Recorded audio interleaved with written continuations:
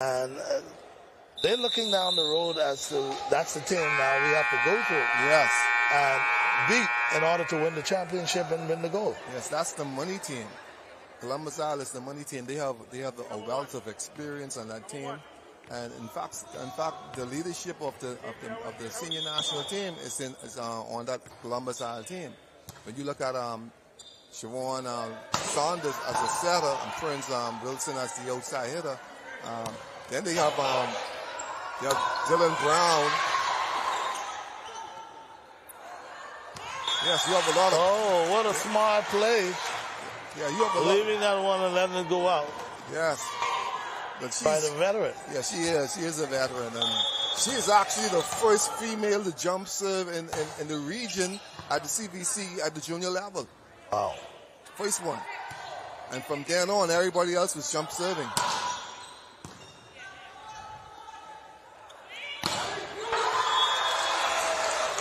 That one was hit with a lot of force, but wide. Yes. When people thought that the jump serve was a bunch of garbage, she was the first one to go into a tournament and used it, and it was very effective.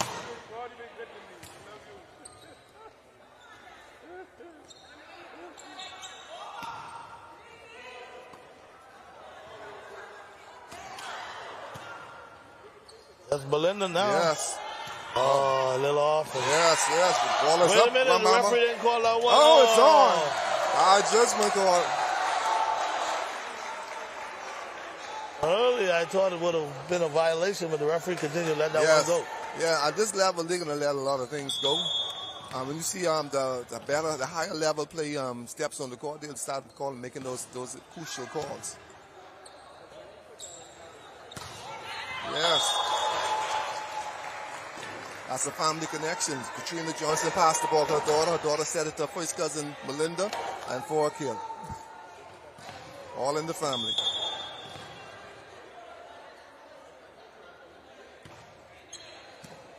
Good pass to Melinda again. Oh, she's not ready for it. Push it long corner. Yeah, the experience goes. When Melinda realized that she didn't have the right timing on it, she decided to just place it in the back court. Yes, the body now is starting to talk to a lot of them. Playing these games back to back, so now the body is saying, okay, either you're in condition or you're not. Oh boy, here comes Grand Bahama.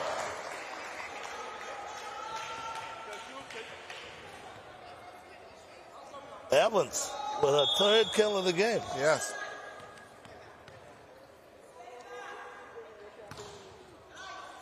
Ball is out. And that one is out.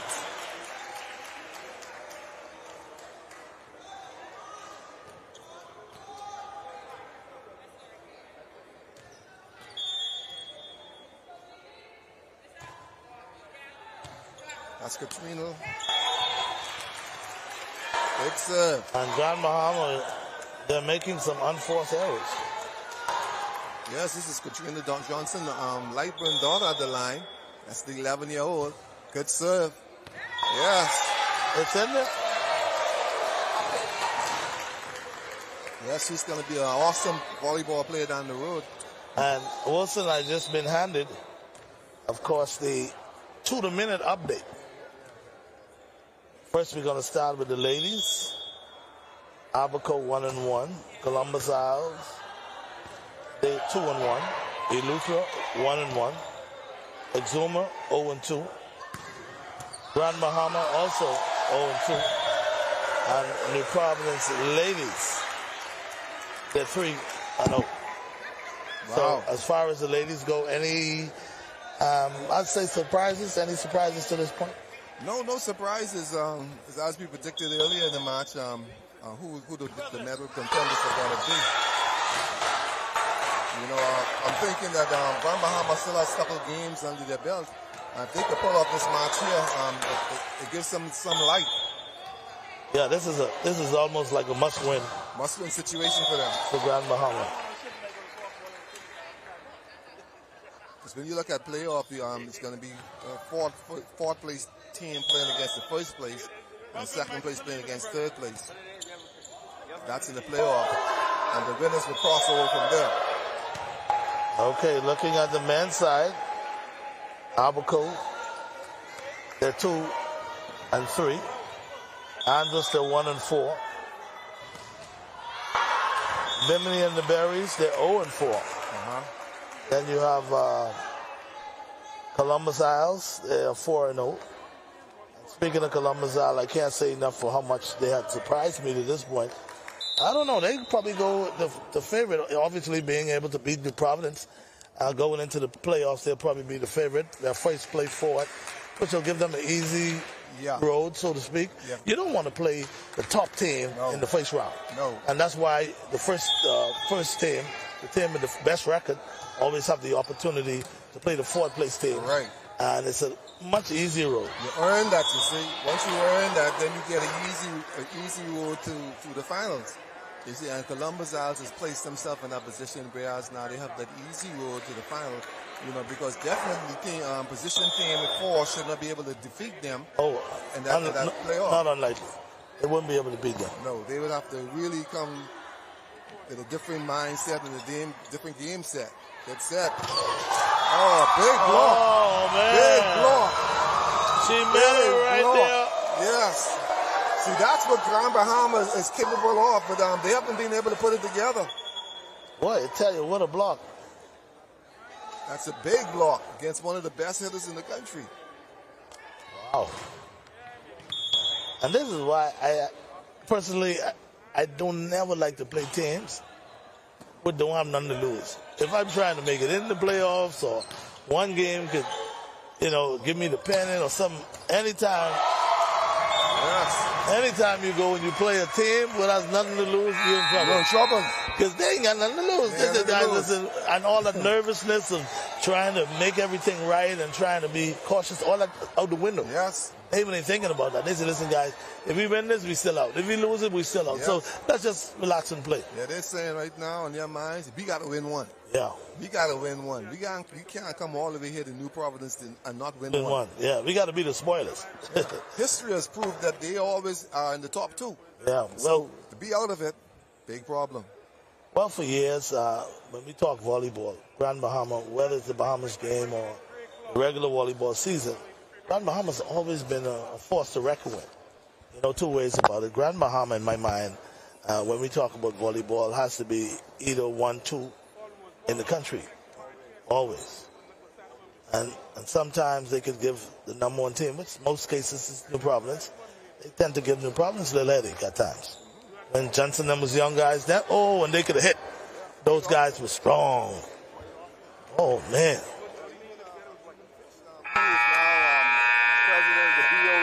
Yeah. He played in the Bahama games for Grand Bahama. Oh, yeah. Yeah, Fish was one of the guys that were multi-talented when it comes to sports. Today he could play softball. Tomorrow he go play volleyball. Following day he play basketball. Fish just was that person, very active in sports. That's how it was in softball. Yeah.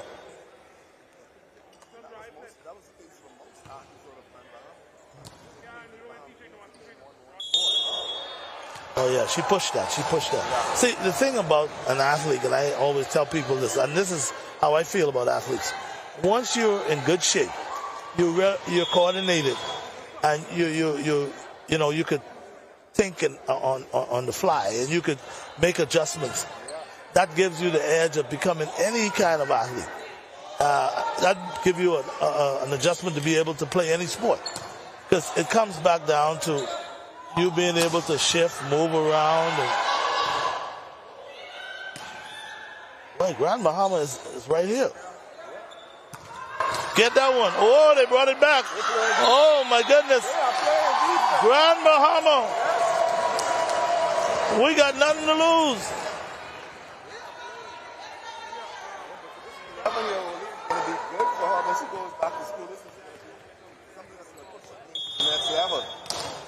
She can rest her cap on that. I played in the Bahamas games when I was 11 years old. That's something? Probably the youngest one ever played on the court. Yeah. It's not like just being a part of the team. So when you talk about 11 years old, she just went into junior high.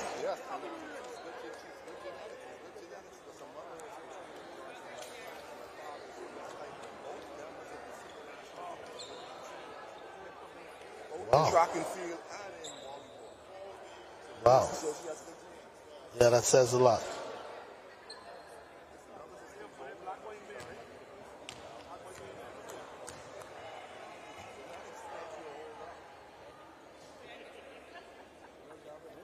You know, for some families, when it comes to sports, it's almost like the household way of life, so to speak. I mean, the routine that you go through, not much families go through that routine. It's a regular thing. You know, like how some families on a Sunday, this is their routine. They go to the uncle, and the uncle or the aunt, they cook, and everybody could come and have dinner at this house on Sunday, next Sunday the following house. Like it's almost like a tradition. Yes. With a family who's into sports like that, coming together and, you know, being a part of any kind of sport on a consistent basis like that. You know, it's just almost a way of life. Yes, it is. It's a cultural thing. It's a cultural thing. Look at it. Oh, boy. Oh, good return. Good return. Oh. Oh, they're fighting. Put it up. And then the pushes it long. Grand Bahamas not giving any free ball. Give it to Melinda now. Yes. Oh, Lily. Yes. Oh, outside. Right now they have no hitters in the front court, so it's going to be a problem. You have Katrina Johnson, Lightburn in the background. Outside Melinda's in the background. Both Melinda and Katrina, they are from that Moxie family, that Sporting Moxie family. You talking Mother Pratt and Pegs and all of those? Yes. Okay. Yes. Now I'm beginning to see where the genes are. Yes. Yeah. They from that strong Moxie family. And I did look into the fact, we talked about the shallow lady yesterday, and she happens to be a member of that family. Yes. Yeah. It's a small world, isn't it? Yes, it is. So if you trace back the lines of most of our athletes in the country, there is some former ties to various sports. Indeed. We got a 22-15 lead for Grand Bahama. Oh, man, I tell you. That's a big block. Grand Bahama is just playing lights out right now, especially on the defensive end. That's a big block. Going into the next set, Lutra's going to have to change their lineup. They cannot have Melinda and both Katrina in the backcourt at the same time. Oh. Yes. 11-year-old with a kill. It's Joanne Turnquist, number 6. Good service. Trouble for Grand Bahama. Melinda with the block. Big block for Melinda Lightburn. Melinda Bastian. She's now in the front court, so she'll make a big difference. It could be a comeback now for them. Big service again. Good serve. Big service. Good hustle. They're in trouble. Oh, man. Yes.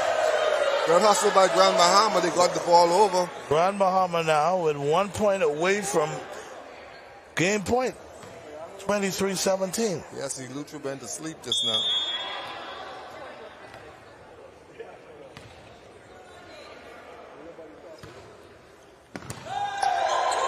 Good set. Again to Melinda.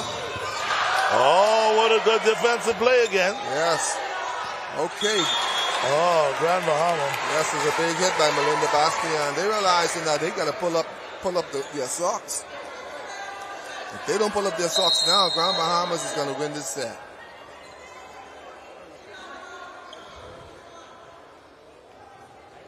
Lutra's now making a substitution at the service line. Service is very important here, so you have to have somebody at the line who's going to get that ball on, and then they can play defense.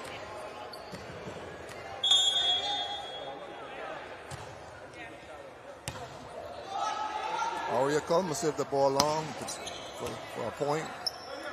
Good set to Melinda. Melinda pushes it over. Oh, good hustle. I'm thinking that ball would have been out. Yeah, she left it. Yeah, that ball would have been out. So now, Grand Bahama now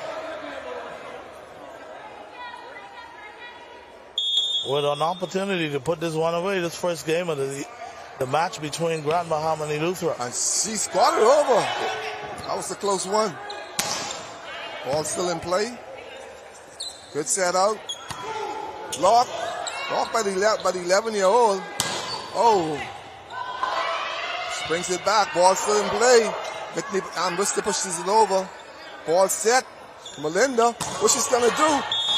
Yes, she has a kill. It's on. Melinda just saved the day for now. Yes. To make it a 19-24 lead for Grand Bahama. Yes, we have one of the 11-year-olds now, number one. Miss Lightburn, and she has a good shot. Oh, man. Now that's your ball game. You never want to lose in that fashion, but what can I say? Close, but no cigar.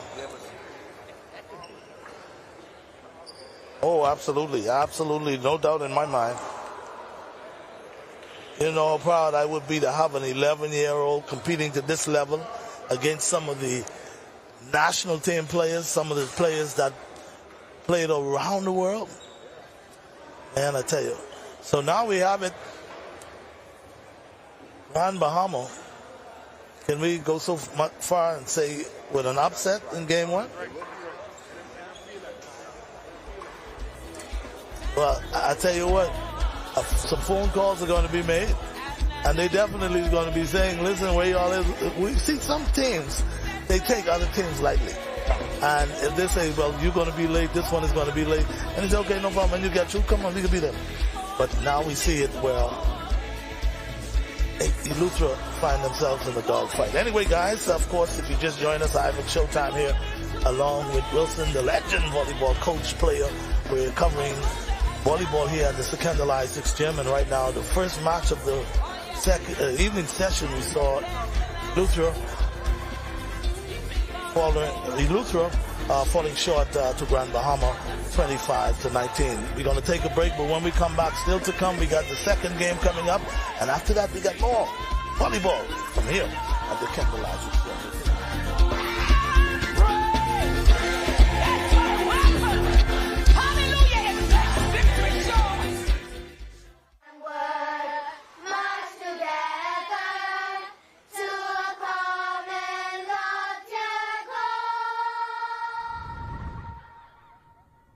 Grammy, what's a common loftier goal?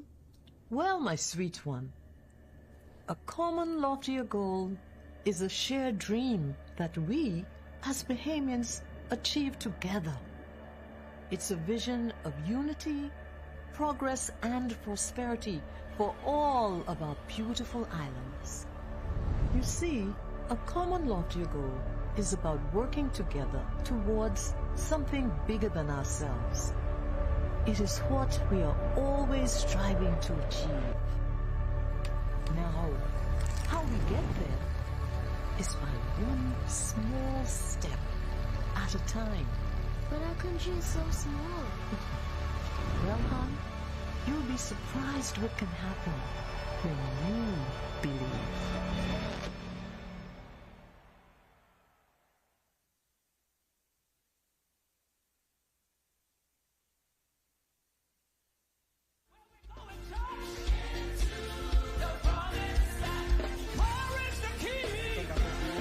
Three, two, one, go ahead.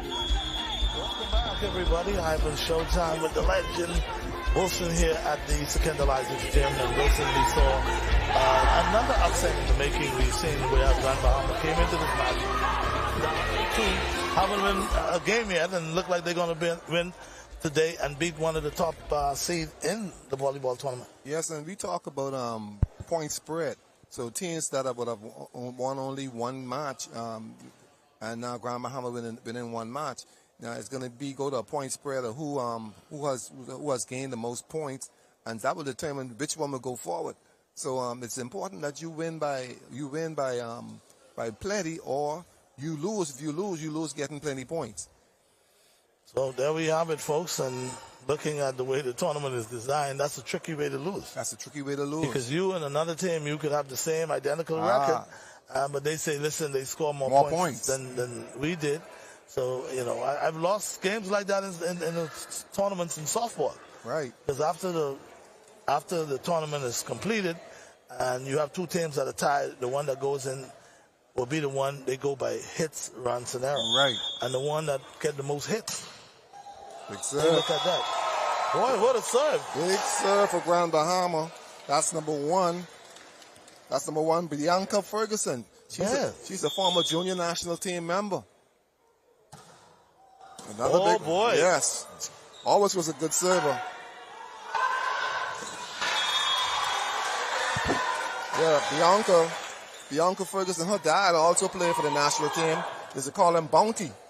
Oh, that's Bounty's daughter. That's Bounty's daughter. He has two daughters here on this team. Okay. So we're talking about a generational thing again. I'm telling you. And she serves well. Her hand is heavy just like his hand. You know, he got a heavy hand. So now if Elutra now starts to fall back, put more pressure on him.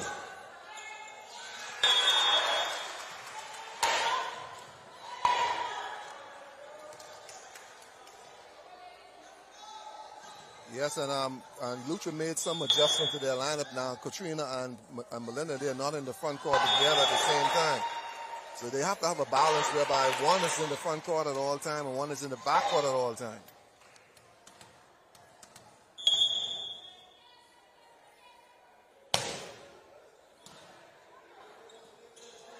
All right. If we let them go, get away with it.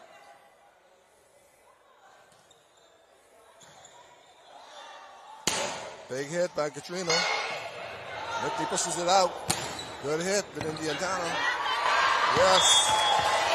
Oh, boy. Yes, Grand Bahama realized. Grand Bahama is beginning to feel it now. Yes, they're beginning to feel it. Tara Evans is at the line for Grand Bahama. Good softball player also. She gets it over. Pushes it over one. Ball is up. Yes.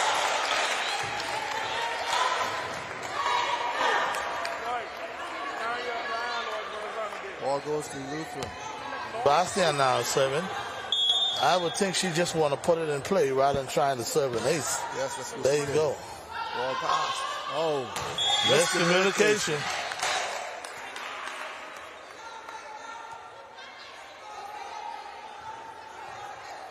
Setter did not go for that ball. Setter should have gone for that ball.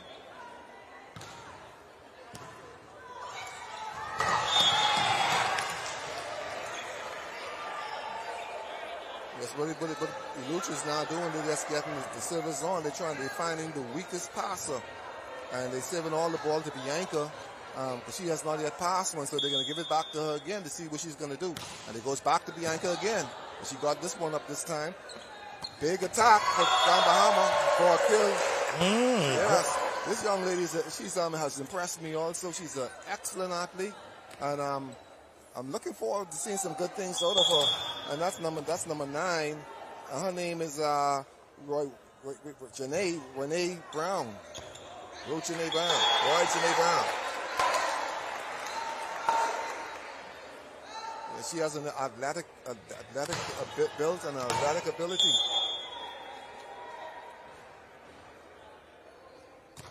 Good service. Oh, wow. Yeah, she realized, they're not picking up any dinks. Right, that's the veteran. Yeah. That's the experience. Yeah, that's Roy Janae Brown. This is what we're talking about with these Bahama games, whereas you can scout players for the future national teams. So someone like her, you cannot miss her because she's one of those diamonds that's in the rough.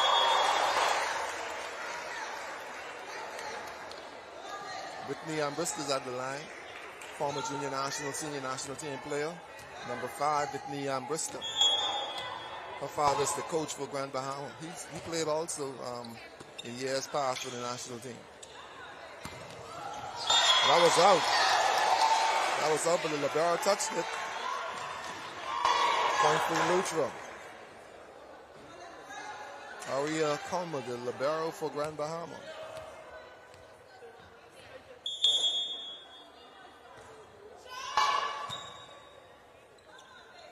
Big attack. Yes. Yes, big attack. Grand Bahama needed that point.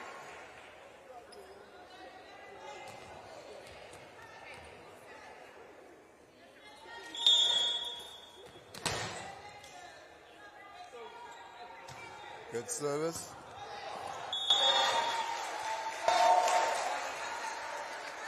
Scores now 8-all. Grand Bahama 8, Eleuthera 8. Somebody got to make a run. It's all about who wanted the most.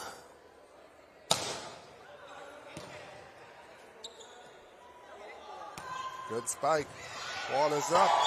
Oh, man, is that the 11-year-old? Well, that's not the 11-year-old, but that's a good play. There's two of them, almost the same size. Yes. That's Lover Lopez.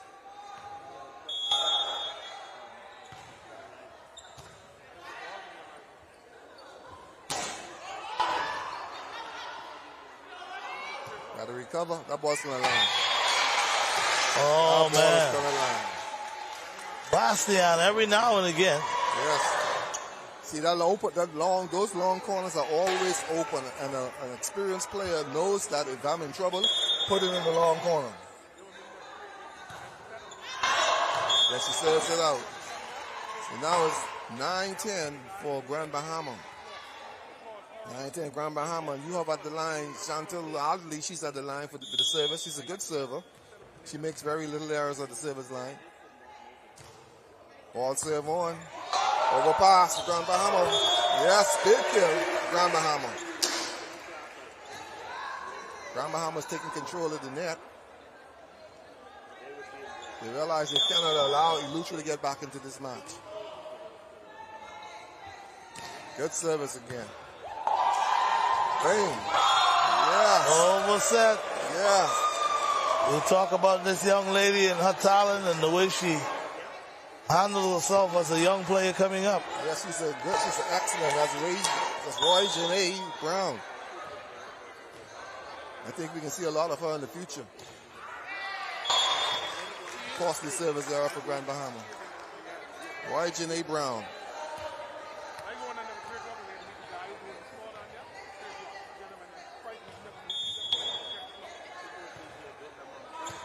Good pass.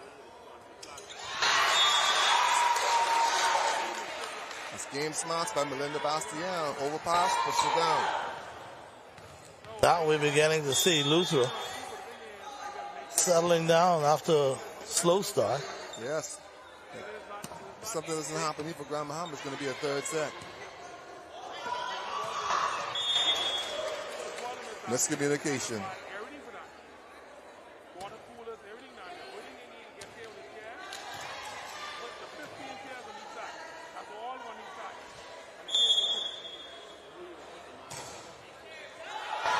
Ball served out.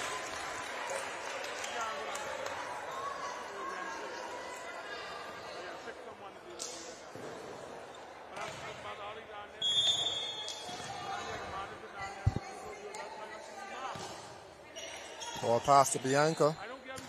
Set. Big hit. Big hit. Big hit by Tara Evans. Tara Evans with a big hit. Tara Evans. She laid her hand on that ball. And she hit it from the backcourt, didn't she? Yes.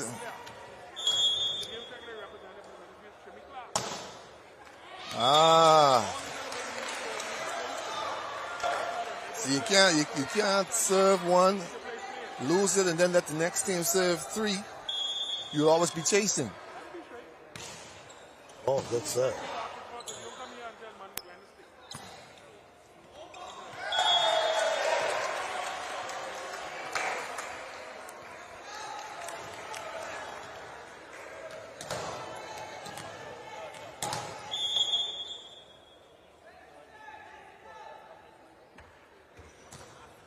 It's Roy Janae Brown with the service. Good service for a point.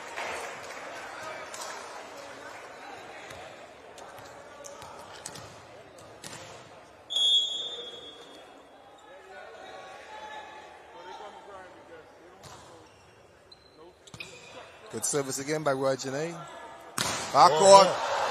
Yeah, she's trying to knock us out. That's Melinda Bastian. Melinda Bastian. We probably said something wrong. Whatever I said, I'm sorry, Linda. I mean, so now we got a tie game, 15-15. Right, Janae sends it on again. Katrina puts it up. And make an error. So now Grand Bahamas taking the lead at 16-15. And Lutra's called a timeout to try and settle matters. Yeah, that Roy Janae Brown, she is a bright spot for our future volleyball program in the near distance future. You know, we have a number of tournaments that are being played. You have the junior national team that's 19 and under. You have the 21 and under. Then you have the 23 and under. Then you have the senior national teams. You know, so we have coaches here now, just observing and scouting out these players as we speak. Well, that should be the plan. You know, that was always the plan, and seeing who is out there and the ages and what categories they fall in. Okay, what? Talent galore. Yes. But then, absolutely. Yeah, but then it goes back to the funding again. Yeah, we've been handicapped with the funding for a very long time in most of our hardcore sports. And while we have a break in the action, I get some baseball updates for you down there at the National Baseball Stadium. Talking the Andre Rogers Baseball Stadium, where we have Grand Bahama men team. Obviously, they're playing baseball. Grand Bahamas leading Bimini 4-0. They're in the 6th inning. So Grand Bahama seems to be putting it back together after losing to Eleuthera yesterday. They're trying to make things up now and take care of Bimini. Yeah, it's always been my opinion. Everybody thinks that Grand Bahama, their number one sport is basketball. I think their number one sport has always been softball and baseball. Yeah. Good luck. Good play.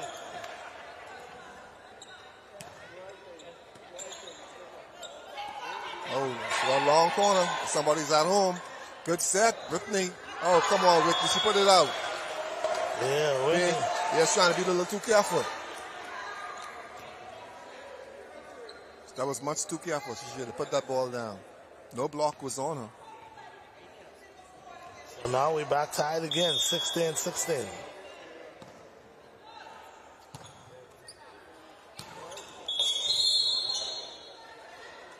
Yeah, Bianca was in the way. She never got back.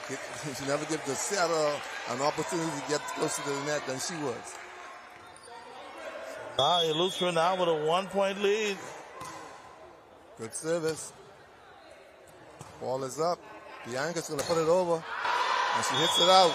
She hits it wide. Yes, Grand Bahamas playing a little too careful right now, and it's costing them because they're trying to play too careful. They're hitting everything long and wide.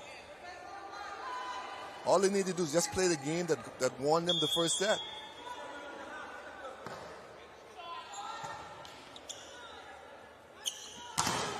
Oh, yes. man. That's what won them the first set. Oh, what a kill. Yes, they won the first set hitting the ladder off the ball. Now all of a sudden you want to play the soft game. That's not Grand Bahama. Good service by Whitney and Bristol.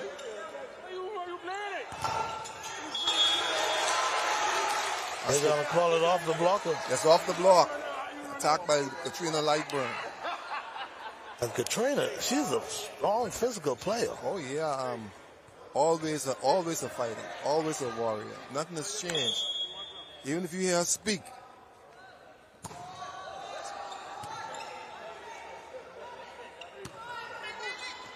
Confidence. Yes, her confidence is so high. You know, ideal captain for any team. She never stops talking. See, watch her. She's giving instructions. She's teaching as she go. Leader off and on the court. On and off the court.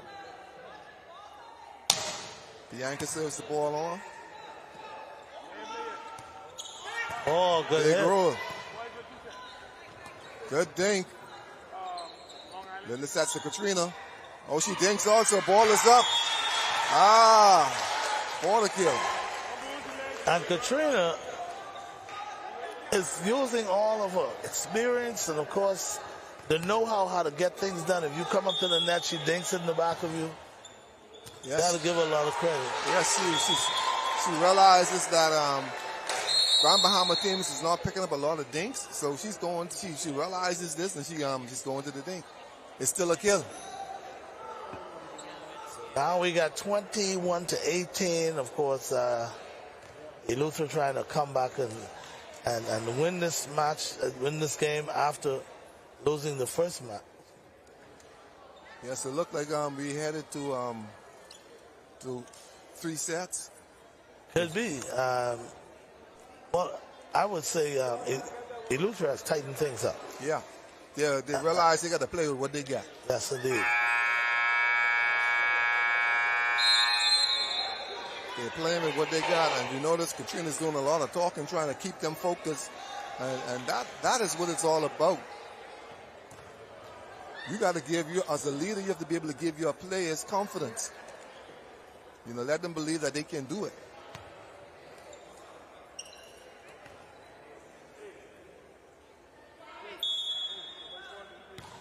Good service. Whoa, it's on. It's on. What a shot. Yes, that's a good hit for Tara Evans. That's a good hit for Tara Evans. She kept Grand Bahama alive. Just when they needed it most. Yes. 21-19 now. Yes, now all we got to do now is keep the ball on. Ball going to the long corner. Somebody's at home. Bianca Ferguson. Oh, man. Bianca Ferguson with a big hit. Bianca. She laid her hand on that ball. 6 kills. Yes. So the game now is 20-21. Grand Bahama's not giving up. She serves the ball in the net. Rally killer. You will call that a rally killer. When your team has a rally going on, you cannot serve that ball into the net. One of the things I noticed in regards to the way they serve, there's a time to try to serve an ace, and there's a time to just put the ball in play. Yes. And you got to know the difference. It's a tricky game. Yes, and you have to know what the score is, because if you need points, you can't be serving the ball into the net. Trouble. Belinda, get it up. Tara puts it up. Bianca puts it over. Ball is in play on Eleuthera. Oh, it's a bad set. Referee's going to call that. Ball for Grand Bahama. Now, I don't know. That was kind of... a double contact. Yeah, but I would want to let them continue playing. See, when the game is this close and the score is this close, the referee's going to call everything. Rally killer again. Rally killer. That service could have tied the game at 22 apiece, but now it's 23-21 for Eleuthera.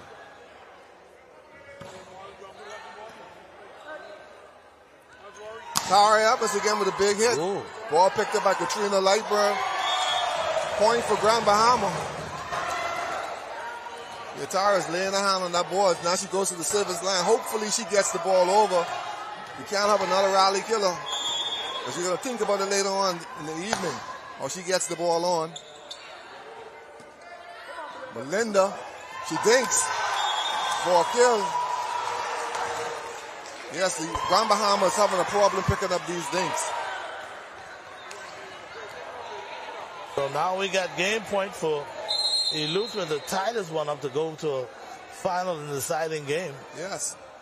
Meanwhile, a timeout has been called on the court. That's a good timeout, and now he's going to make Belinda think before she serves this ball. Hopefully, she'll make a service error. You being Melinda in this situation now. You got game point. You're up by about, 2 points. If you serve it bad, it's still up 1. What do you do? Go for the ace? Knowing Melinda, chances are she's going to go for that big hit, that big service. So, but it all depends also on how she's feeling right now. Because looking like some of them are laboring. And so if she's smart, she'll stay on the ground and just try to get this game under the belt, this set under the belt. Because to give Grand Bahama momentum, you could be in a dog fight. Look at she's going for a jump serve. Yes, but she stays on the ground. Big serve, and she serves it out. She serves it out. She serves it out. She serves it out. Yes. She Boy, serves I it tell out. you. So now, Grand Bahama with an opportunity to tie it up right here. Yes. 23-24. All right, Janae Brown, she's serving. A good server, she gets it on. Ball sets up to Katrina. A little off Montana. Point for Grand Bahama. Yes. Grand Bahama. Yes, point for Grand Bahama. Now we are deuce. We are deuce now, and Grand Bahama coming back in this final minute and a half or so. Is it on? Yes, she serves it on. Can't have a rally killer. She's going to dink probably. Yes, she did. Ball set. They got to get that on. Bianca. Vetti on Bristol. Big spike. Yes. So now Grand Bahama finally took the lead. Yes. And this could be a ball game right here. Yes. Service is very important right now. Service is very important. Ray Janae Brown, she has to get the service on. Does she? Yes, she gets it on. Put the pressure. Yes. Pressure is on. Katrina Lynn. Misses on the outside. Ball outside. And there we have it. An upset this afternoon as Grand Bahama winning their first game of the tournament. Excellent. A very close one. Yes, a nail biter. 26-24. Boy, I tell you, Rams, it doesn't get any closer than that. No. And we see Grand Bahama fighting back after being down early in the first game and came back, took the lead, win the first game. And in the second game, they fought back and they fought back until they were able to turn back. At one point, they were trailing by 8 points. Yes, indeed. So we got to give them a lot of credit. Of course, Grand Bahama winning their first game of the tournament.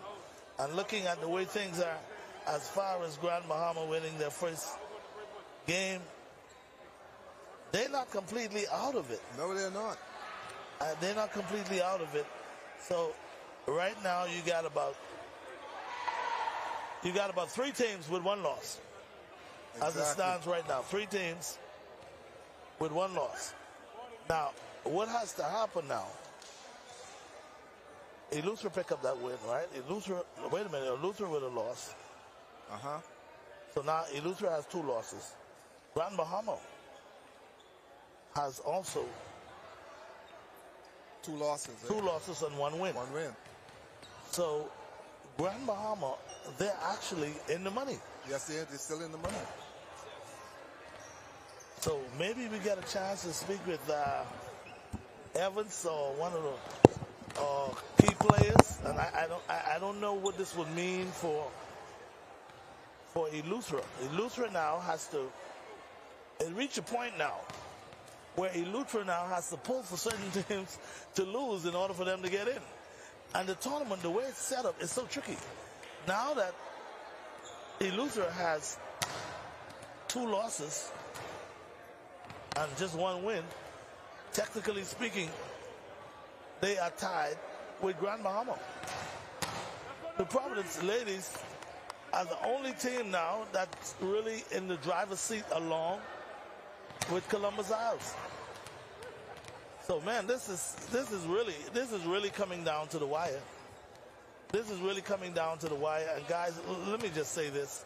The way these tournaments are set up now, it could be, anything can happen at any given time. Of course, I'm here now getting set to talk to one of the players of the Grand Bahama team. And Tara, is it Tara? First of all, okay, Tara, just hang with me for a minute. We're going to go to a commercial break. And when we come back, we're going to talk with Tara from Grand Bahama. Major upset right now here at the Secondalize. Folks, stay with us. Ivan Showtime coming to you live from here at the Secondalize. It's where it's all about day 3 in the Bahamas game. So we'll take a break and be back after this.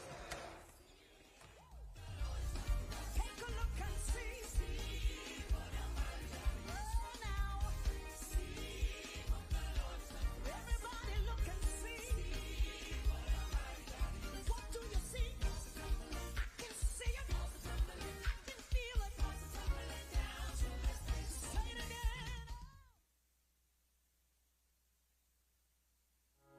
Inspections by the MVTS are to begin January 2024 on all commercial vehicles. Drivers will need to ensure that their trucks meet safety standards. Inspection areas include lights, horns, brakes, hydraulic systems. All trailers must be inspected on the same timeline, must have proper brakes, locking systems, and is roadworthy. Contact us at 601-0629 for further details and appointments. Catch Janae's annual 20% off back-to-school sale going on this week only. Get up to 20% off on all school items in stock. Yes, 20% off all school items. Shirts, jumpers, skirts, boys' long and short pants, school neckties, PE shorts in a variety of colors, colorful backpacks and lunch bags, character towels, raincoats, and umbrellas. Shop early and don't miss out on this. Janae's Chesapeake Road's annual 20% off back-to-school sale going on this week only. Beat the rush and save. Janae's 20% off annual back-to-school sale going on now. Restrictions apply.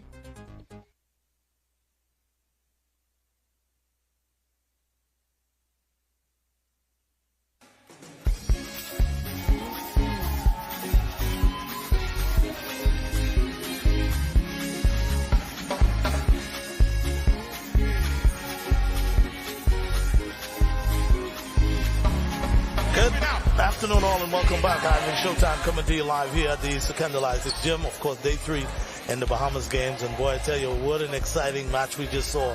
Grand Bahama hanging on and beating, of course, Eleuthera in 2 consecutive sets.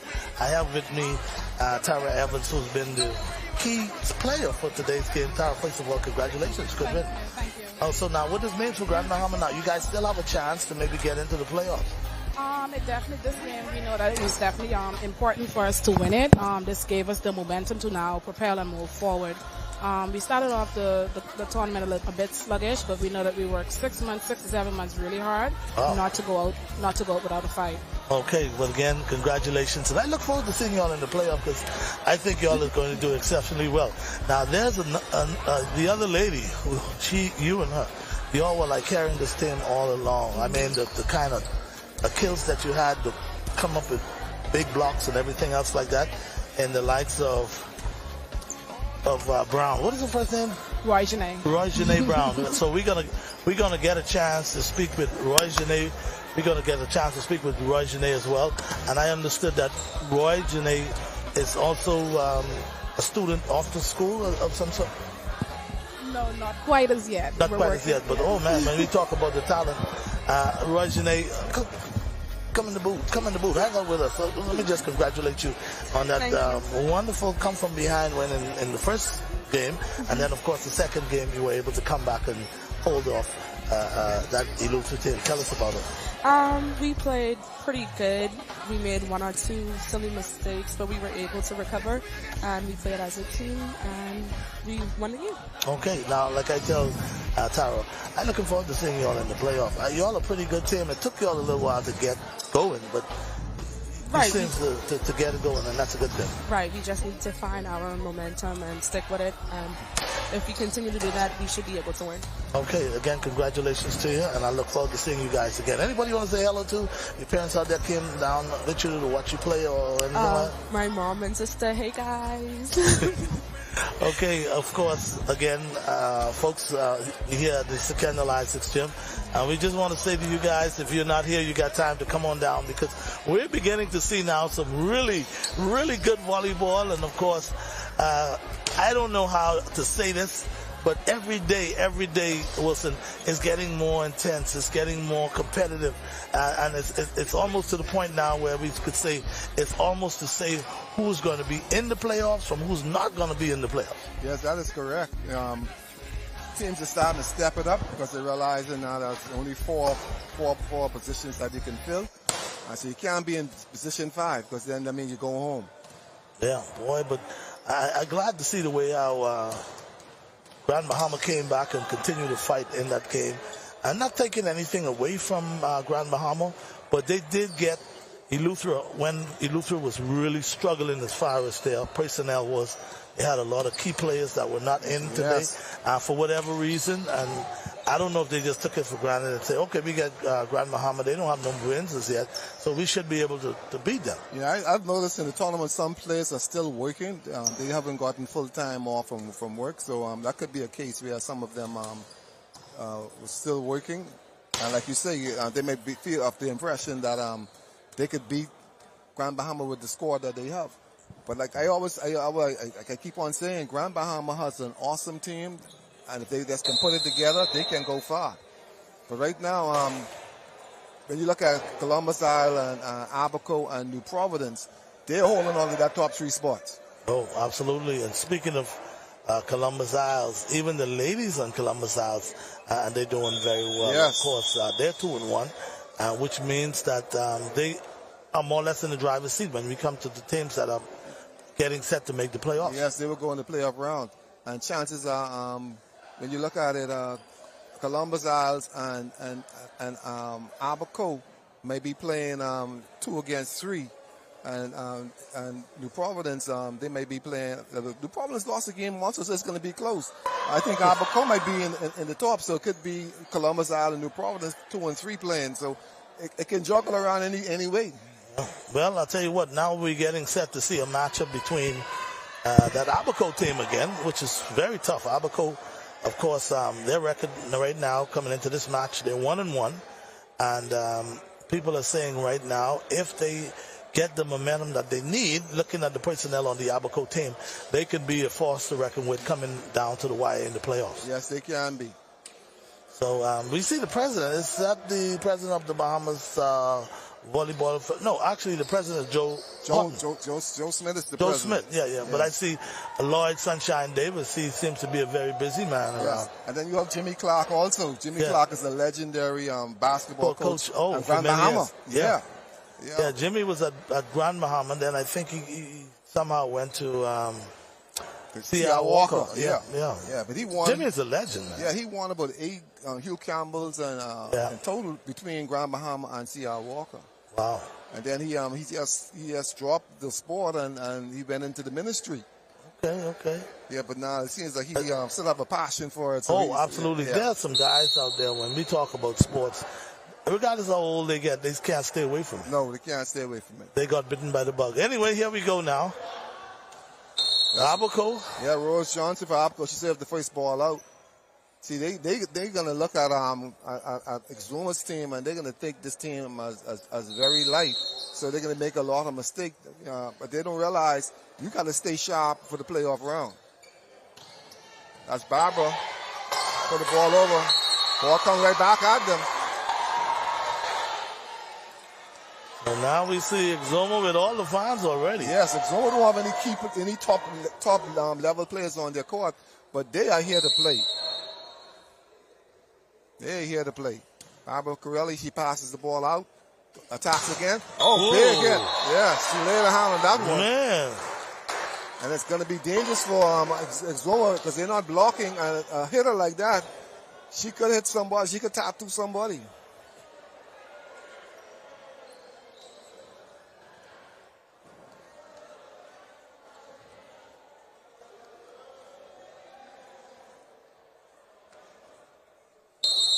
Yeah, they're trying to get the score.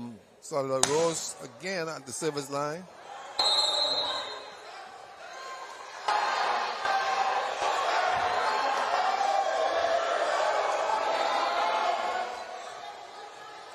I think they're saying it's out.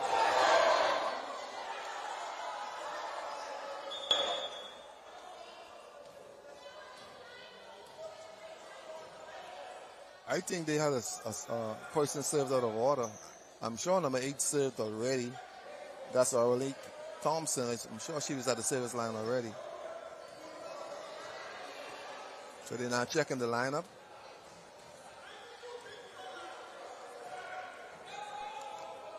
In this match, it started Exuma with a lead. And that should not be.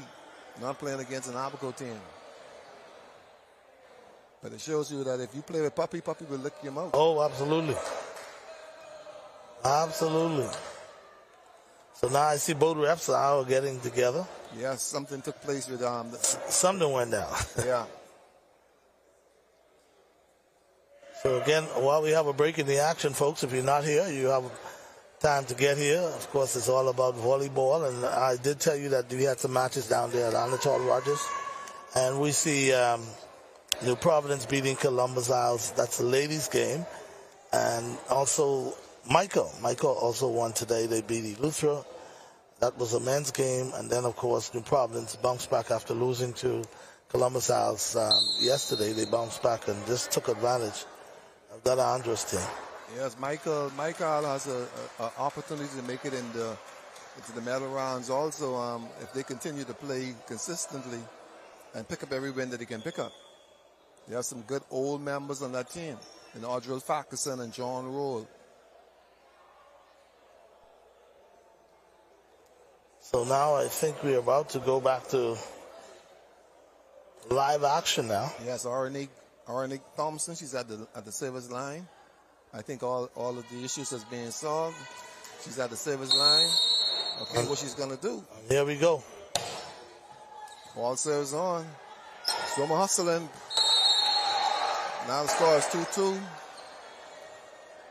Score is 2-2. I don't know, Exuma, I'm afraid for them. They don't look too good right now. No, Exuma is not very strong this year, but if you look at it, the last time we had CVC, the last time we had Bahama games here in play, they won the silver medal against New Providence.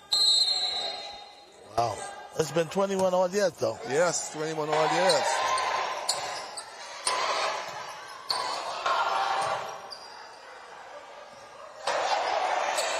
Good spike. I wasn't expecting that one. Papa Corrali. Ball touched by the block. Oh, man. Yes.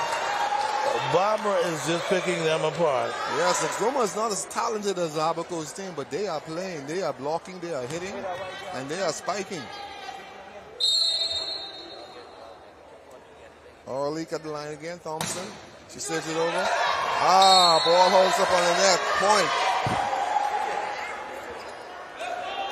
You can see that Exuma was practicing because they're a little comfortable.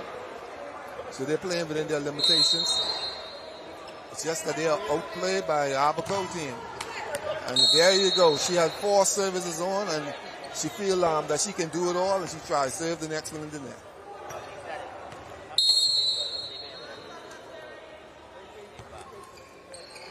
Pass by Abacorali. Sets out. The girl pushes it over. Exuma hustling. Ball passes. Set. Big lefty for Abaco. Shifts it out. Big. Clene Davis. Yesterday, Clene had a game of her life. Yes, she had an awesome game.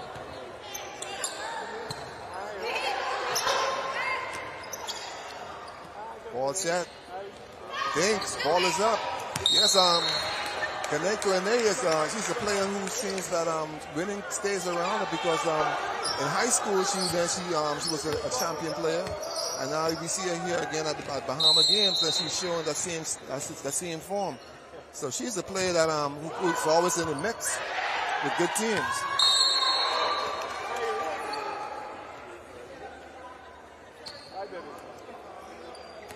She's right now making a name for herself in Bahama games.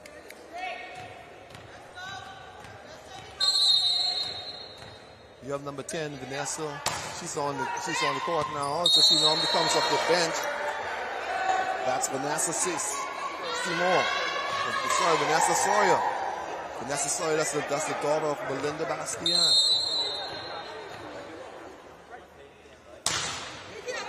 Big serve by Barbara. Ball pass. Vanessa Sawyer with a kill down the line. She just graduated from C.R. Walker.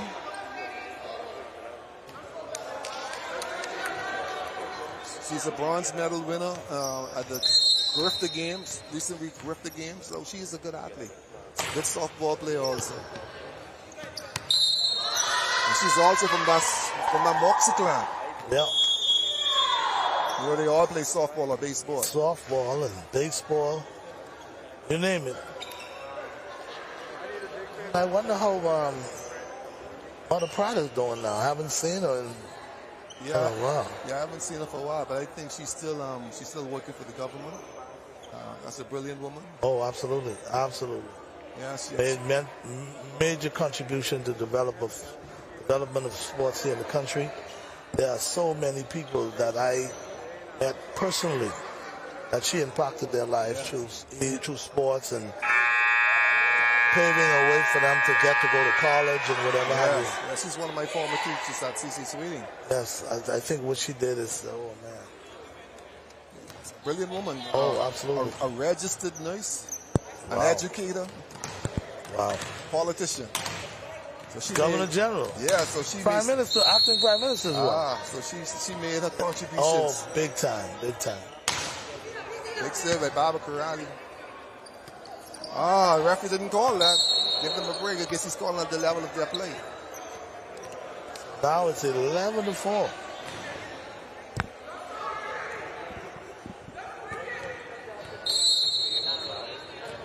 Yes, I'm thinking Barbara, she could save the entire game if you give her an opportunity. Because the girls over there, remember, they are having difficulty passing. So unless she breaks her service, she's going to serve this game out.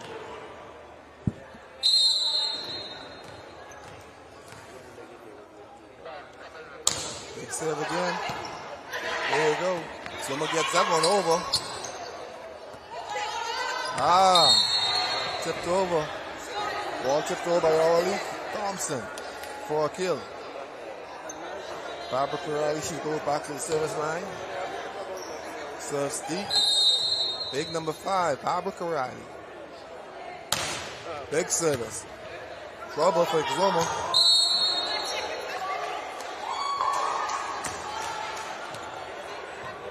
And boy, I hate to say this, but Zuma just look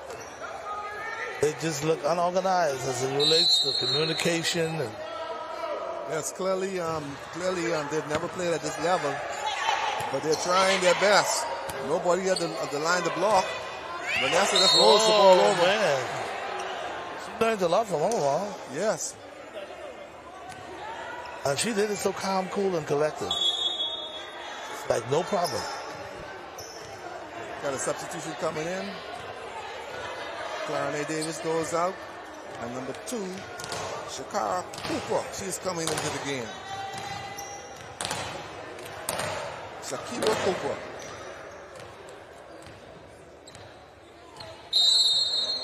So Abaco is making some substitution, getting some players into the match. Get some playing time. Yes, Barbara's still at the line. Like I said, given a chance, she would serve this game out. Timeout. Exuma.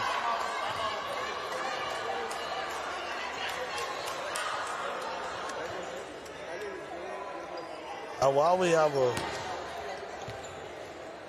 a break in the action, looking at the standings from the ladies' side, and I'm almost about to pencil in this win for the Abaco team. And it's still an if now, guys, it's still an if. If Abaco wins, then it'll make it 2-1. They'll be tied with Columbus Isles, which is also 2-1. That's a point spread. And like you said, if it comes down to the wire, then they'll start counting the points. And then, of course, if they tie with the points, then would they go to them? If you tie with points, then they would have to they'll have to play each other for the next spot. Oh. But if you look at it also, Columbus Isles defeated Abaco. That's what I thought would have been head up. Right, so Columbus Isles would have the advantage.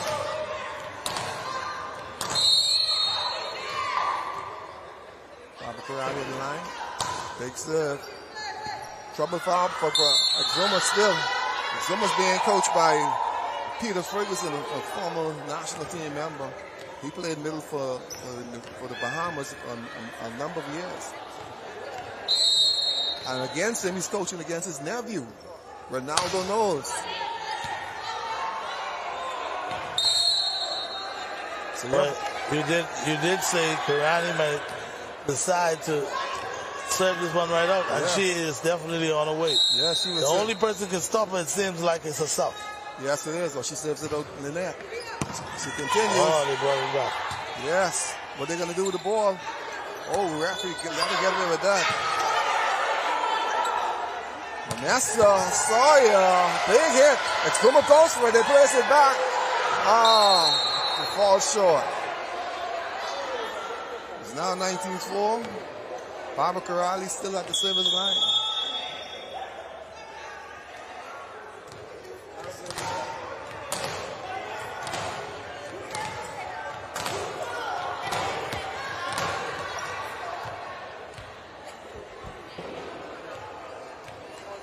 Substitution with Zuma. Brought in another passer. Let's see how it works for them. You have an uncle and nephew coaching against each other. That's what the Bahama games is all about. It's a family thing. Good pass. Oh. Yeah. Score is 24. 20-4.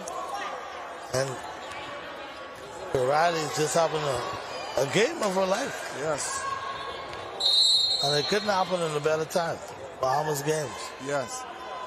Big serve again. Oh. Yes. Score 21-4.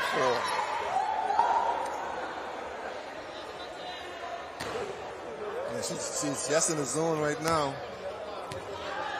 She's just in the zone. And right now, a ball could be overpassed, and if it's overpassed, it's going to come back hard at Zuma. Oh, she serves it out. Oh, finally. Yes. She was on her way to the winning best server in this tournament. Oh, wait a minute. That ball was in. That ball is in. 22-4. She could be very well the best server for the females. Ball's up.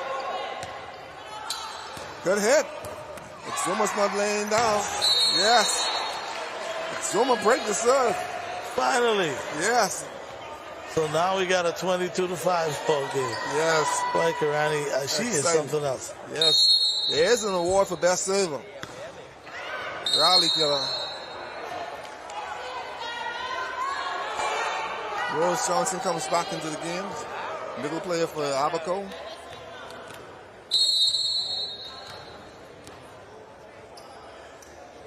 Big serve. No setup, nobody's ready.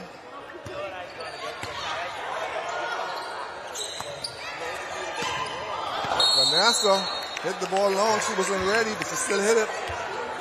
That's a young player, so we love that those are young player mistakes. So now we have a 23-16 ball game. Abaco fully in charge. See the importance of that service. Now, Abaco is a little shaken up. They can't get it right. But that serve by Karate gave them the lead in a comfortable zone. Ball set out the yes. They hit by Vanessa.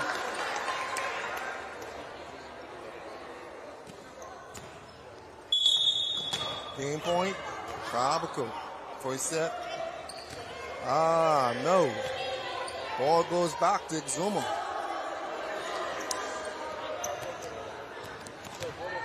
Oh, she served before the whistle was blown. That gives her an opportunity to serve again. So let's see what she's going to do. She's going to serve it into the net again. Okay, she gets it on that time. Game is, the match is over.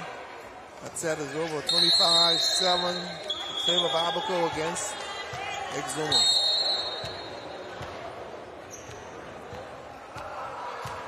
Really a one-sided affair.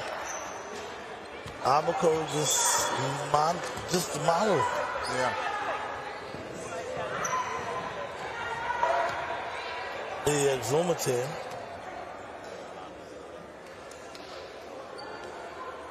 Yeah, Abaco has everybody here today, unlike some of the other teams you're seeing.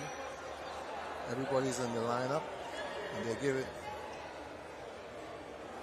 So there we have it, folks. The Abaco team with a 25-7 first game win But I tell you what we're going to do, we're going to take a break. But guys, when we come back, we'll continue to keep you updated on some of the other events that are going on, whether it's from the Anatole Rogers gym or from baseball down at the baseball stadium. So stay with us, Ivan Showtime, along with our legend, Mr. Wilson, and we're going to come back and give you all the scores. Stay with us.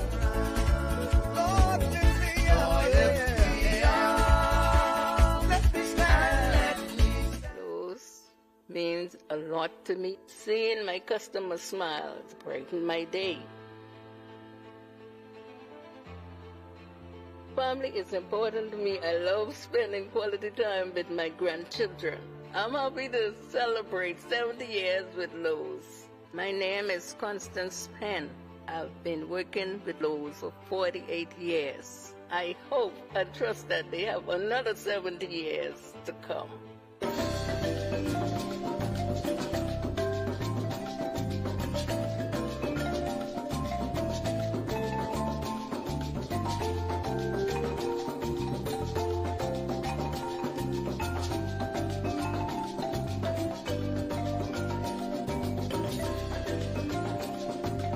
KTH Physiotherapy has a professional team of therapists that stay up to date with the latest methods in orthopedic rehabilitation. Our clinical staff is praised in helping in the recovery of sports injuries, including neck, back, knees, and shoulders, just to name a few. We provide high-quality service in a warm, friendly environment. Insurance is accepted with a doctor's referral. Get back on track with KTH Physiotherapy. Located East Bay Shopping Center, opposite Potter's Key. 394-5161.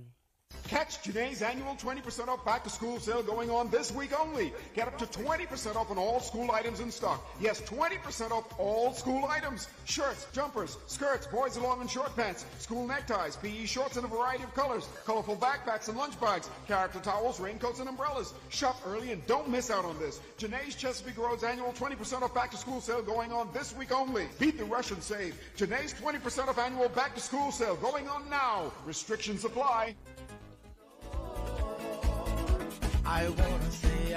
Welcome back, everybody. Ivan Showtime coming to you live from here at the Secunda Life Gym. Well, we're into day 3 of the Bahamas game, covering volleyball for you here at the gym. And I must say, we're in the midst of a one-sided affair, Coach. And I can always say that I think the excitement of watching a real competitive game is kind of fading away somewhat. But not taking anything away from the Abaco team. Abaco is just a bit too tough right now for this Exuma team. Yes, they are much more talented, and they have their unit. The cohesive unit is working well. So they're just going through the motion, looking forward to the next round of this tournament. So now we're back to action now. Yes, we're back to action. See if Exuma would find a way to at least step it up a little bit for us. Yes, ball is up for Exuma. Exuma puts it on. That's on! Oh. Yes, good play for Exuma. What a start for Exuma. Yes, that's a big start. I just said hi to Larry Cartwright, who's my former volleyball coach at CC Sweden. Yes. Former MP? Former MP.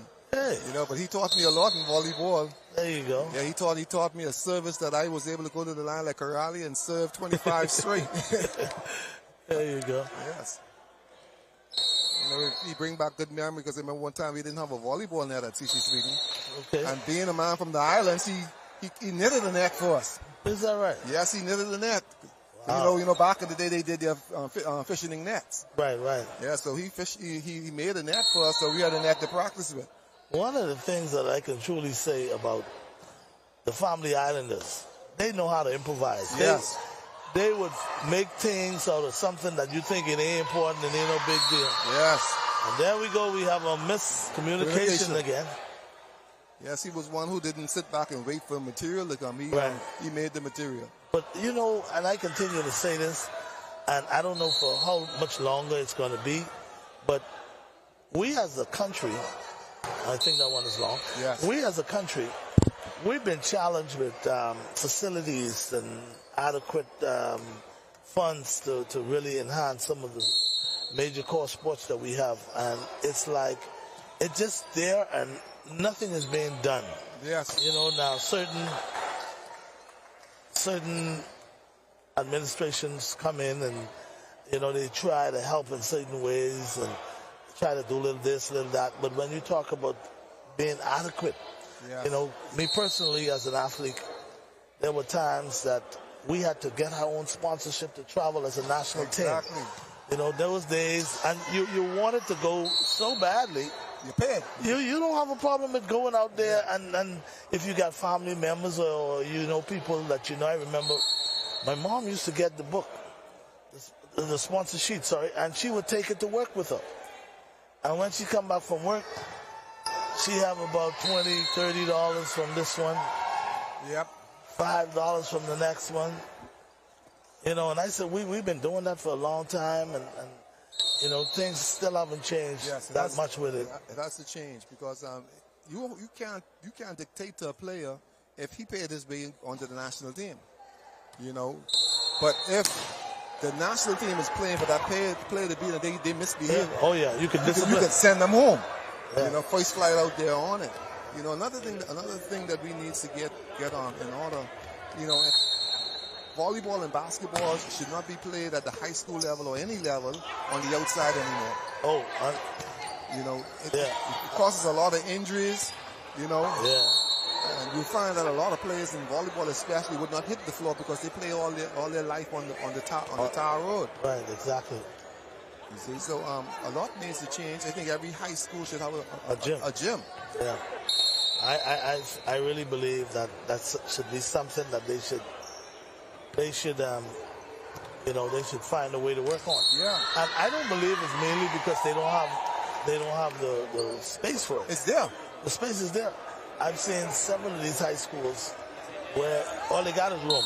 If you want to put up a stadium, you can put up a stadium. But I guess that's not their mandate. They're not interested in putting up a stadium for the kids. And you could build classrooms around it, you know. Exactly. Big hit. You know, so that's something that we need to think about in the future, you know, and especially the family islands. If you're expecting the family islands to catch up, you know, we have to start putting things in place. Yeah. You know, my prayers, I'm hoping that one day that we would start investing in the family islands, especially in sports and education. Education is okay, but I mean especially in sports, we should start investing. I knew that a few years ago they were talking about, and they did it. They built a track in Morris Island, off Abaco, in Abaco. That was overdue. Yes, indeed. And when I go to some of the meets and I see these guys running, these kids running in barefoot inside the grass and all that, and I say, oh man, come on. But see, we got to get to the point to realize too that just about every discipline, baseball, basketball, volleyball, we have track and field, we have athletes who are playing at the professional level. So it tells you that we have the potential here. Yes, indeed. And we have to invest in it. Yes. First of all, I got to say, I got to give a lot of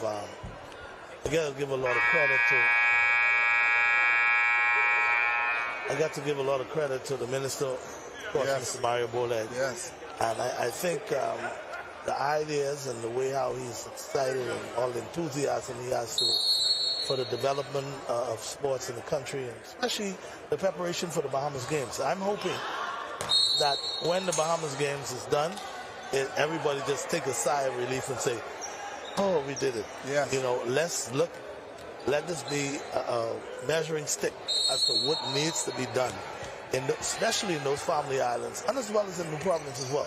So we could start building on these things and not just have them to say, oh, we got them. Big hit by Gilmer. Yeah, but see, the minister, he made a bold step. Indeed. He made a bold step, and it shows that, you know, he has a vision. He do. You know, and the Bible even tells you without no vision, people perish. Yes, indeed. You know? And see, the thing is, you have to, and the reason why I think Mario Boleg has been so excited and so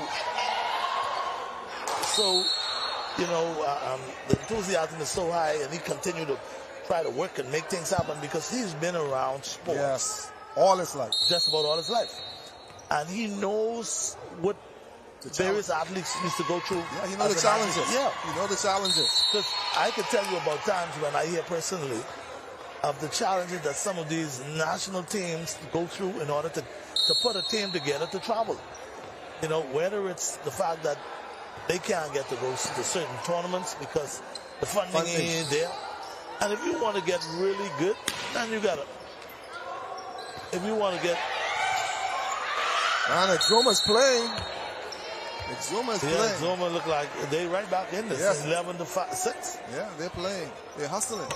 So, like I was saying, if you want to get to the level of which the world is at, when the times for these qualifying tournaments, before you get to the qualifying tournaments, you should be playing some other tournaments. Yes, you should be from tournament to tournament. Yes. If you want to compete to that level. From one plane to the next. Exactly. But now, there's so many things that we have to find a way to change. Yes, and it kills the spirit of the athletes when they've been training for months for a trip. And then at the last minute, you're going to tell them, the funding ain't there. Yeah, we can't travel. Yeah. In a short order, you'll find yourself without players for your national team. Yeah. You know, because they said they get the mentality that the mindset that you're not serious. Yeah. You know, but a lot of time it's not the federation; it's about the fundings coming from other places other than the government. Yeah. Well, I don't know for sure, but I know that the Olympic Association for the Olympic sports, I think the Olympic Association should be one of the bodies that help in a big way. Yeah. Now, I don't know all the logistics and what it takes and how they go about doing it, but I know for a fact that there were times when the Olympic Association steps in and say, okay, we would try to accommodate you guys in a certain way to do this or that or whatever. Yeah. You know, I'm of the mindset that no national team should be faced with the challenge of not being able to send a team. Yeah. Because there's also penalties in your governing body when you cannot send a team to participate at a tournament. Right. You know, there are penalties that you will have to play. And it can put you back so far too. Yeah, because players quit. Yeah.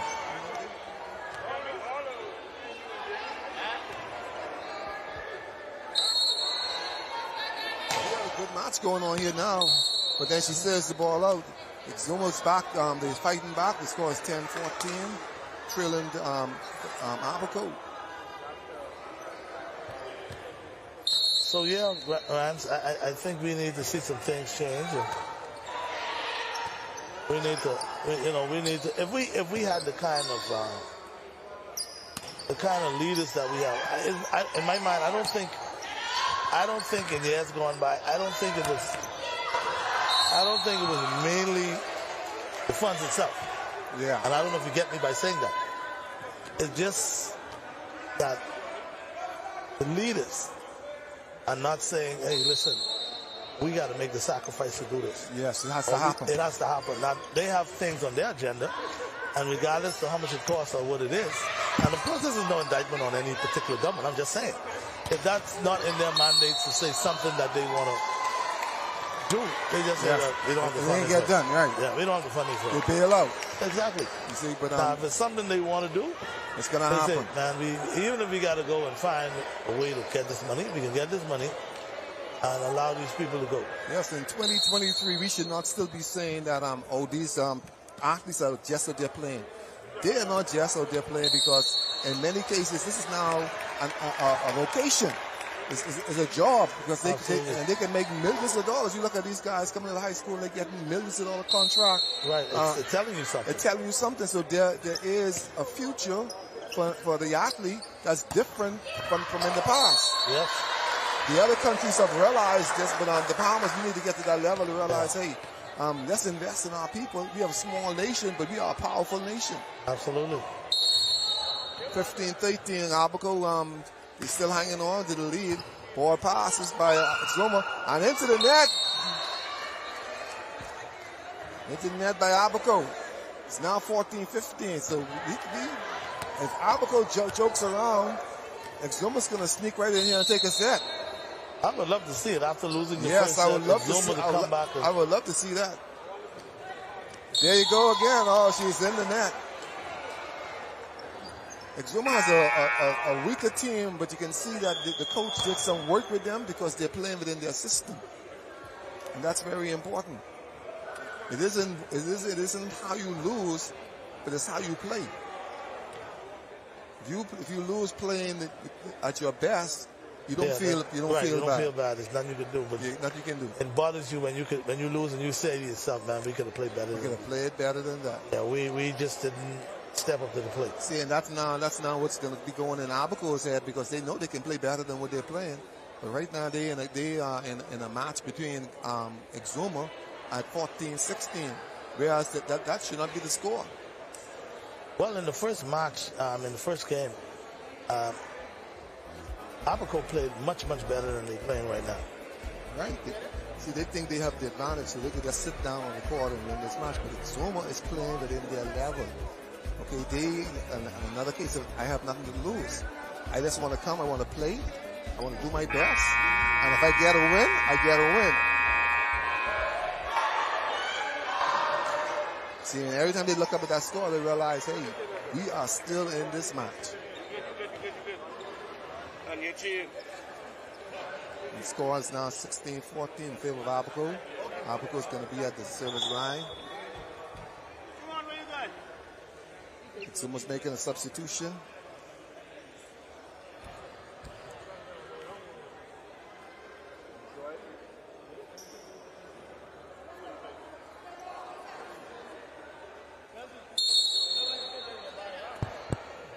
Rose Johnson at the service line for Exuma from Abaco.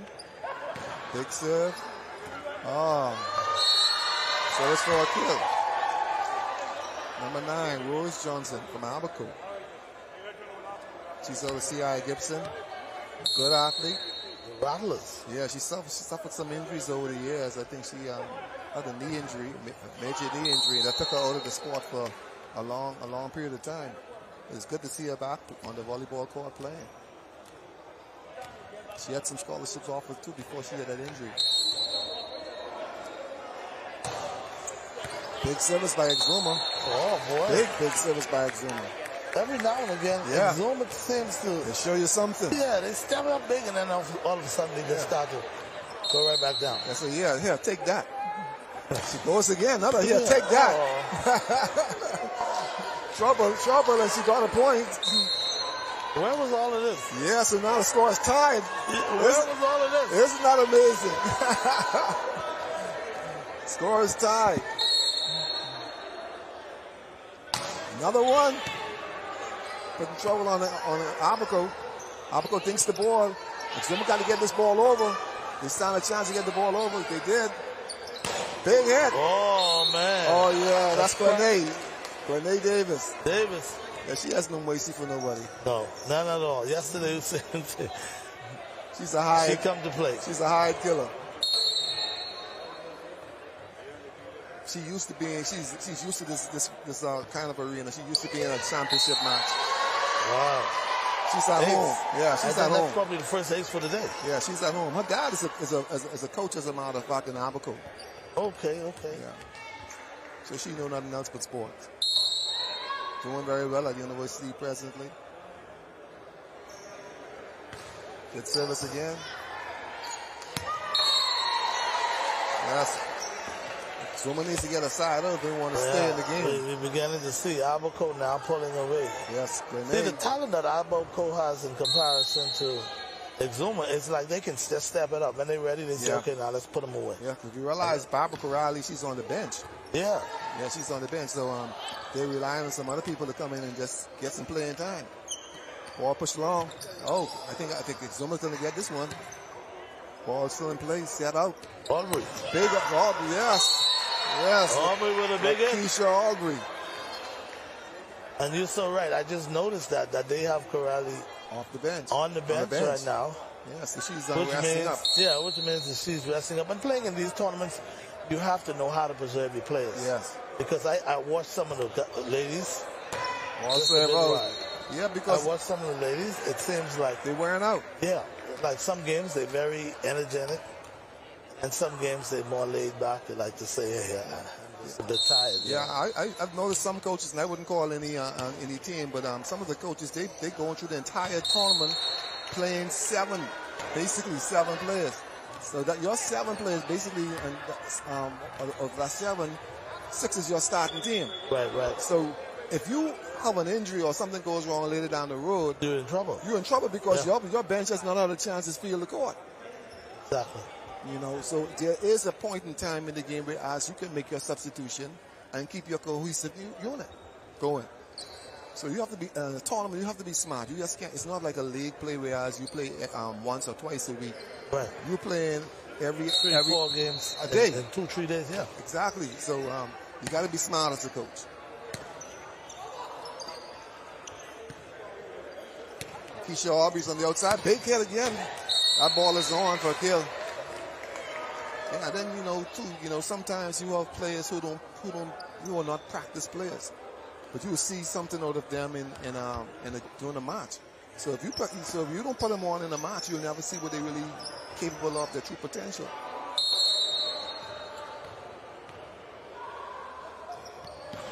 Ball serve. Easy ball. Ball over the plate.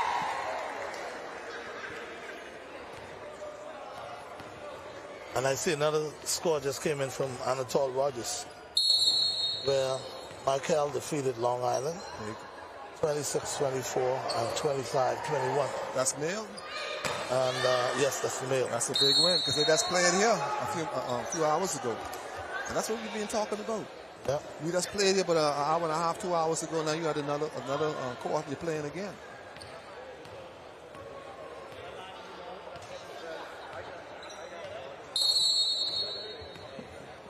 Now we got game point for Abaco. Ball is up.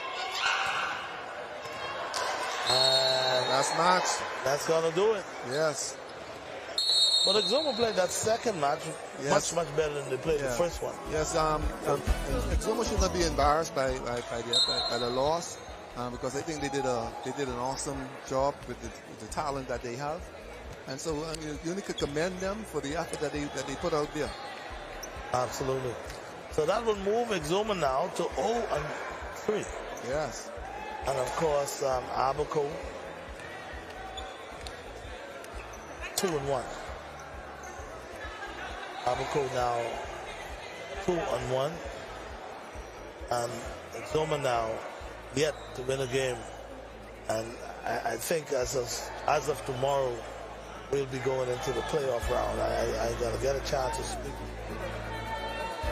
I'm going to get a chance to speak with Lloyd and find out formality as to where do we go next as far as the playoffs and all that. Yes. Anyway, guys, Ivan Showtime coming to you live from here at the Secondalized 6 Gym, and it's all about day 3 in the Bahamas game. We're covering volleyball. Of course, I'm with the legend Wilson, and we're going to go back to the studio, take a break, but when we come back, we want you to stay with us. We got another great match coming up today.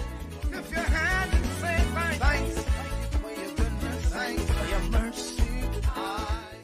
Lowe's means a lot to me. Seeing my customers smile brightens my day. Family is important to me. I love spending quality time with my grandchildren. I'm happy to celebrate 70 years with Lowe's. My name is Constance Penn. I've been working with Lowe's for 48 years. I hope and trust that they have another 70 years to come.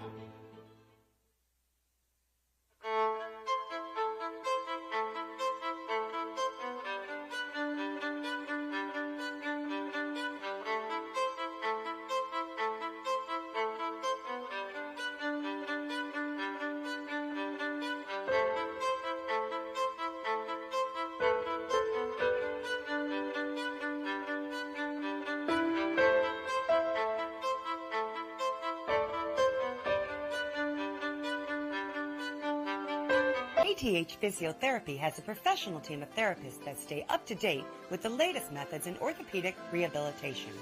Our clinical staff is praised in helping in the recovery of sports injuries, including neck, back, knees, and shoulders, just to name a few. We provide high-quality service in a warm, friendly environment.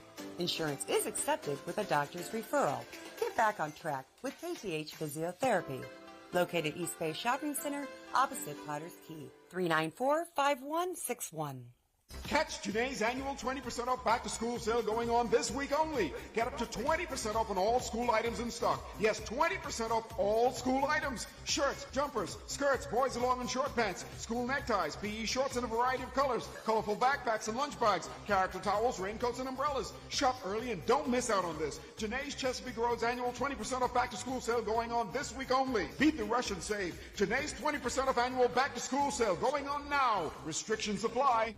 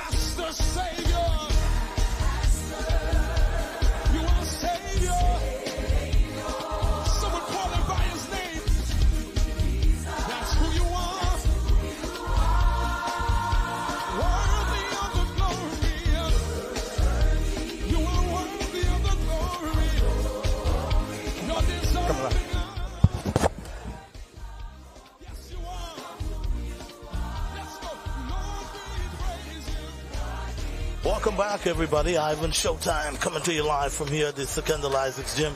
And yes, we're in day 3 of the Bahamas games, covering volleyball from here at the stadium. Of course, at the gym, and we're here. And Rams, what can I say? We see quite a number of really good matches.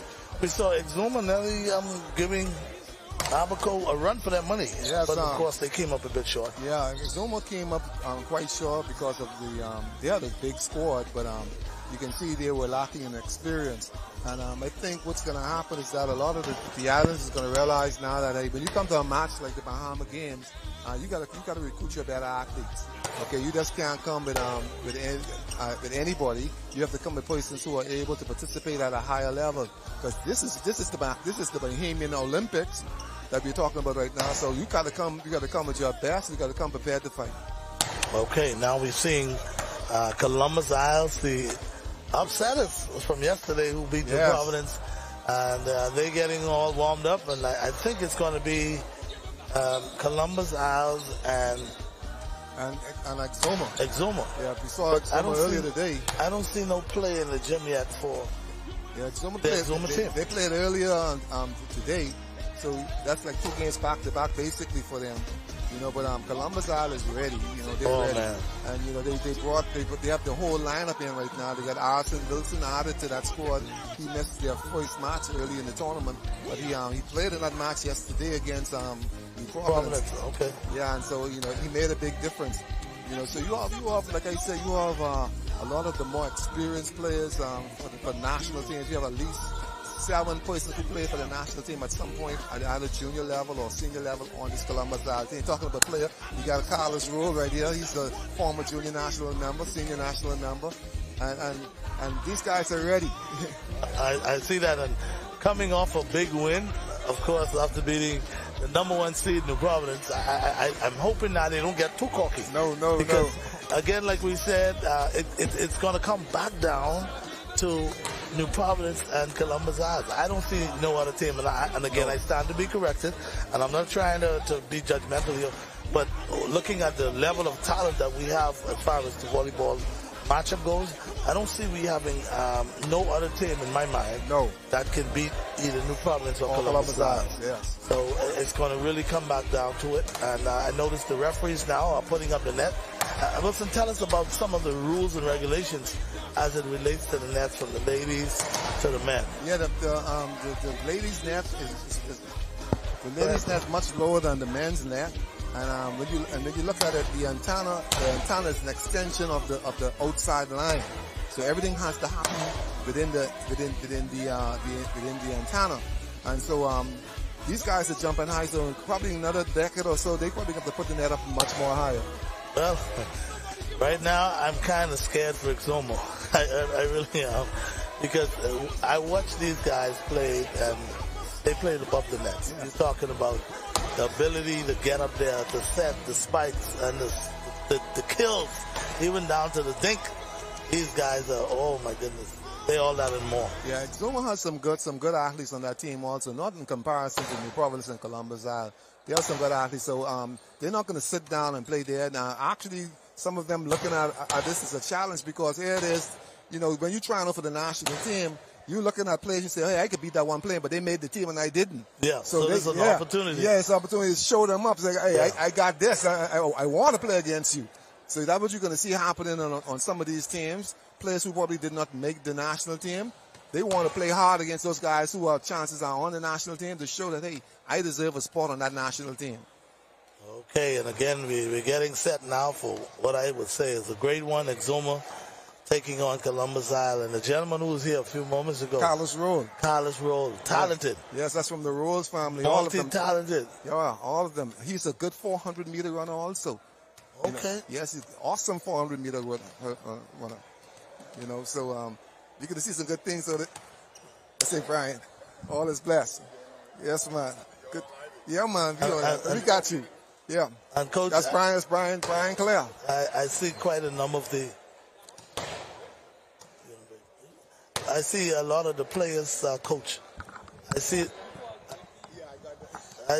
a lot of the players that you coach here has gone by, Coach. They're stopping by and they're really excited to see you, and that's a good feeling.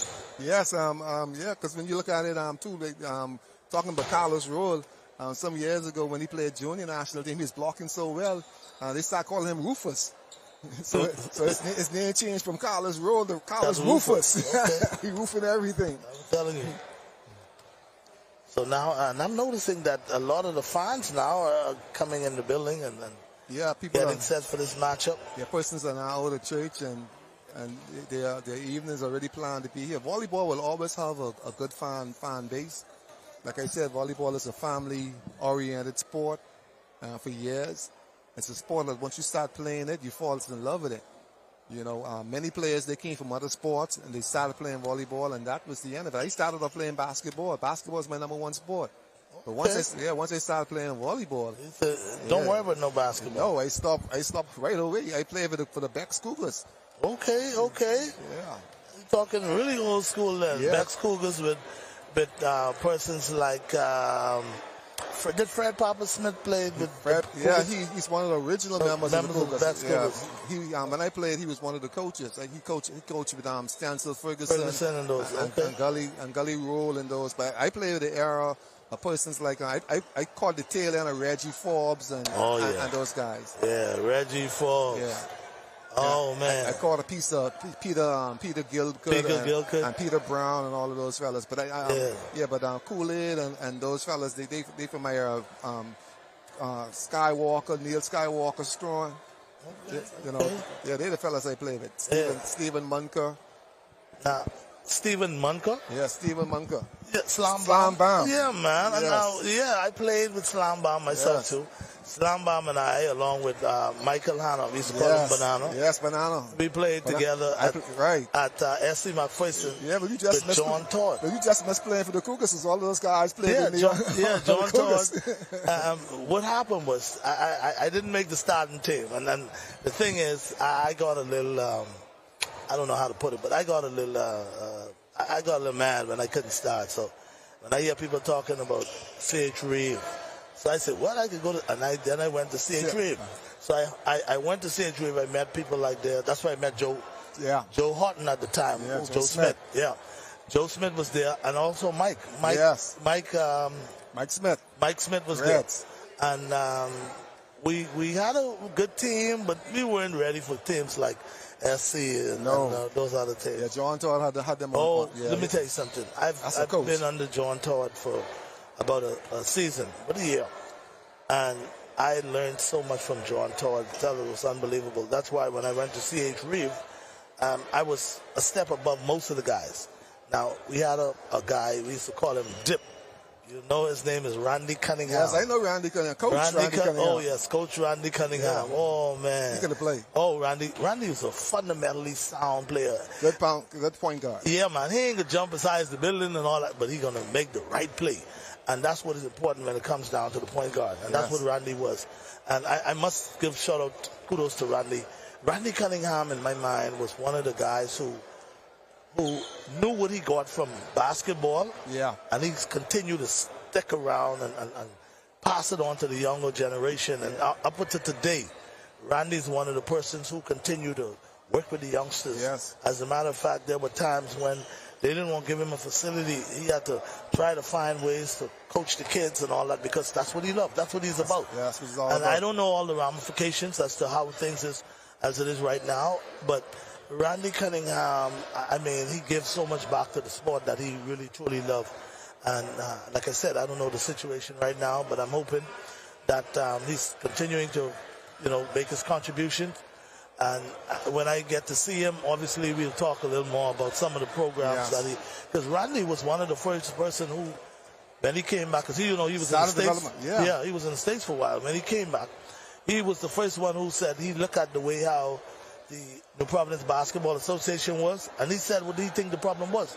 He said, Ivan, let me tell you, you need that development program. You need have to have it. The super mini. You need the little where the fellas them could come up and just move right up into playing in the night league. Right. And that was something that we didn't have, and it took a lot away from basketball. Yeah, we had it at one time, Yeah, I know at one time. During the era of Vince Ferguson, we had it. We had all of those various divisions, and then what happened is that the guys, they only focused on the A division. Okay, and when you only focus on the A division, then you have no feeder system. Exactly. You see, and so Randy knew what it was to having a feeder system. Exactly. Pony league, mini league, junior league. And at that time with Vince Ferguson, if you did not have a pony and you couldn't come in the league. You couldn't come into the league. Now, if you wanted to come in the league, you had to adopt a team. Yes. You had to go out there and get a team with little guys, and you work with them until they're able to get to that level. Yeah. And again, like I said, those are the kind of things that we missed. We lost those things. Yeah, we lost our way. And then, of course, they started to do things again with the A division, the B division. But it was nothing. It was nothing like having those super mini and stuff like that. And again, coming back to what I was saying about our minister, the Honorable Mario Bolet, the thing I was saying about it is that he's been around sports for such a long time, so he can relate to what a lot of these athletes go through in terms of funding and facilities and all that. And I'm hoping that some things change. Yes, he's been involved with sports at all levels of basketball, all levels. So he didn't just achieve the high accolade. He started from the bottom and he worked his way up to the top. So he knew what is required and what is needed in all areas. And the thing about it is too, right? He's not just a man for basketball, Because even though I played volleyball and was involved in volleyball, he always was interested in what is happening for both volleyball and basketball because we were about indoor sports. Exactly. So when you look at it, these are the things. And then discipline, too, with the various sports. People don't practice like how they used to. Yeah. In order to play on a team, it was required that you perform at a number of practices, a certain percentage of practice you had to attend. Okay? And talking about Vince Ferguson again, he's a drive around the island to see who is practicing. Yeah. So nowadays people could just enter a team without practicing. No, not back then.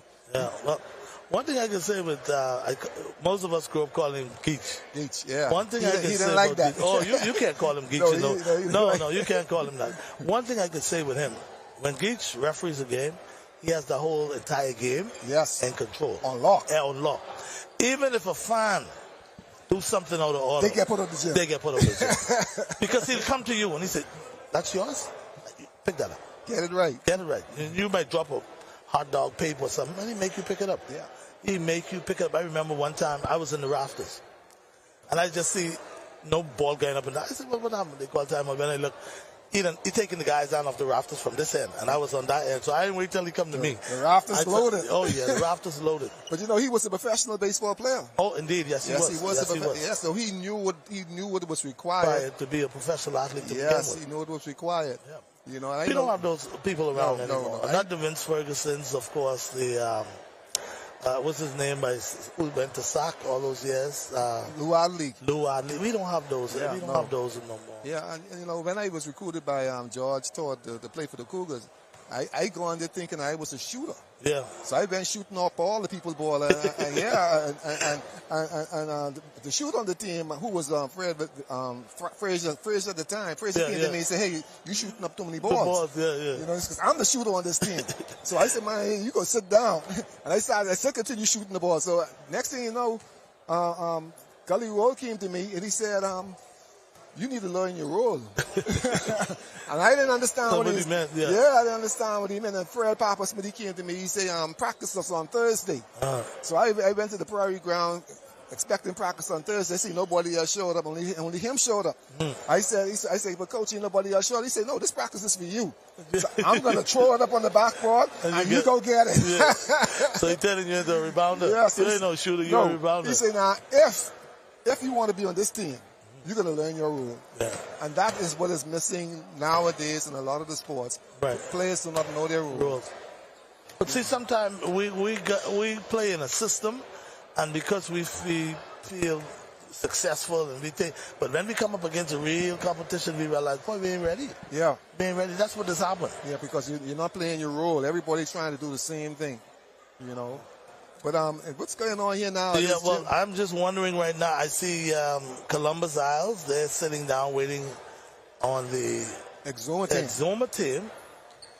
And is this Exuma in the red top? No, I think that's New Providence that's in the red top. in the red top. So we have to find out exactly what is going on as far as our next game is. But folks, again, Ivan Showtime here with Coach the Legend Wilson, and we're getting ready for a matchup between Columbus Isles and, of course, Exuma. But Exuma, for some reason, they're not in the gym as yet. Yeah, they probably need some time to catch themselves. And one of the things, not to cut you off, but one of the things you have to consider is that, you know, sometimes transportation could be a setback somewhat. I noticed they were having cycling earlier this afternoon, and some of the roads were blocked off, but we just had to find ways to we just had to find ways to get around it and all that. Look like McCall and New Providence might be playing. Yeah, they may have a switch in the yeah.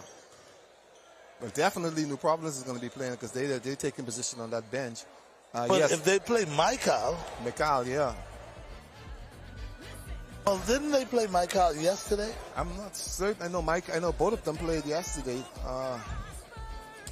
Anyway, folks, what we're gonna do is we're gonna get you up to speed in a second. But for right now, what we're gonna do, we're gonna take a real quick break. Of course, again, Ivan Showtime here at the Secondal Isaacs Gym, day 3 in the Bahamas games, and we're gonna continue to bring you live coverage in just a few. Stay with us. We'll take a break. We'll be back.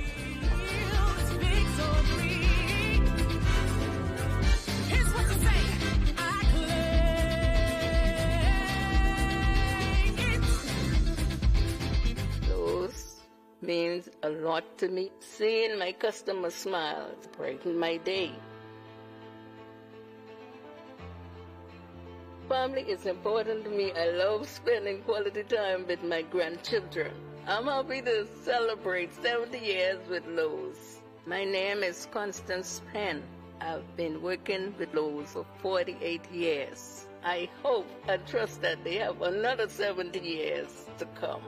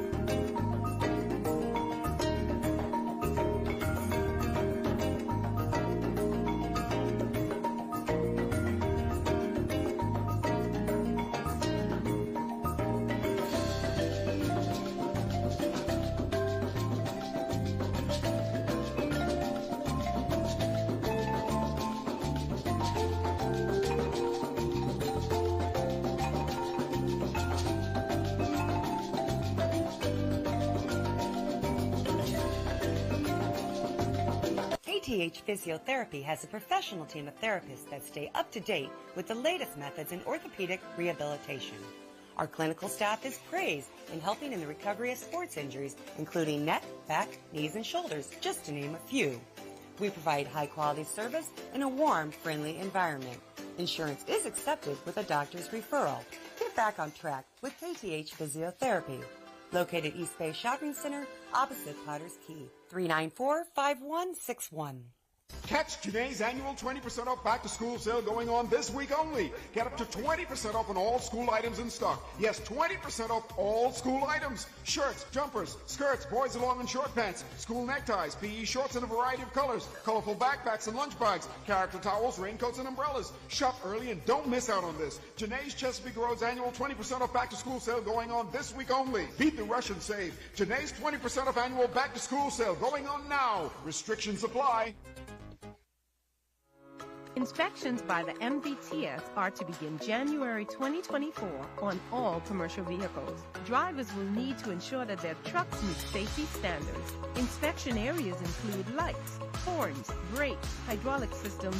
All trailers must be inspected on the same timeline, must have proper brakes, locking systems, and is roadworthy. Contact us at 601-0629 for further details and appointments.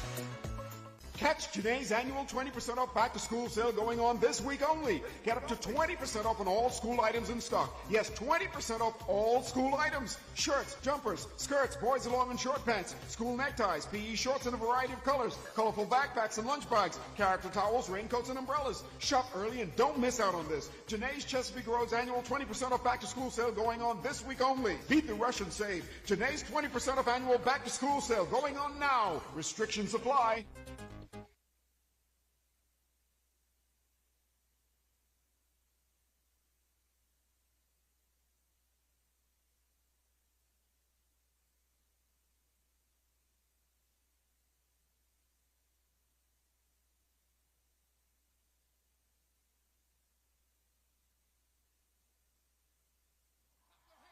Come on, I need y'all to get a little bit of room on this one. Come on.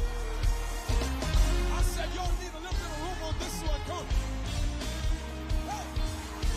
Come on, y'all. Y'all ready for it, Steve? Here we go.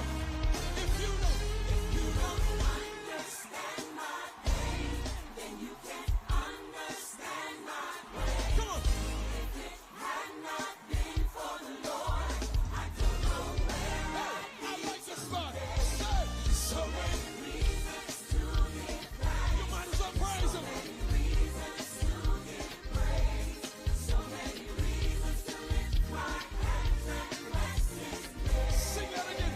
If you don't understand my pain, then you can't understand if it had not been for the Lord, I don't know where I'd be today. So many reasons. Welcome back, everybody. Ivan Showtime. We're still here at the Kendall Isaacs Gym, where it's all about day 3. We're talking the Bahamas games. Long anticipated 21 years, but now it's here.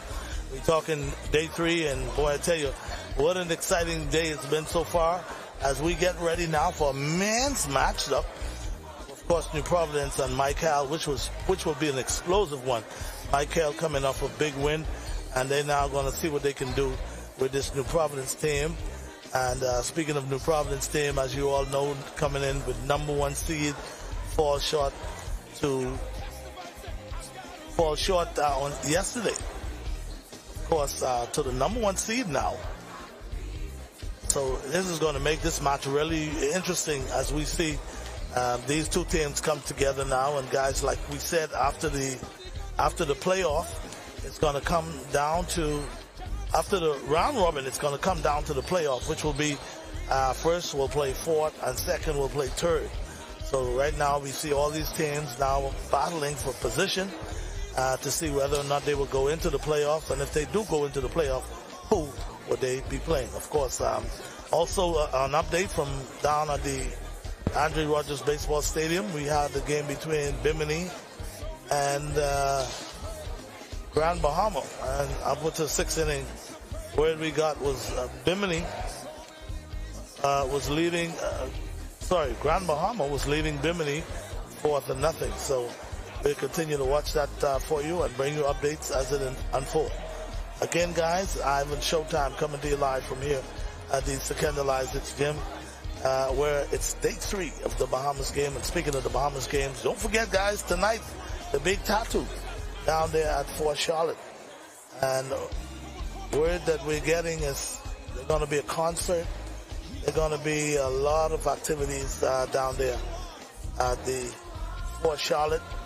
I know everybody wants to be a part of it. Speaking of being a part of it, last night down there at the Thomas A. Robinson Track and Field Stadium, we had the official opening. And boy, I tell you, what an official opening.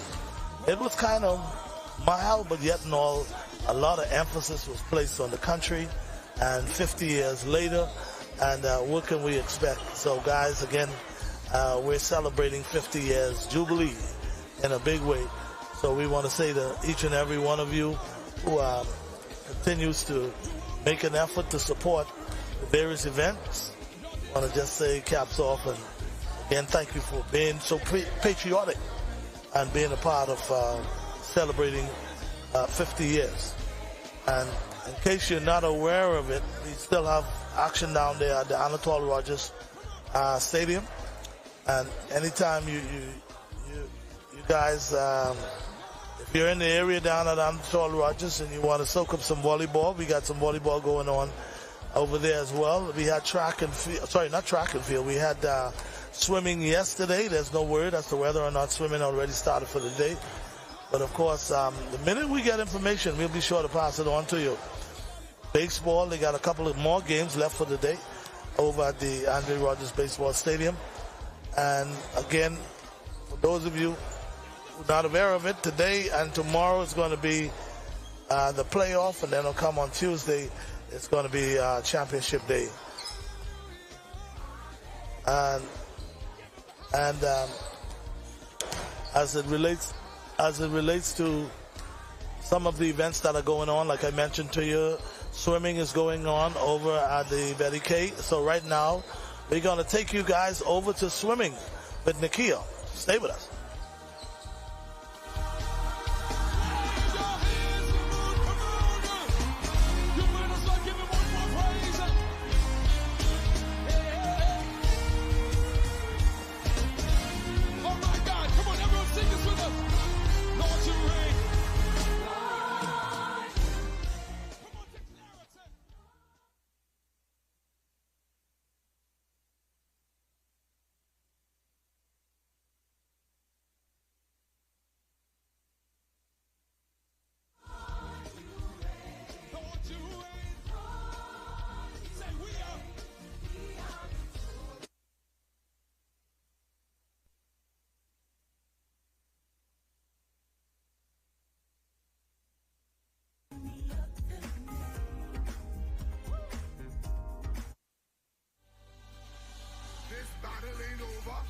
Just getting started.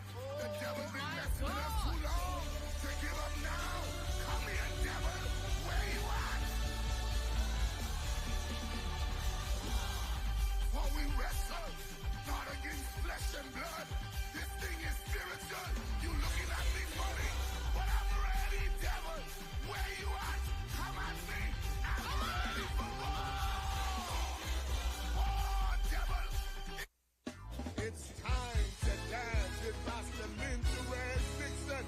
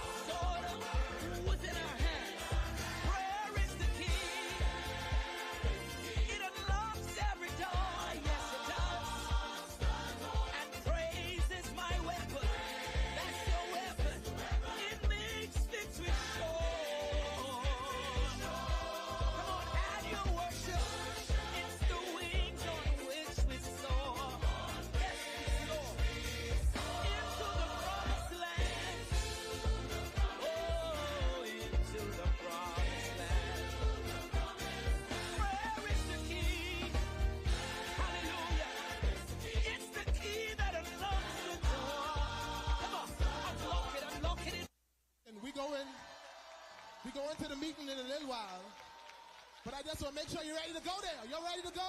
You sure? Just nudge your neighbor real quick and say, neighbor, you ready to go? You ready? You ready for the meeting? Hey! Yeah! Hey! It's a timing. Oh, yeah. Blame it on the music. Oh, it's in timing. Oh, yeah. Blame it on the music. Oh, it's in timing. Oh, yeah. Blame it on the music. Oh, it's in timing. Oh, yeah. Blame it on the music. Come on, let's go. Say it's in timing. It's in timing. Oh, yeah. Blame it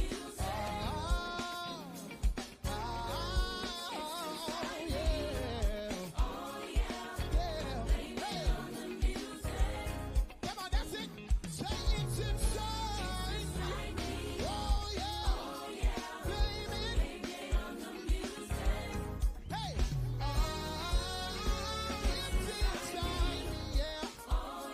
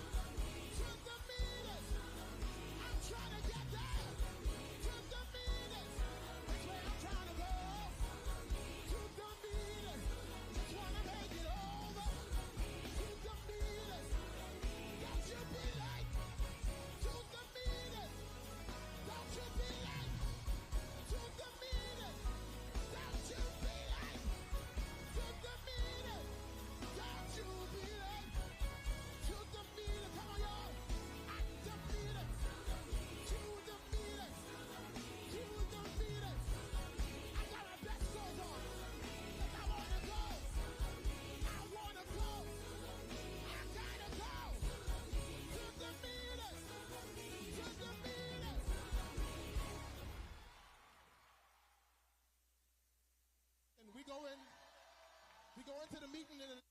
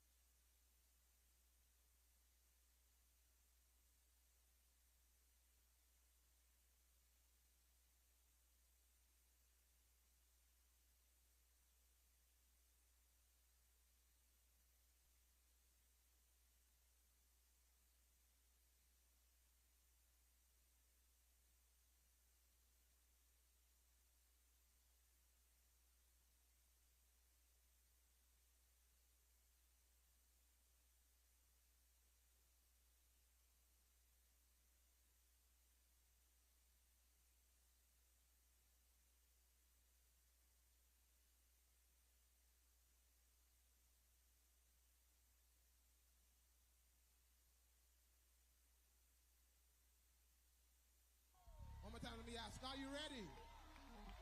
Here we go.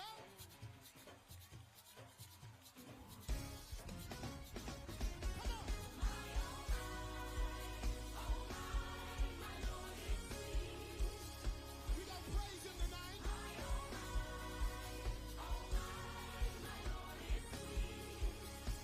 Come on, let me hear you.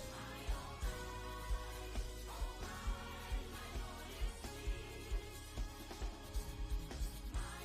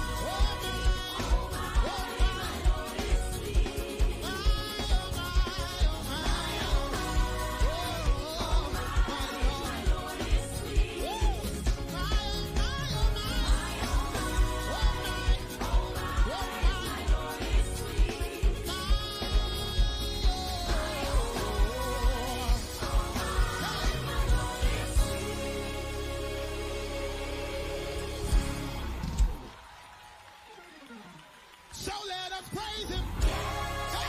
He's worthy of the praise.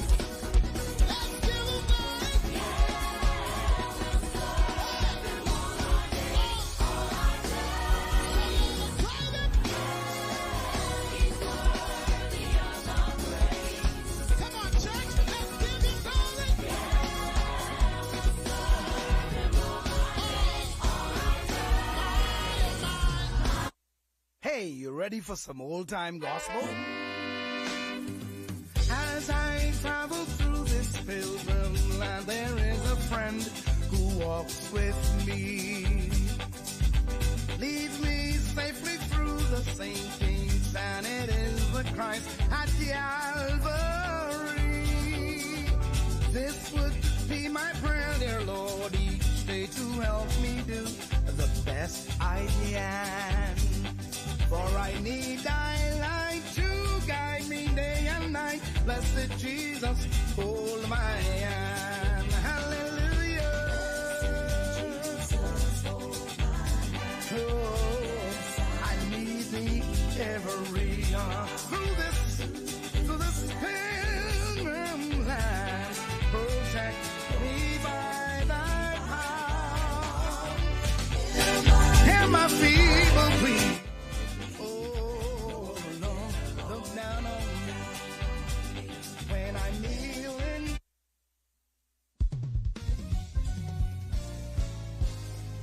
My God, he reigns. Oh, yes, he reigns. Forever and ever.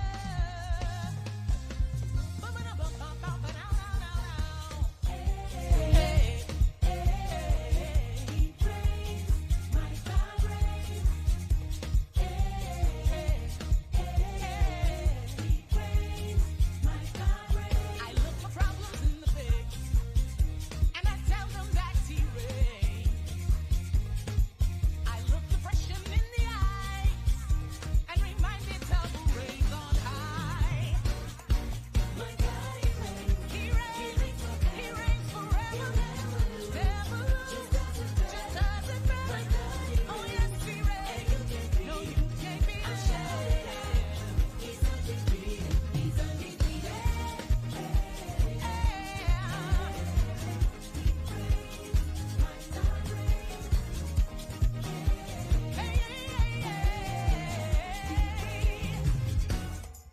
I look my trouble in the face and remind him of who reigns. And when the enemy coming like a flood and no bed, I'm wrapped up in his love, I stray. I look for problems in the eyes, and I call on Jesus' name. No time to run, we won't retreat. I serve a God no one can beat. My God, he reigns. Oh, my God, he reigns. And never, he'll never lose.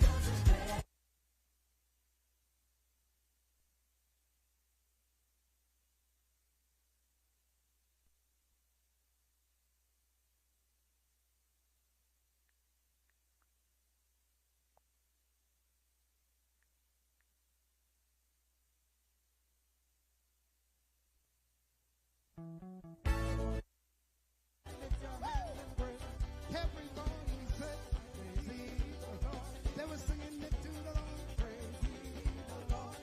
Everybody praise him. Oh, my.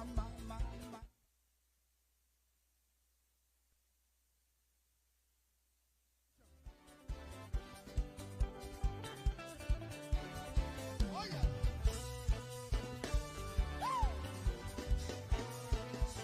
Listen. Oh, then I look up in the sky, the sun was in my eyes. Jump back in my car, no tears as I go back. Man, I rode across the street, then listen for a bit. The pastor say, y'all, come on, sing this song with me. Come on. Everybody lift your hands up and praise him. Everybody lift your Good afternoon, all, and welcome back. Ivan Showtime along with Coach Wilson here at the Kendall Isaac's Gym, and we're smack dab in the middle of the matchup of the day. Wilson, what can we say about both of these teams? Of course, Michael taking on New Providence. Providence coming in 4-1. Michael 6-0. Yes, Michael don't underestimate Michael. You have some quality players on Michael, as in Alejandro Thompson and Audrey Faxon, John Rule. You know, these guys, they played on the national team at a high level. You have Alejandro and John, they are silver medalists at Martinique at the junior level. You have Audrey Faxon, who's played at the highest level at the CDC. So they would not lay down and let these guys win, but they're going to play. But I feel that the outcome is going to be in favor of New Providence. Okay, so there you have it, a quick start for New Providence, 4-0. Yes, New Providence is taking that loss to Columbus Isles very personally right now. So they're going to put it on somebody. That's Dre. Dre rolls the ball over for New Providence. Ball set out. Ball goes to Exuma. Sorry, McCall. McCall now. Michael now is on the board, 4-1. In the early goings. But you can see the tensions between these two teams. While they were warming up, everyone was so focused. Yes. And this is a big game for both of them. Big game. Yes, big hit. Oh, my goodness, man, I tell you. Big hit by Eugene. And Eugene was one of the players that they said that Eugene is on his way here to the tournament. Yeah, Eugene is here. He played some beach volleyball. And you also have Kyle Wilson, who's here now. So the team is stocked. They're stocked and they're ready to play. A little wide there, so now we got a 5-2 game. Alejandro at the line. It's good service. Oh, good block. Good block. Good block. Man, I tell good block. Mike Collins said, bringing it on. Osman Brown with a big block. You have Osman Brown and Dre at the net. And those guys, they are here. They played at this level before. I give the Providence the advantage, but these guys knows how to play. But I tell you what I think. The thing is, when you realize that the blockers are there, and the guys who's supposed to be covering the back, if they don't move up, then there's an opportunity for the dink right there. Yes, guys that are on the Providence team who's playing at this level, they don't just hit the ball. They look to see what's available, what the block is given, what the backcourt is given, and they take advantage of the opening. So it isn't always about the hard hit as far as these guys can say. They play at a higher level, so they know that a kill is a kill, that is a dink, or it's a spike. Okay, so now it's a 7-3 ball game. Yes, Byron Ferguson's at the line. Byron Ferguson. Nice jump float. Serve to John Roll. Oh, it's a free ball. Free ball. Gates sets it. Okay, Eugene is blocked by Brown again.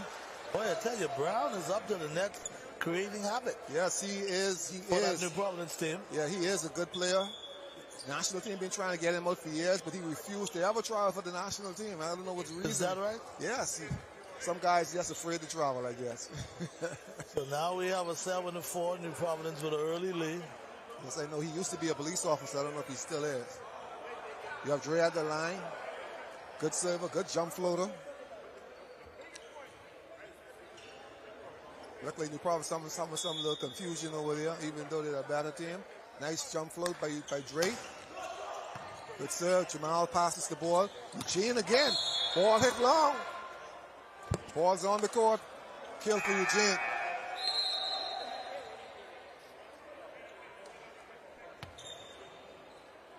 Timeout call for Michael. What a start, Coach. What a start. We're seeing these two feisty teams, well-talented, evenly balanced, though. Yeah. We have talent on both sides. Yeah, huge talent. Huge talent, because a lot of these guys on Michael, they might be undersized as compared to the height of New Providence. But they can play, and they're not afraid, because they played at this level before.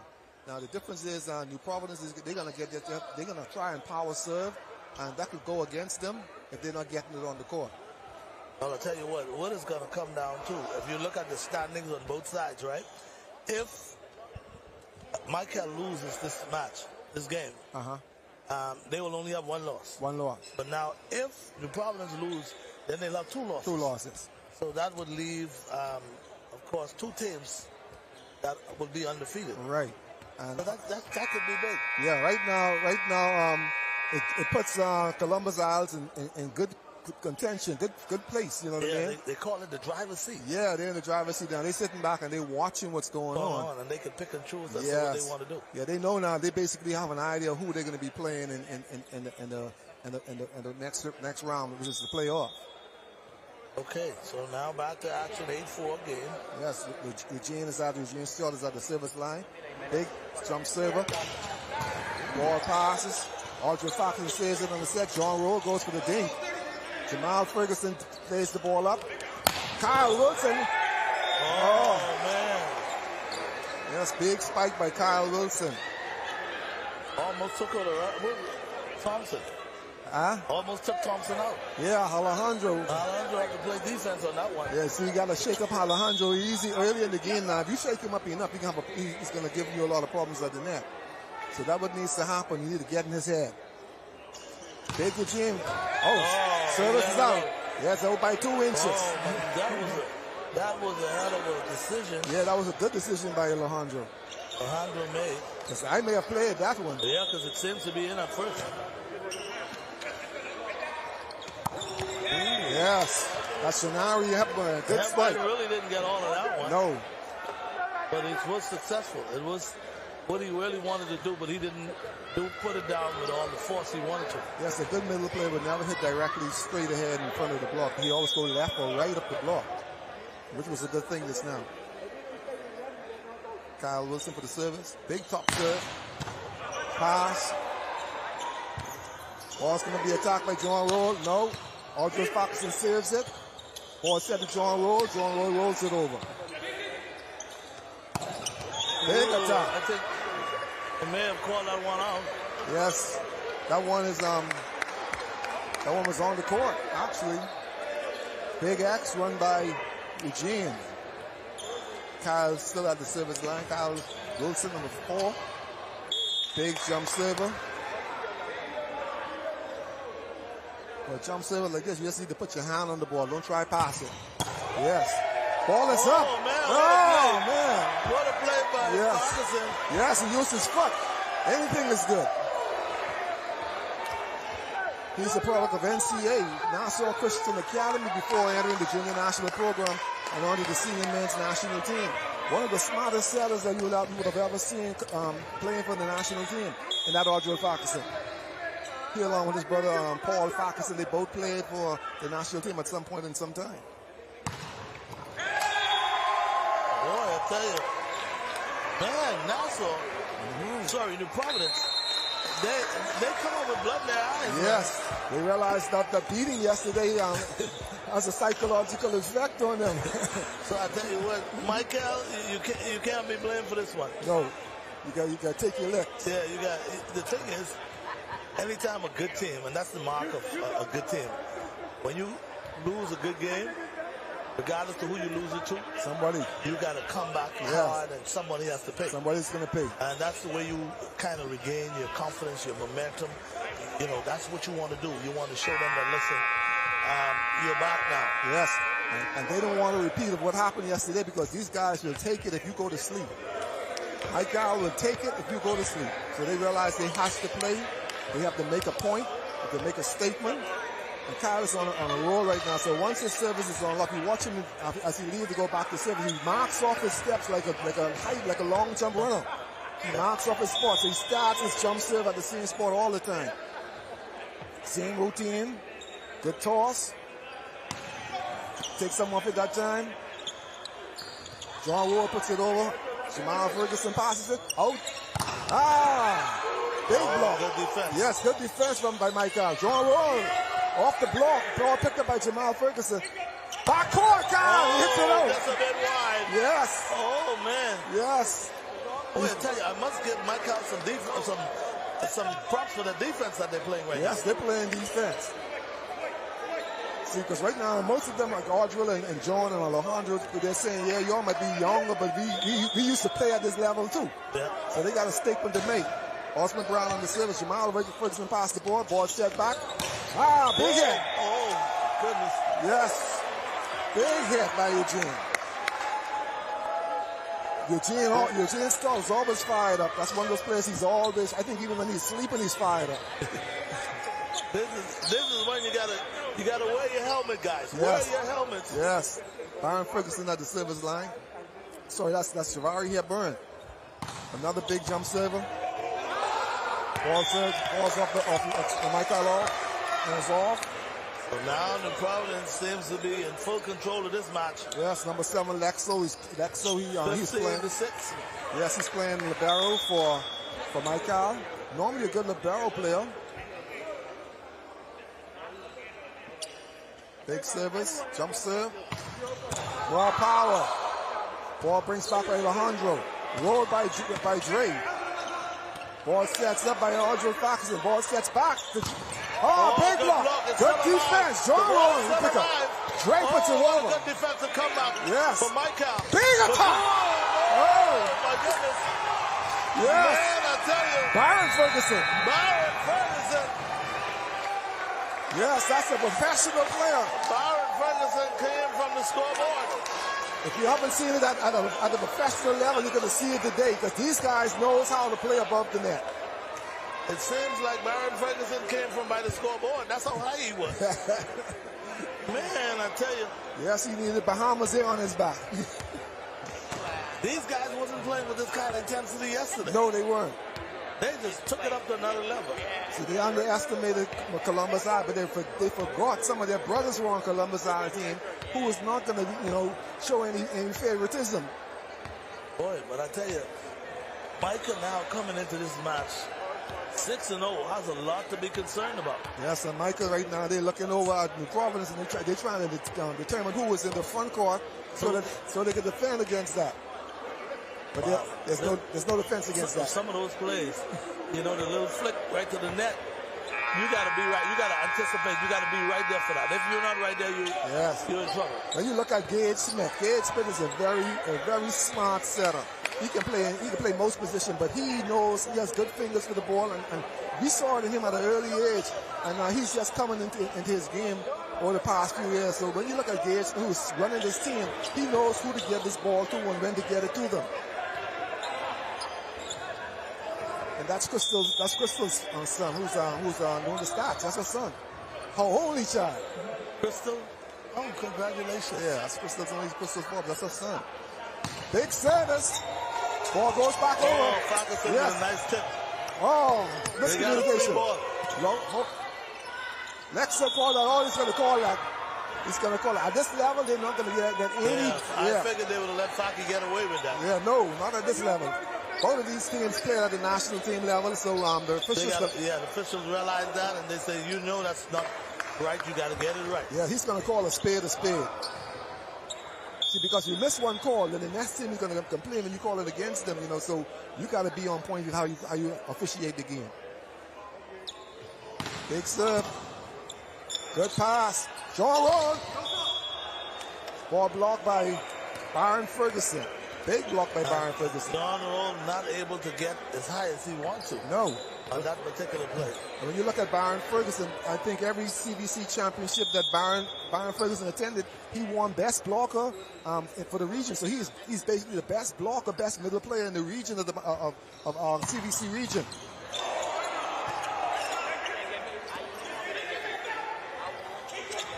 Miscommunication. Ball set back to Audrey Faxon. He dumps it. Ball's good dump. Oh, man. Good dump. Faki letting a little experience play for him there. I told you he's a very smart setter. He was not able to get up as high as he wanted to, but he knew how to get the ball where he wanted it. Yes, when you look at the Providence team, you have Byron Ferguson, who won best blocker for many years over there. Then you have Jamal Ferguson, who's playing the libero. He's won best passer and best libero for many years at TVC. So we're looking at the team who knows how to put it together.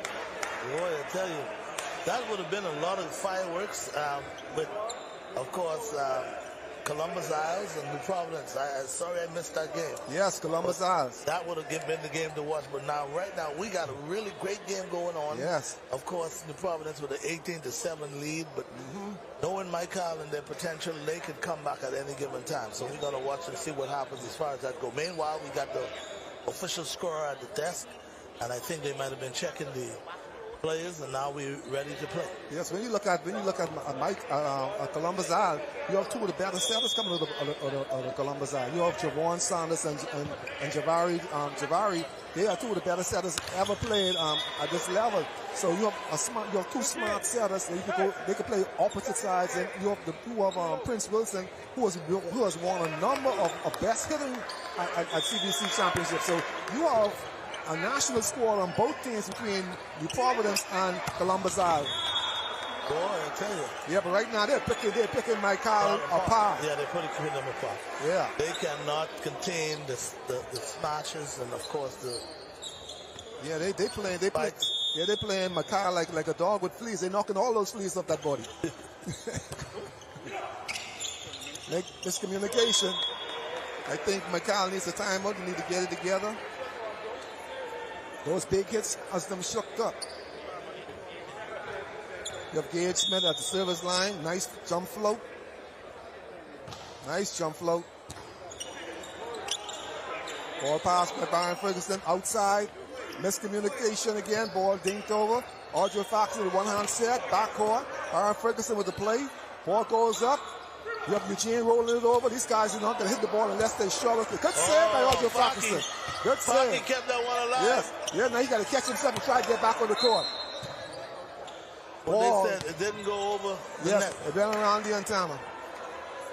So now we got a 20-9 ball game. Yes, Audrey Foxson is a warrior. He is a warrior. Always has been a warrior. He's not in the best shape of his life, but it shows you that he's not going to give up on the ball. Now, getting back to it is another story.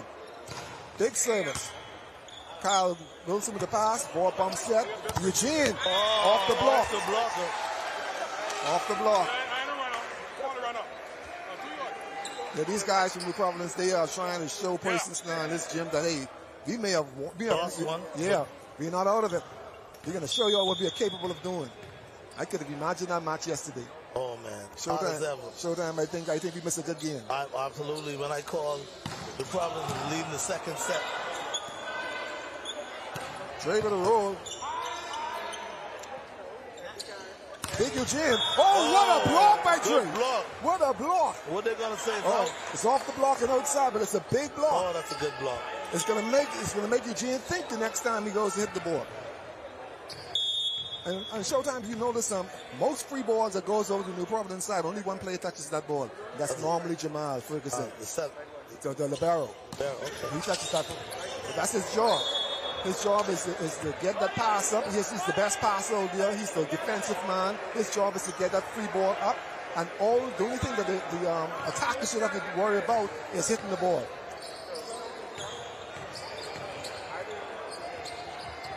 Now it's 23-9. Yeah, you have Jesse Delancey. He's at the service line right now.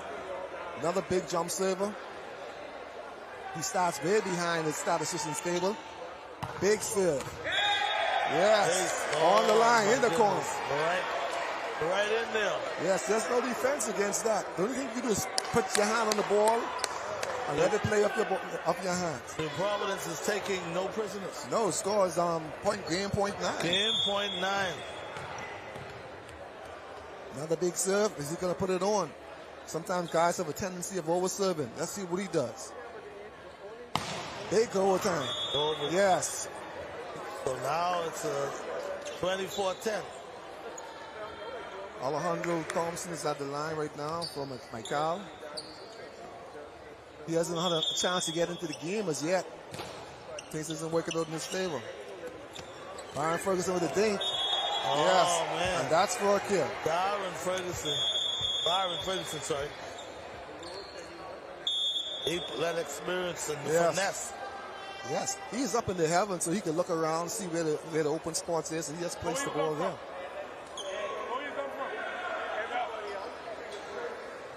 He just placed the ball there. He jumped, he looked left, he looked right, took a 360, and then dinked the ball. So now we have New Providence with the first win.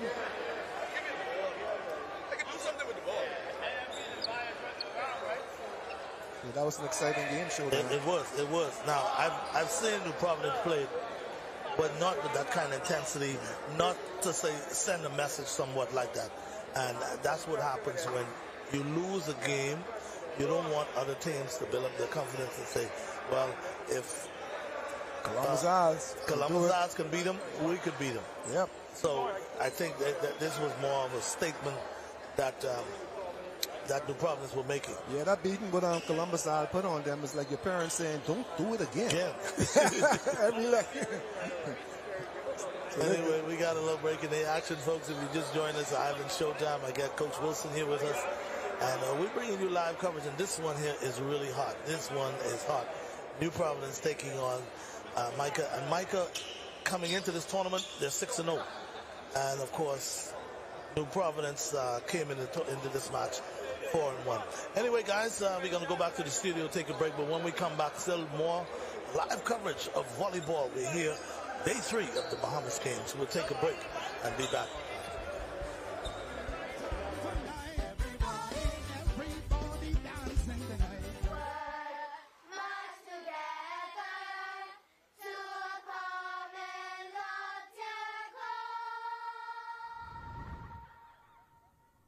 Grammy, what's a common loftier goal?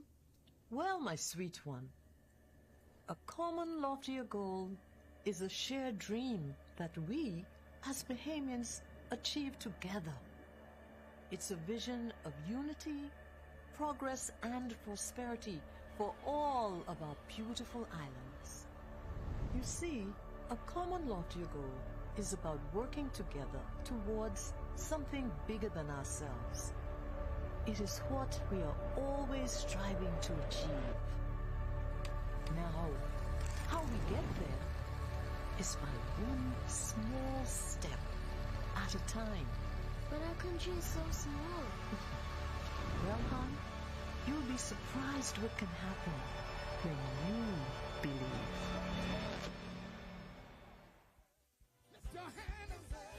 Showtime, Coach Wilson here. We at the Secondal Isaacs Gym.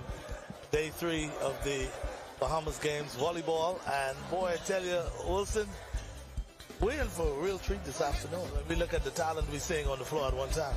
Yes, it's very exciting. It's a kind of a volleyball game that you always want to watch. It's exciting and it's energizing, and persons are standing up, anticipating the big hit and the digs, and you're seeing good defense and you're seeing good offense on the court, and that is what it's all about. It gives us a glimpse of what our teams look like when they travel abroad and they play in these high level competition. Well, I would say this: if Michael doesn't find a way to get a good start, I think coming into this one again, like I said, 6-0. Yeah. They would say, let's exert ourselves. We could take a loss right here because regardless of what happens, they go to the playoffs. Yeah, they're going to be in the playoffs definitely. But of course, they still want to build some type of momentum going into the playoffs. Yes, because they haven't played Columbus Isles yet either. Now it seems like the two big teams was left last for them.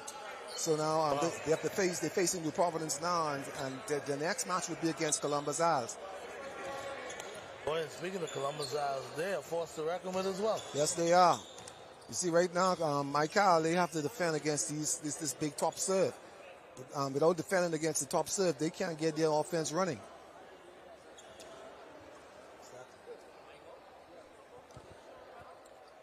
Okay, guys, so we're back to action now. I see the referees making sure everything is good. They're checking out things.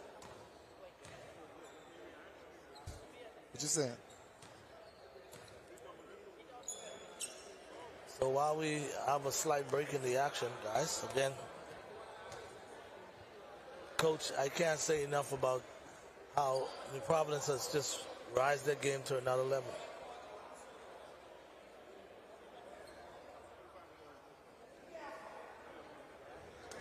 Yes, they are playing on all cylinders right now. They're driving a Mack truck, and they're letting nothing stand in their way. You have Eugene here, you have Shanari here, Burns at the service line right now. He is a big top jump server. Their ball serves between 75 and 80 miles per hour.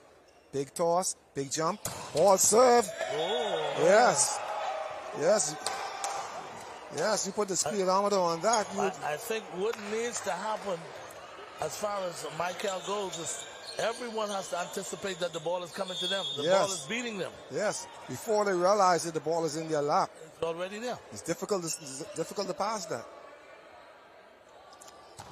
Yes. Yeah, he want to murder somebody. Call the police. Now we got a 1-1 game here. Audra Fax on the line. Serving on the ground. Big push down. Ball set by Byron Ferguson. Good hit by Jesse. Jesse Delancey. It's just too much free balls. Jesse Delaney. The Providence has, and they're just taking advantage of it. Yes. Yes, Jesse Delaney, he's come a long way as a volleyball player. And good things are ahead in the future for him. Yeah, see, Micah is having a little difficulty now because they're expecting every serve to be a tough jump serve. But now here it is that Gage Smith, he's at the line, and he's not giving them a top jump serve. He's giving them a jump float, and it's throwing them off. 1 minute of jump float, next minute jump serve. Free ball again. Yes, back set. Ah! What a misleading play, I would Yes. say. Because everyone thought he would have set it this side. Yes, and everybody, all the blocks run this side. And he went to the opposite side. See, that's a good set of knows where the offense, where the defense is, and where they anticipate to be. And so as he pushed that ball back, it gave Delaney a one-on-one blocker hitter advantage. Gage missed it at the service line. Jump float over. Ball pass to Alejandro. Audrey Farquharson sets the ball. Oh, Osmond Brown puts it over. Gage Smith has a set. Back to Delaney again. Ball hit out. Ball's on the court for Delaney. Another kill. I think they're saying that it's in. It's in. Yes, it's in. So 5-1. Alejandro Thompson passes that ball. Ball over pass. Yes, and Alejandro Thompson paid the price for it. He got hit twice. He got hit in this game. Like I said, too much free balls. Yes. And the Providence is taking advantage of it. Yes, they're massaging Alejandro Thompson. He's getting too many hits to the body. Alejandro Thompson with the pass. August Faxon sets. No result. Score is now 7-1 in favor of New Providence. Yeah, New Providence players, they're now smiling and licking their lips. They see blood.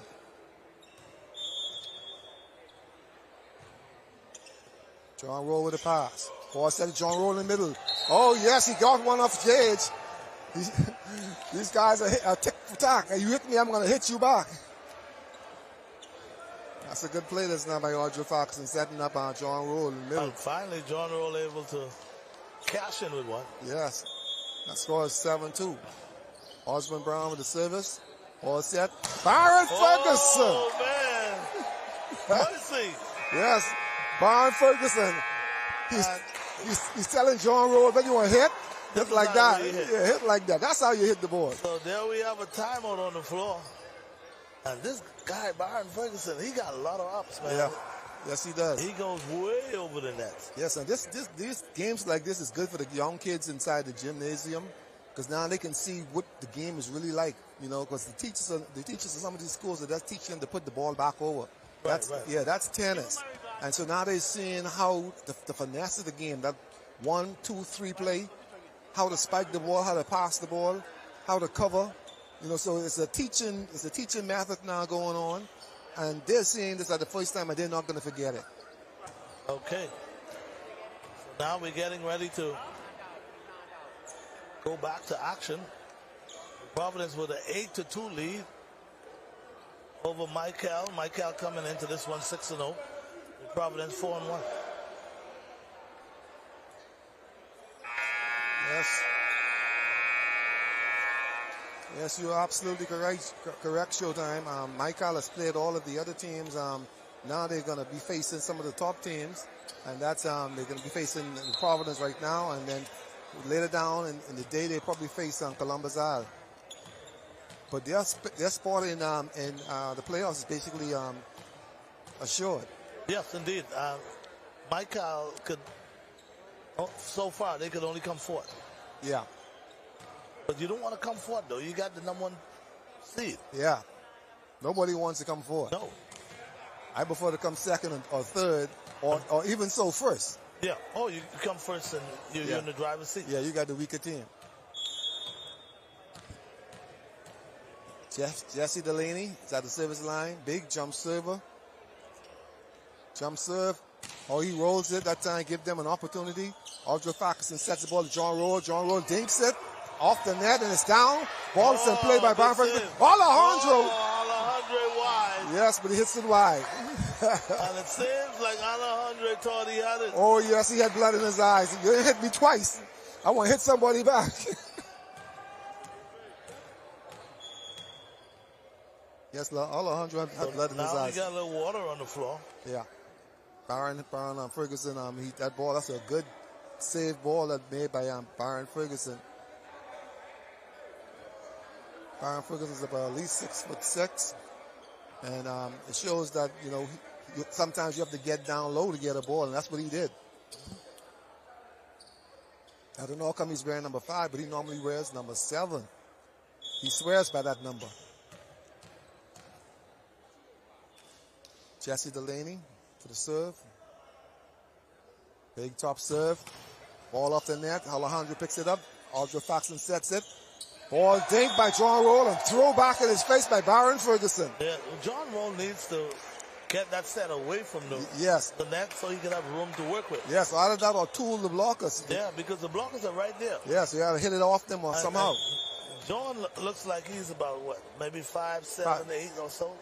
5'9" if he's lucky. 5'9" if he's lucky. Yeah. Or if he has on high shoes. Yeah. Yeah, Dre passed the ball. Good save by Audrey. Audrey is hustling. I think man. That's a good hustle by... Yeah, he's all right now, but he's going to take a while. He's going to take a while to get up. He's a smart player. He realized, okay, the game is going to be delayed as long as I'm on the ground. I'm going to sit down for a while until they, now he's back up, he's on the court. But that's a good hustle. All drill Farquharson is really hustling in this game.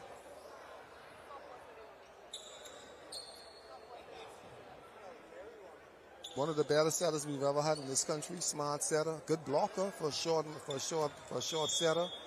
But he's a good general. He knows where to go. That ball that's being set to John Roll, he has to go to John Roll because he don't have much confidence in the other hitter. I would have leave that one. Baron Ferguson with the set the gauge, back to Eugene. Just really ain't think. Nobody's at home. You can see the effects now because you starting to see Michael players hanging their heads down because they have no answer for what's happening. Yeah, they are just being outmatched right now. Yeah. And you have a timeout on the court. Boy, I tell you. Yeah, and this is about their third match for the day. Yes, I must say, Michael has been playing throughout the entire morning. Yes, they've been putting some time in. Yeah, they played a few games, and this is when you're going to be tested. And we're talking about the fact that during the tournament play, you can play at 1, you come back about 3-4 hours later, you got to play again. So you have to be in good condition. Yes. To be able to consistently keep playing. Because if you are not in shape, you can start to cramp up and you just can't be able to do it. Yeah, and these guys they're beginning to realize that these are the Bahamian Olympics, and you got to be getting in shape a year or so prior to the event of the Bahama Games. You can't come out of shape.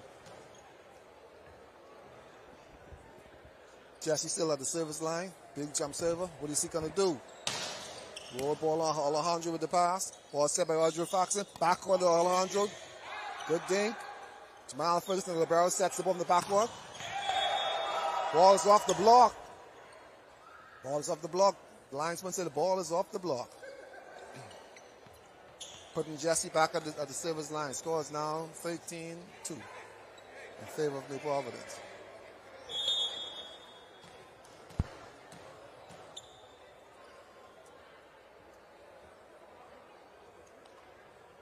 Big serve by Jesse. He serves that one out. So now it's a 13-3 ball game. Yes.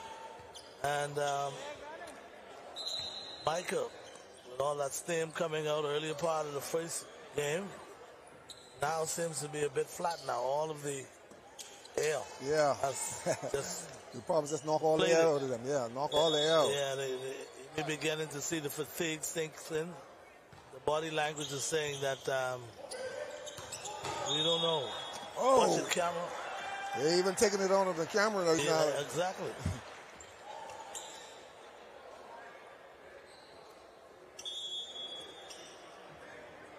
John Roller the service again. Ball set by Gage. Eugene with a big hit. Hits it long. Ball goes back to Micah. Micah now has 5 points. 13-5. Micah now. Ball pass. Kyle. Good block, but it's off the block. Ball goes back to New Providence. New Providence starting to make some substitution. Getting some of those guys off the bench into the game. Giving their key players some time to rest. You have a new server at the line right now.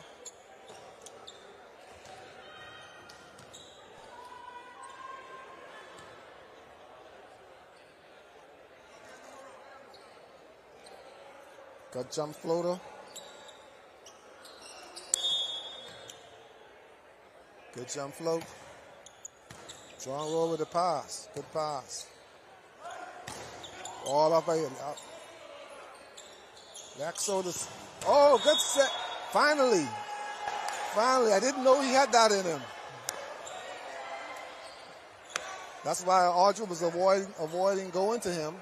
Because he wasn't sure what he's going to do. But now I guess they understand that he can hit the ball also.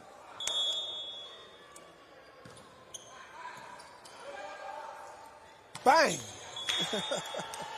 Back set to Eugene. Eugene Delaney. Eugene Stewart. Number 18 for New Providence. Back set to him for a kill. Substitution coming in. That's John Roll coming back in. Yeah, John Roll is staying in.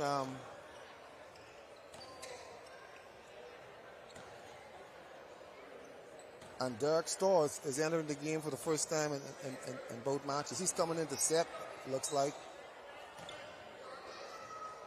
Yes, he's coming into set. So I think Audrey Farquharson is going to take a breather after that last ball he hustled after. It's a smart move because chances are they won't win this match between the Providence. So they're saving the veteran Audrey Farquharson for the next round of these games. The Providence continues to make their substitution. Zion is coming in for Eugene. Zion back foot. Another big jump server. He's off in school at Benedict College. Good volleyball player, young guy. Oh, he goes to the jump float. Yeah, he don't want to go back to the bench. He realized if he make that big jump serve and it doesn't go right, he's going to be on the bench. Smart move. Sign back for the line again.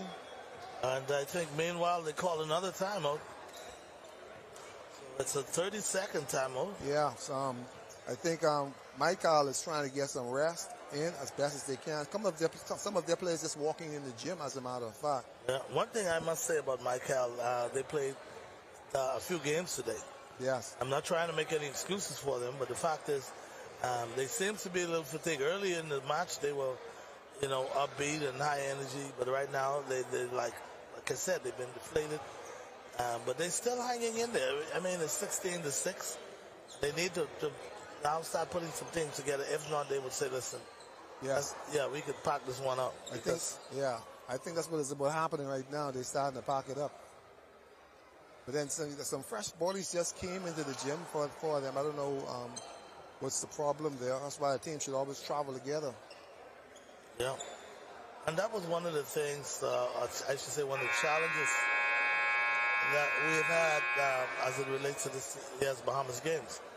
They were saying that a lot of the New Providence base players were saying they should be living in the hotel as well with the team. Yeah, the team should be together.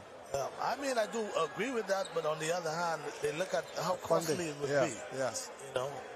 Yes, you can't host everybody because then you look at it. Some teams are not here as yet because basketball hasn't started as yet. No, basketball hasn't started. Softball hasn't started. Yes.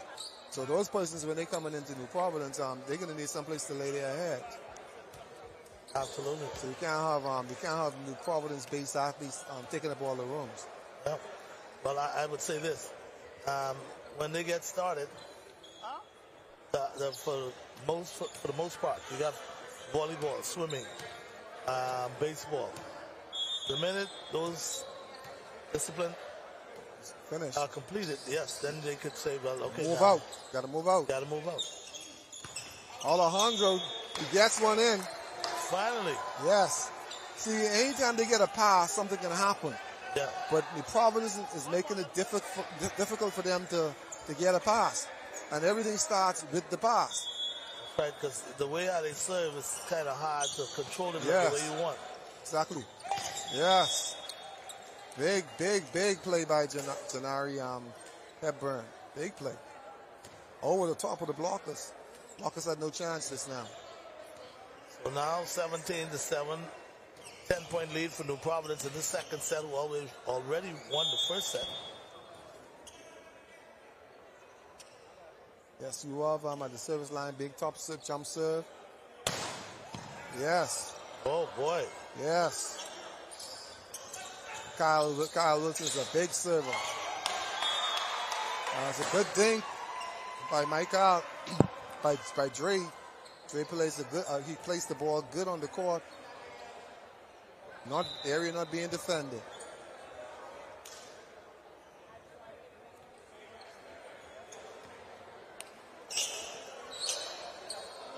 Coming in the game now is Taven Brown. Taven Brown is in the game. Substitution.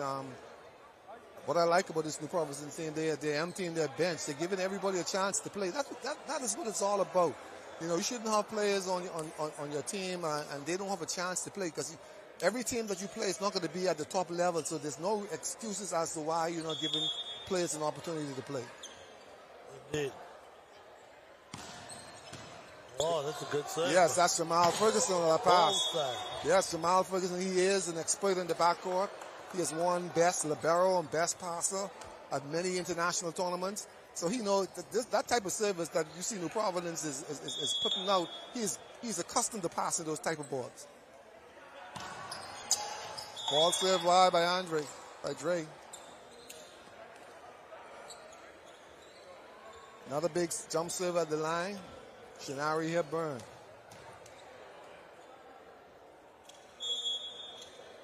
Everybody has their routine. He cleans his shoe. Bounce the ball a few times. Steer on the opponent. Big toss. Powerful serve. But this time into the net.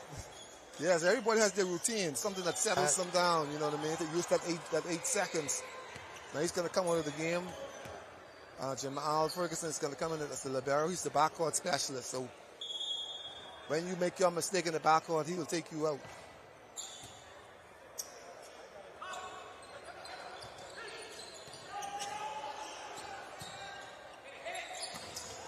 Ball big.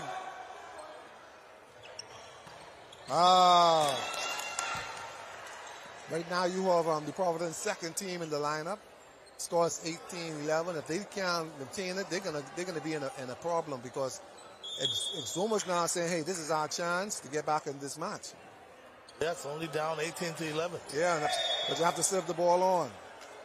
And I don't know, Coach, if you notice that Columbus Isles, they are just observing. They're in the corner. Yes. They're just watching the Providence and, of course, the Micah team play. And all they're saying to themselves is, you know, here's what we have to stop. Here's what we have to do. You try to find ways that you can beat any of these teams because you're going to have to go through them. Yeah, what you're looking at right now, they are scouting. They're not watching the game right now. Oh, big hit. Boy, this New Providence team, they're coming back to how they were in the first match. Yeah. With those tremendous kills. Yeah, Columbus Isles right now, they're watching, they're scouting, they're seeing who's doing what, who's hitting the ball well, what tendencies they have. And then, you know, they're also filming the game. and they're going to sit back and later on in the hotel room, and they're going to watch the match. They're only going to watch New Providence because that's who they know they're going to face in the finals. So they're going to look, see where persons have the tendency to hit the ball. Yes, indeed. And they're going to defend against that.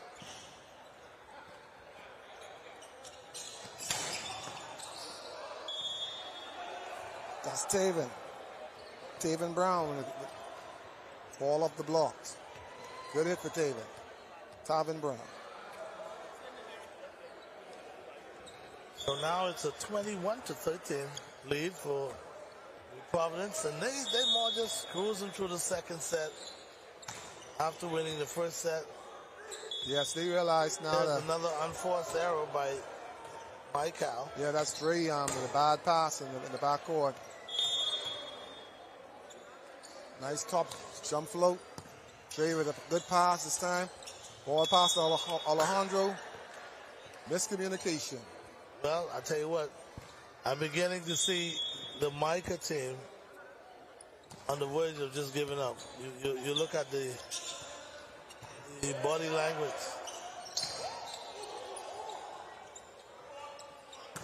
Yes. Ooh. Shanari Hepburn, no mercy. This Hepburn guy, oh my goodness. No mercy.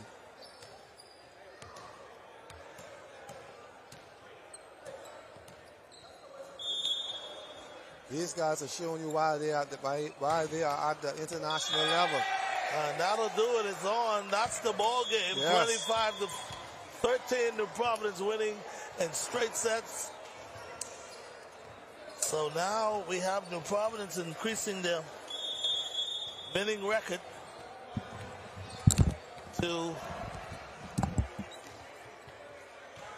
now New Providence they're 5-1.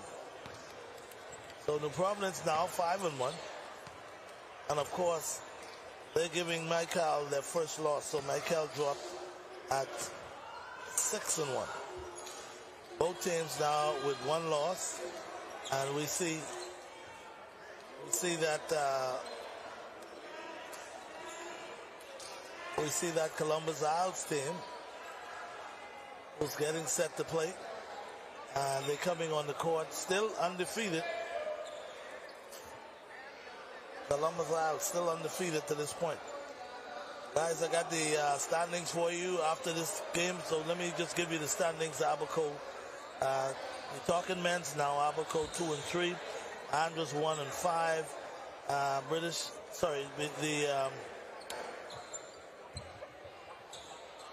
the Eleuthera team 1-5 as well. Exuma 3-2, and then you have Micah losing their first game of the tournament to New Providence, and the New Providence team, of course, increasing their win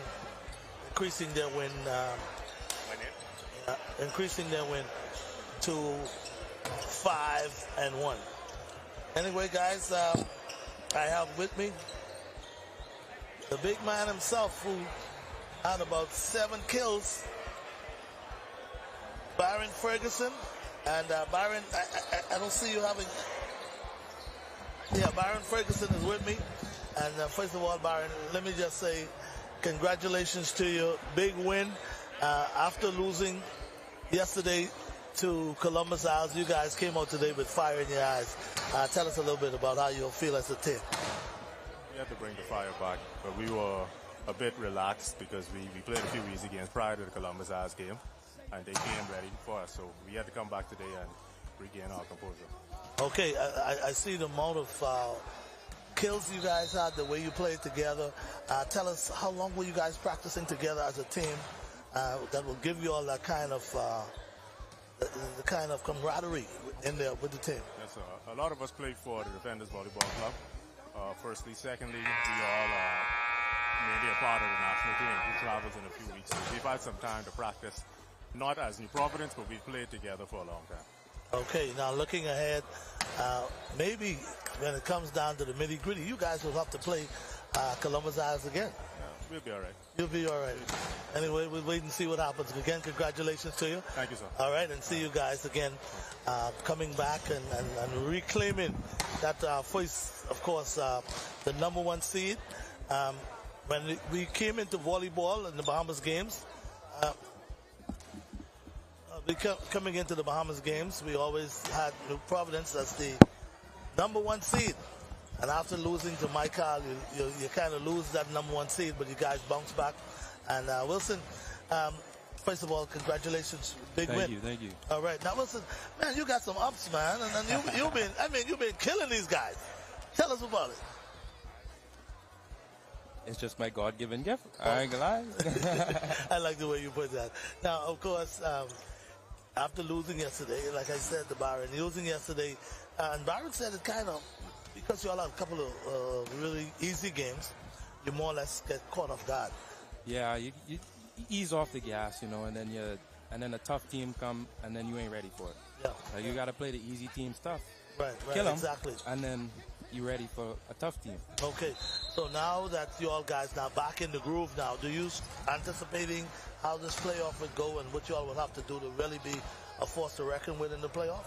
I think we got to serve consistent. I think we got to clean up the pass. And I think everything else would come. Take its place. Yeah. Okay, appreciate you, man. Yeah, man. All the best. Wilson here. Continue to do well, folks. Thank you. Again, we had the New Providence with a 25-13, 25-16 win. Consecutive sets over the Micah team, which came into this game 6-0. Now they find themselves 6-1. So congratulations again, Wilson, to the Providence team back in the saddle now. They again the number 1 team to beat. It's not a walk in the park tournament. They have to come to play every game. If you don't come to play, then you get your things. Right now, we have Columbus Isle, who defeated them yesterday. They have an easy match right now against Exuma. So they are in the driver's seat because they can go on cruise control now. They can rest up. They can give more players some playing time and prepare for the next round. So, looking at it, Wilson, and now here it is, the number 1 seed, which is Columbus Isle, getting on to take on Exuma, getting set to take on Exuma. The thing is, what would this game do psychologically for Columbus Isles? Well, psychologically, it gives them an opportunity to work on those things that they were laboring in. It's now time to work on that service. Make sure you have to serve as competitive as New Providence in order to win. Okay, because you cannot go to the service line and serve 1. And New Providence serving 3 and 4 because you're going to always be trailing. So those things with the blocks, you got to work on making sure your blocks are communicating correctly.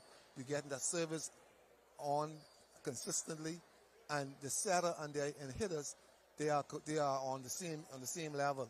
They're thinking on the same level. So right now they're going to be working on their game plan. Like I said, later on they're going to be sitting down. They're going to be watching. Because I know Jason Sanders, he's recorded the match, so they're gonna sit down and they're gonna look over the game with New Providence played just now, and they're gonna pick at the pieces and they're gonna see where the weakness is. Every team has a weakness, and if you scout them good enough, you'll find the weakness. Yes, you'll find the weakness. Okay, so there we have it, Columbus Isle, Exuma, and I'll ask your prediction on this one. Well, it's a matter of how many persons is going to get hit in this game from Exuma. Okay, so in other words, there's little or no chance Exuma has to win this one. No, they don't block well. They have 1 or 2 good blockers, but they don't have a blocking unit. Okay, you cannot have a one-on-one blocking against a team such as Columbus Isle or New Providence. You need to have a blocking unit, and because of that. If players are not blocking, somebody in the backcourt could get hit.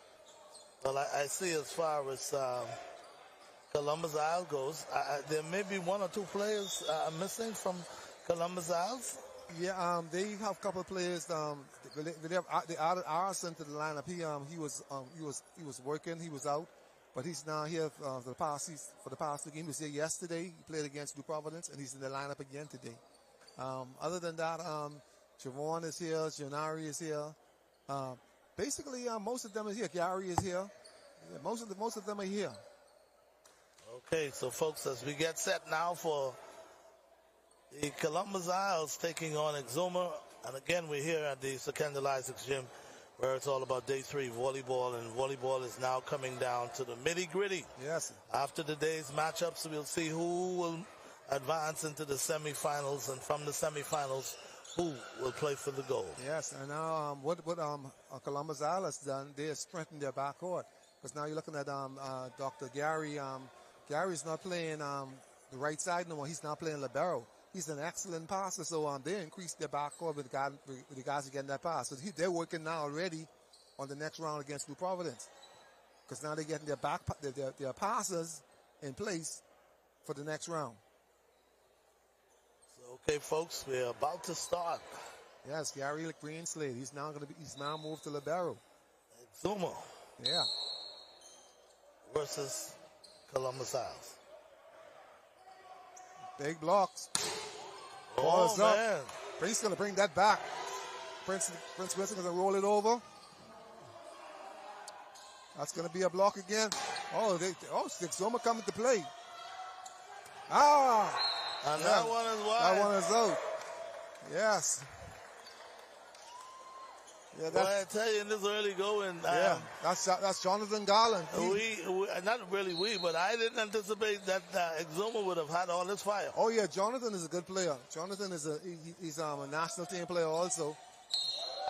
And boy, we have a quick early 2-0 lead for Exuma. He's a national team player now, but Nassau, Columbus Isle needs to wake up. See, there's one hit. Boy, I tell you. Body shot. Someone rolls it over. Ball sets out. And yes.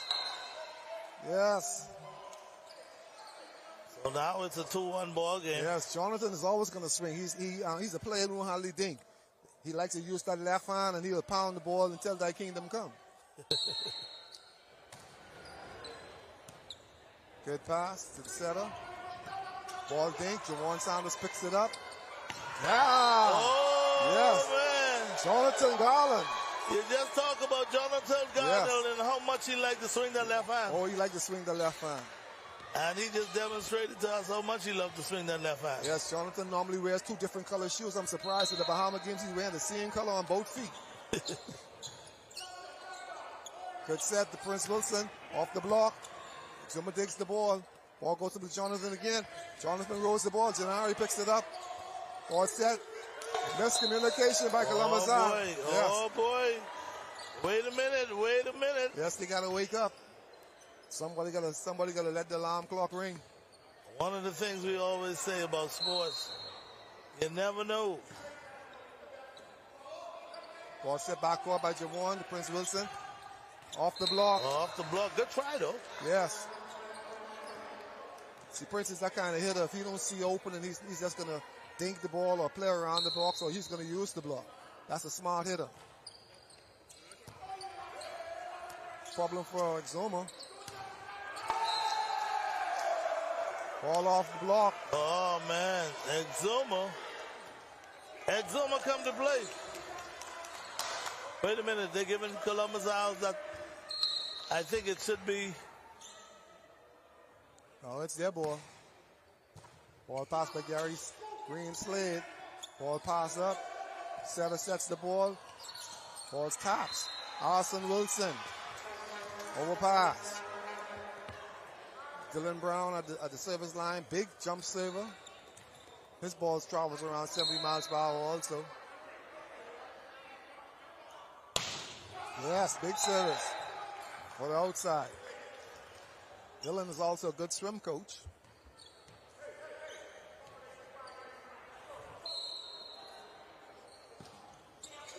Ball pass by, good set. Net, should be a net. Yes. Good dink. Yes, like they say, Prince Wilson is a player, he's a finesse player. He's going to look at what opportunity that's presented him, and he's going to take advantage of it. Normally a jump server, but he's going to stay on the ground. Easy float across the net. Nothing.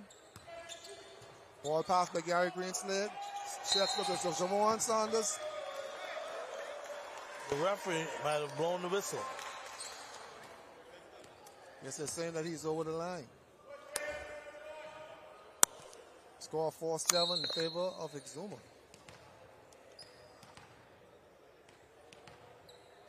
Columbus Isle can't afford to lose this match against Exuma. That takes him out of the driver's seat. Good try for the block, but a little bit too late. Yes, Javon Saunders on top of that ball. He is normally a setter, but that shows you the potential of being able to, the versatility of being able to play any position. So now he's playing the power position.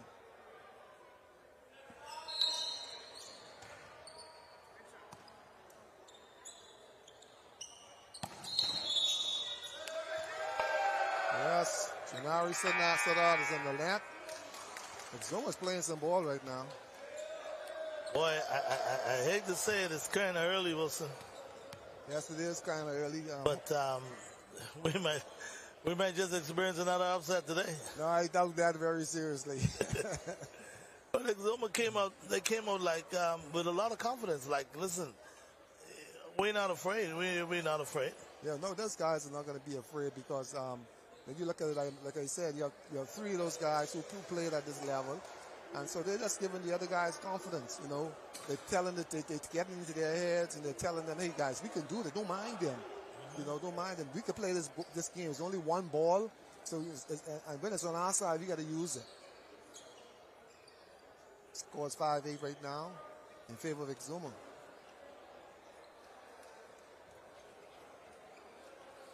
Well, it ain't over until it's over, they say. No, it's not over yet.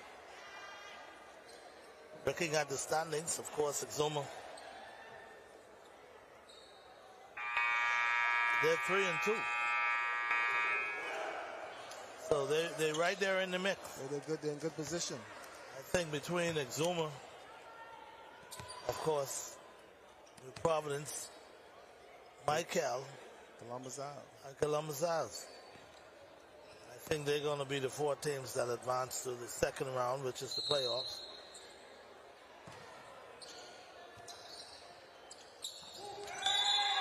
Great block. And we have another block, but according to the referee. Yes, Exuma was in the net. That's the importance of running that middle. Whenever that middle player goes, somebody has to go with him. Down float. Ball hit into the net. Lorenzo Roll, let's pound the ball into the net just now. Score 6-8 in favor of Exuma. I think Columbus Isle is not going to come back. Ball's passed outside. Point for Columbus Isle. Javari Sadar is still at the line. He's going to pick apart those passes. He knows who the weak passes are. He's going to go right at them. Same person again. Ball set. Dylan Brown push it back over. Big mistake. You got to hit those balls or use them. See how you got to pay for it. Big block. Boy. Yes. That ball that Dylan Brown pushed over, it cost them because he should have hit that ball or give it to the setter. Your mistakes will cost you.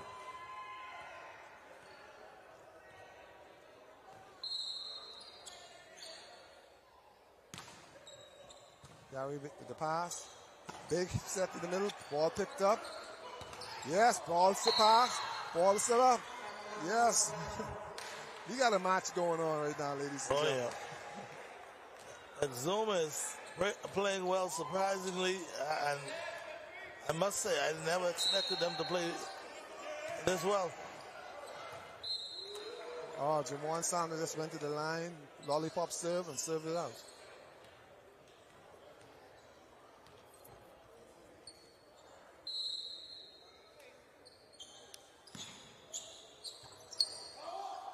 Good set. Somebody's going to get killed. Power spike by Prince Wilson. Point for Columbus Isle. Score is now 10 apiece.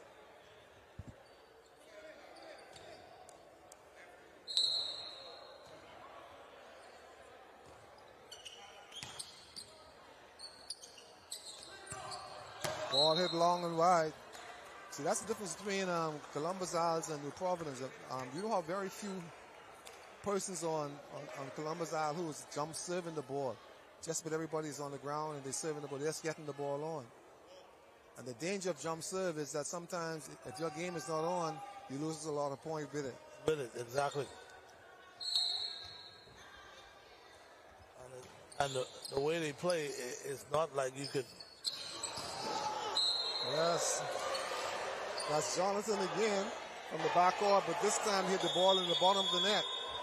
So now Columbus Island is starting to feel the momentum. So Exuma calls a timeout. Yes, they call the timeout because they realize they're losing focus on what they're doing, and they have to stay focused in order to beat this Columbus Island team. Yeah, they're making too much unforced errors. Unforced errors. So now they got to go to the drawing board and get the troops together again and come out swinging. Yeah, they have a good coach with Peter Ferguson. Peter Ferguson is a good former player of the national team, but he's also coached the national teams a few times. The Bahamas national team, male and female. Good coach, a good player.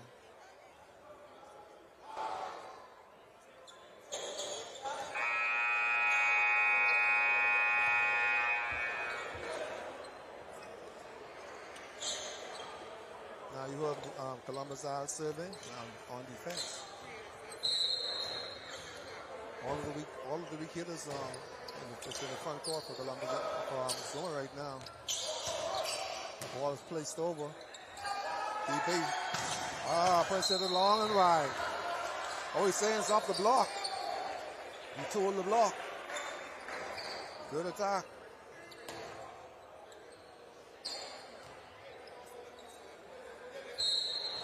Columbus Isles, they're not keeping it simple. They're just putting the ball on. Ball served out. Burrs, Justin Burrs, number 6, served that ball out. Gary Greenslade is now back in the court. He's the libero for the Columbus Isle team. Ball served. Gary passes the ball. Gennari.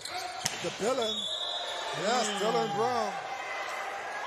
Yes. Oh, man.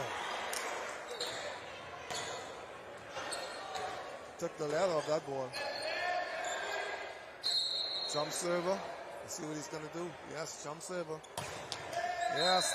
See, that's what I'm talking about. Because jump serve is not only you got to know when to take it off. Stay on the ground.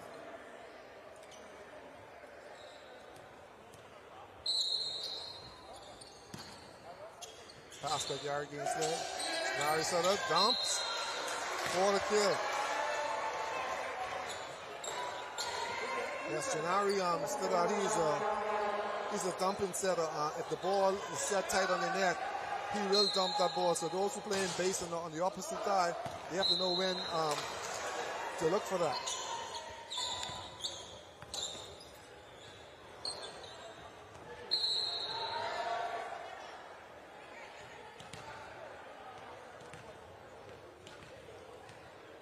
Sumo with the serve. Nice jump flow. Gary Greenslade passes the ball. Talk to Austin Wilson in the middle. The referee saying that he went over. The referee saying that he went over.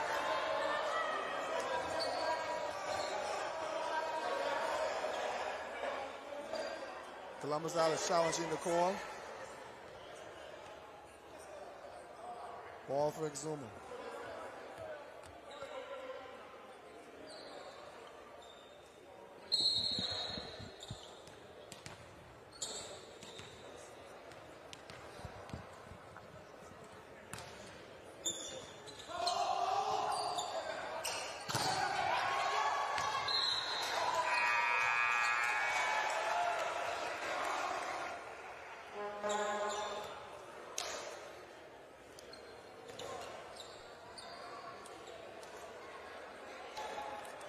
Meanwhile, we got another timeout on the court. I think every time Exumas feel like Columbus Isles is trying to make a run, what they do is call timeout to kind of change the momentum somewhat.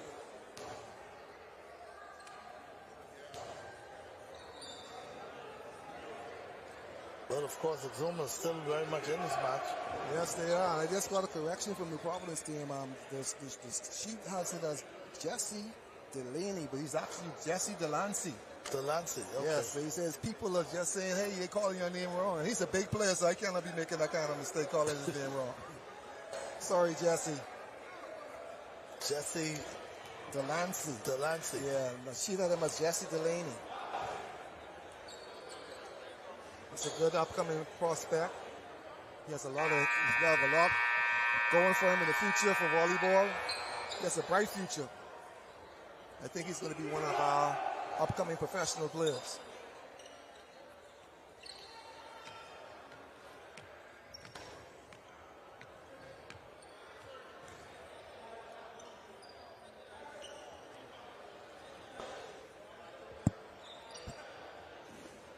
Okay, the game is hot and getting heated in here. I even sweating right now on Showtime. Yeah, I'm wondering if they're going to turn the AC on. I thought it was how hot the match was. Oh, off the block. Off the block once again. Boy, Exuma is not, they're not turning away. No, they are not. They are coming and coming. They're saying if you want this, you have to take it. We're not giving it to you.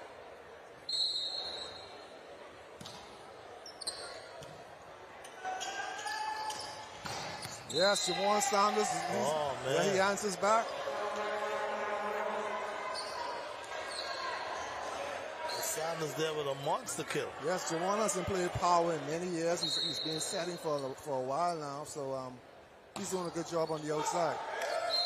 There's where Columbus Island's going wrong. They already have 6 service errors, and all of those are amongst the points. Unearned points.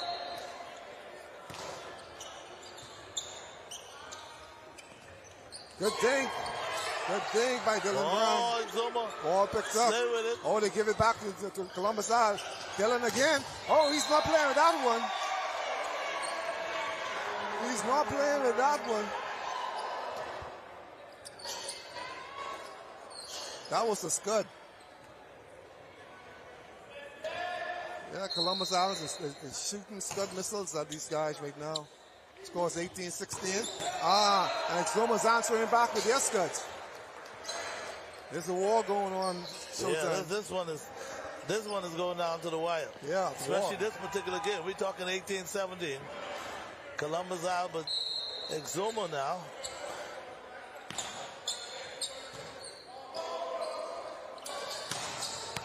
Ball hit wild again by Prince Wilson. You got a score of 18 all.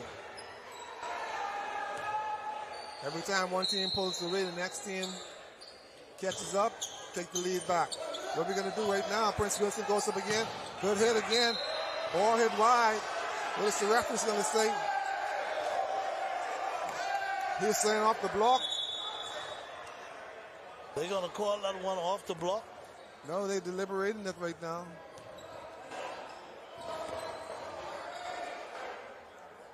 I think the referee's warning. Yes, he's disciplining one of the players who's saying the ball is off the block, and he's being very adamant about it. So he's trying to get them to settle down.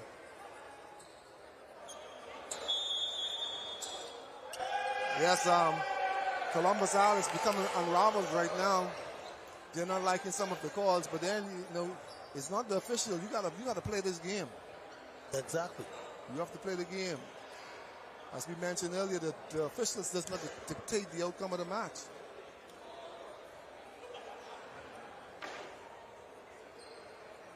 Now the ball may have been off the block of a tip, but if the referee doesn't see it, play continues. 18-19 in favor of Exuma.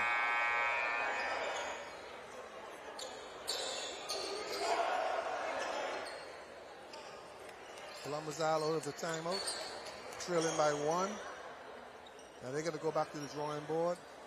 See the signal. Jabari Sadat just signaled his backcourt on what he wants to done. See, signaling again. I'm trying to find out who's giving the signal. Number 3, Seta, front court, Janari Sadat. The only time that play would be called off And that is if the pass is not good. If the pass is good, the play is on. Right there, that's a good call. He called off the shoulder. Prince read it wrong. Yes, he saw the play. Rather than going out, he came in. So that's off the shoulder. So what's supposed to happen is Prince supposed to spike the ball. Yeah. The middle player goes around. Oh, good block, good block. Excellent block. Jonathan is on his game. Oh, my goodness. Exuma comes alive. Yes. 21-18. Yes, they came to play. If someone would have said to me this was going to happen, I would have said no way. Well, these guys come to play. Boy, Exuma. Yeah, Jonathan and his team.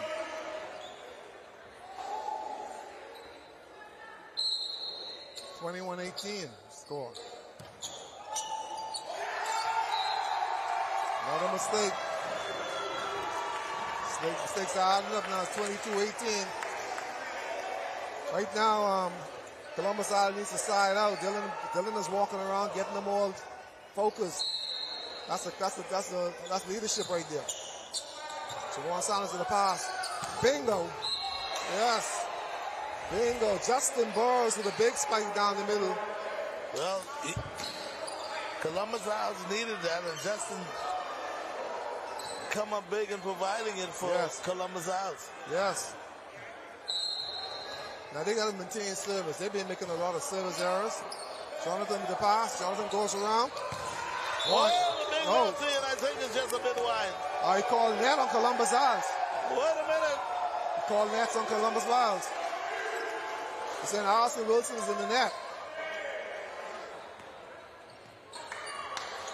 Big mistake at the net.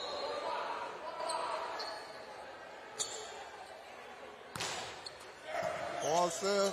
Half like Jawan Sanders. Prince Wilson. Big hit. Boy, Prince Wilson.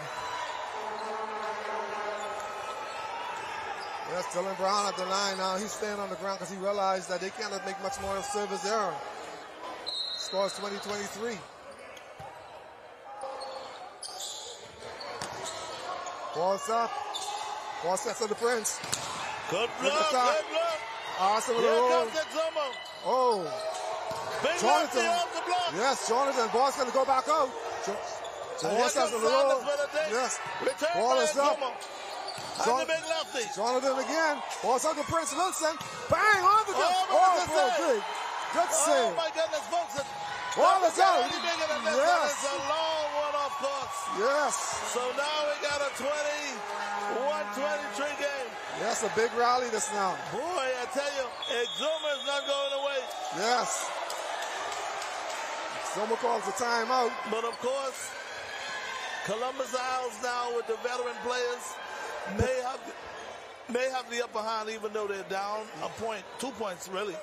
They may be down 2 points, but of course they got the veterans and they know exactly what to do in situations like this. Yes, they gotta make sure everything is done correctly.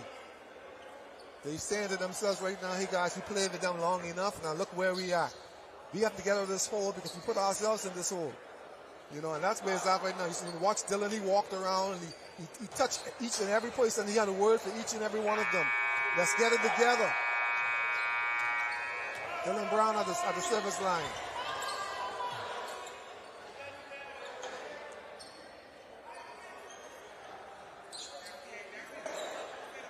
Service on the ground.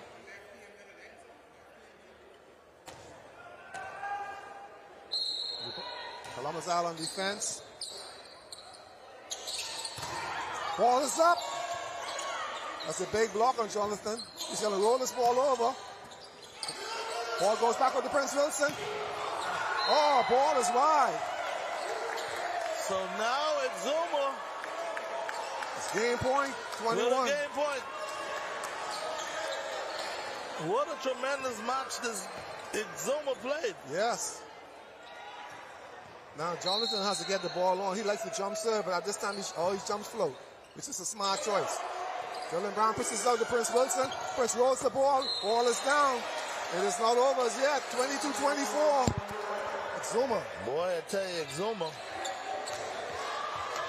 giving it all they got to pull off this first victory in game one. Yes, now we have a problem with yes, big service error. Big service error. So now it's a 23-24 game. Yes, just Jonathan Garland. Jonathan is in the backcourt right now, so that's the major factor in Exuma's attack. So they're in a good position right now for Columbus Isle.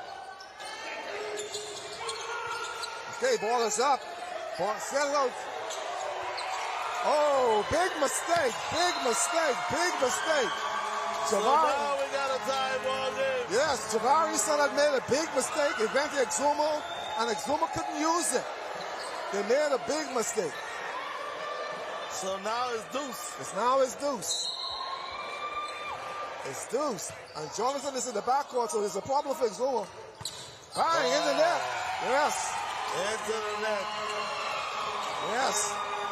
And boy, I tell you, Exuma. Yes, the setter went to him twice, and he did not come through. So now the setter will surely go to the middle player if this ball is passed right. If he goes to the middle player, it's going to get shut down. No pass. All the back to Jonathan.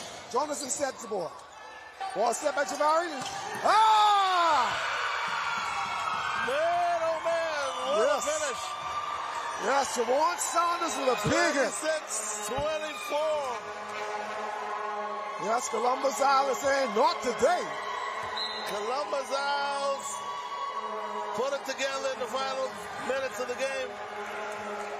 Yes. And came up with a big first game victory. Yes, they're breathing a sigh of relief right now because it would have been very embarrassing if they had lost that game after such a good game yesterday against New Providence. But take nothing away from Exuma. Oh, Exuma came to play. Yes, those guys came to play. They came with pride. They came with pride, and you can't beat pride.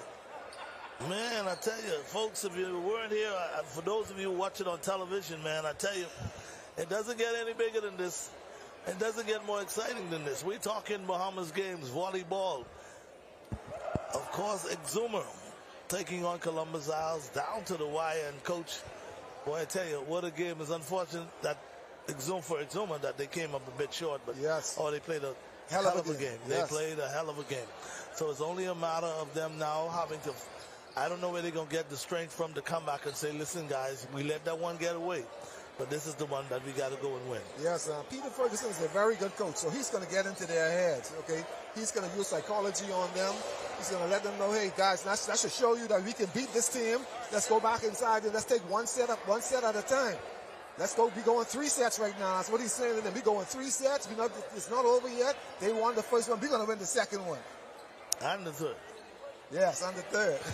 You got to even give them the feeling like, listen, I'm even looking ahead of this game, but we're getting ready to play. Yes, so we got to go and win these 2. Yes, one play at a time. See, he's all up in their head right now. You know, Columbus Isles. That was a tremendous game. Yes. That was a game that anybody would pay a lot of money to see. Yes. I don't care what nobody says, man. Anyone would have paid a lot of money to see that game. To see the way that Exuma come into this match, being a team, of course, 2 and 3, just saying, hey, listen, we're playing the number 2 seed now. Sorry, the number 1 seed, which is Columbus Isle. Let's just go and give it all we got. And believe you me, that's what they did. That's exactly what they did. They give it all they had and much, much, much more. And I would say it ain't over. It ain't over yet. No, it ain't over. It ain't over yet. I still believe if they could find a way.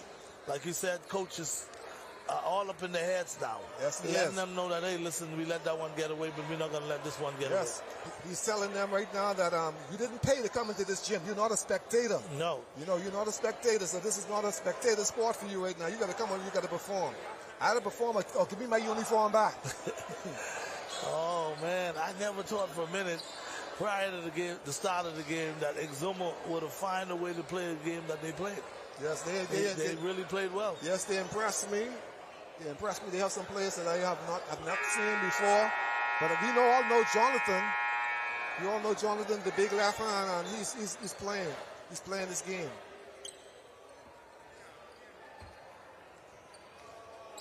Exuma. So now Exuma finding a way to really put it back all together again. Yes, now Exuma's making some adjustment to their lineup. They're now bringing in Tyrone Davis. Tyrone Davis played in prior Bahama games. Was my teammate one time on the Bahama games team. He's coming in. He's a little older than the others, but he still has a game. But I would say this: I don't even know the difference between him and his brother. Yeah, they look alike. He has a twin brother. And Yes. I don't know if that's. Yes, they look alike. I don't know if that's Tyrone. That's Tyrone. Or the brother. But I was thinking Tyrone had already retired. Yeah, But that's what Bahamas. That's Bahamas. Bahamas games Yes. will do for you. Yes, they bring you out of Bring retirement. you out of retirement. You know how much of the fellas that I played with was asking me, Showtime, you're not going to play. No, come on, I can't play. Even though if they let a baseball be any age, I don't know. I might have gone out there and tried to play a little baseball. Because I really want to knock one out of that stadium. You got to. Yeah, I really wanted. That's what I wanted to do. But it's good to see these guys coming back and making a major contribution Tyrone to this year's 50th. It's a statement. Anniversary. Oh, indeed, it is. It's a statement. It man. is. And Tyrone he's based in Exuma right now. He's been back home for a while. For a while, yes, indeed. Yeah, but he looks in good condition. I saw him play earlier, and he was playing like he normally used to play. Yeah, So, he had talent. I mean, I don't know how he is right now, but he's one of the better players. So I got to give him props. Yeah, and Coach Ferguson put him in because now he has years of experience. Yeah. So that is what is needed now against this good Columbus Isle team. See, the thing is, when we talk about some of these games that goes down to the wire, that's when experience comes into play. Yes. It's about being in shape and being committed, being ready. It's about talent and all that. But that's when you see the veteran players step up. Oh, big hit. Man. Big hit by Dylan Brown. Wait a minute, Dylan Brown. Yes, they're starting this game off hot. Downtown Dylan Brown. That's right. They started this game off right. They realized in the Now, hey. you know what? I'm going to watch a couple of points before I make this statement. I'm going to watch a couple of points. Oh, way to go, Exuma. Yes. Hit that ball long. The way how Columbus Isle started out, it started out like the coach was saying to them, listen, we're playing with these guys. Yes. I think we got to step it up. Yes, they have to step it up. They have to step it up because they were in a dog fight. They were lucky to get out of that, to be honest. Yes, good up ball of the net. Javon Saunders. Off the block. Off the block and outside. Yeah, Johnny didn't know how to handle that ball just now. Javon, he don't take no prisoners, man. No. Javon would think one of every 99 balls. Yeah, when he goes up there, he goes up there to cause damage. You see, and he don't normally get to play that position. He's always setting. And because now he's playing that position, he wants to hit everything that comes his way. See, now Dylan needs to go back to what he was doing in order for him to win that. Just putting the ball over. Your jump serve is not on. Yeah, but Dylan he's a little upset with himself. Yes, he is. Good pass. Now he sets it up, set it back. It's Javon off the block. Ball is. Oh! The referee said, the linesman saying the ball is on. Javon Saunders let that ball go, assuming that it was off, but it dropped right on the court. That's losing focus. Gary Greenslade sets it out. Prince Wilson on the spike for a kill. Oh, man. Yeah, these guys decided to zero in. Yeah, they had a pep talk from the coach. Yeah, they decided to zero in. Yes, indeed. You have Justin Burris on the service line. Nice float over the net. Oh, good block. Off the block. They're going to let that ball drop. No. Goes to Prince Wilson on a roll. Ball is up, but it's outside. Outside the Columbus Eye. That's a good exchange this now. Exuma's not afraid to hit the floor. They are going after every ball. They're touching everything. Justin Burris serves the ball on. For a kill. Miscommunication. Tyrone was out of position. Tyrone Davis is out of position. Justin Burris, another serve. 5-3, Columbus Isle. Oh.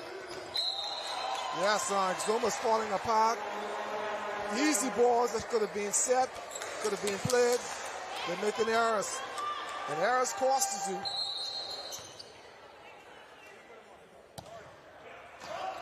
Ball is up. Ball set back. Good dig. Dylan Brown. Joe! Big hit down the line. Jawan Saunders. Jawan Saunders is showing everybody that I am not only a setter, I can hit this ball. He has a big grin on his face. That's a good hit.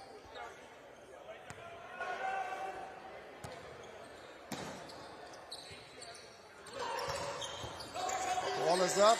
Justin Brown brings it back. But too long.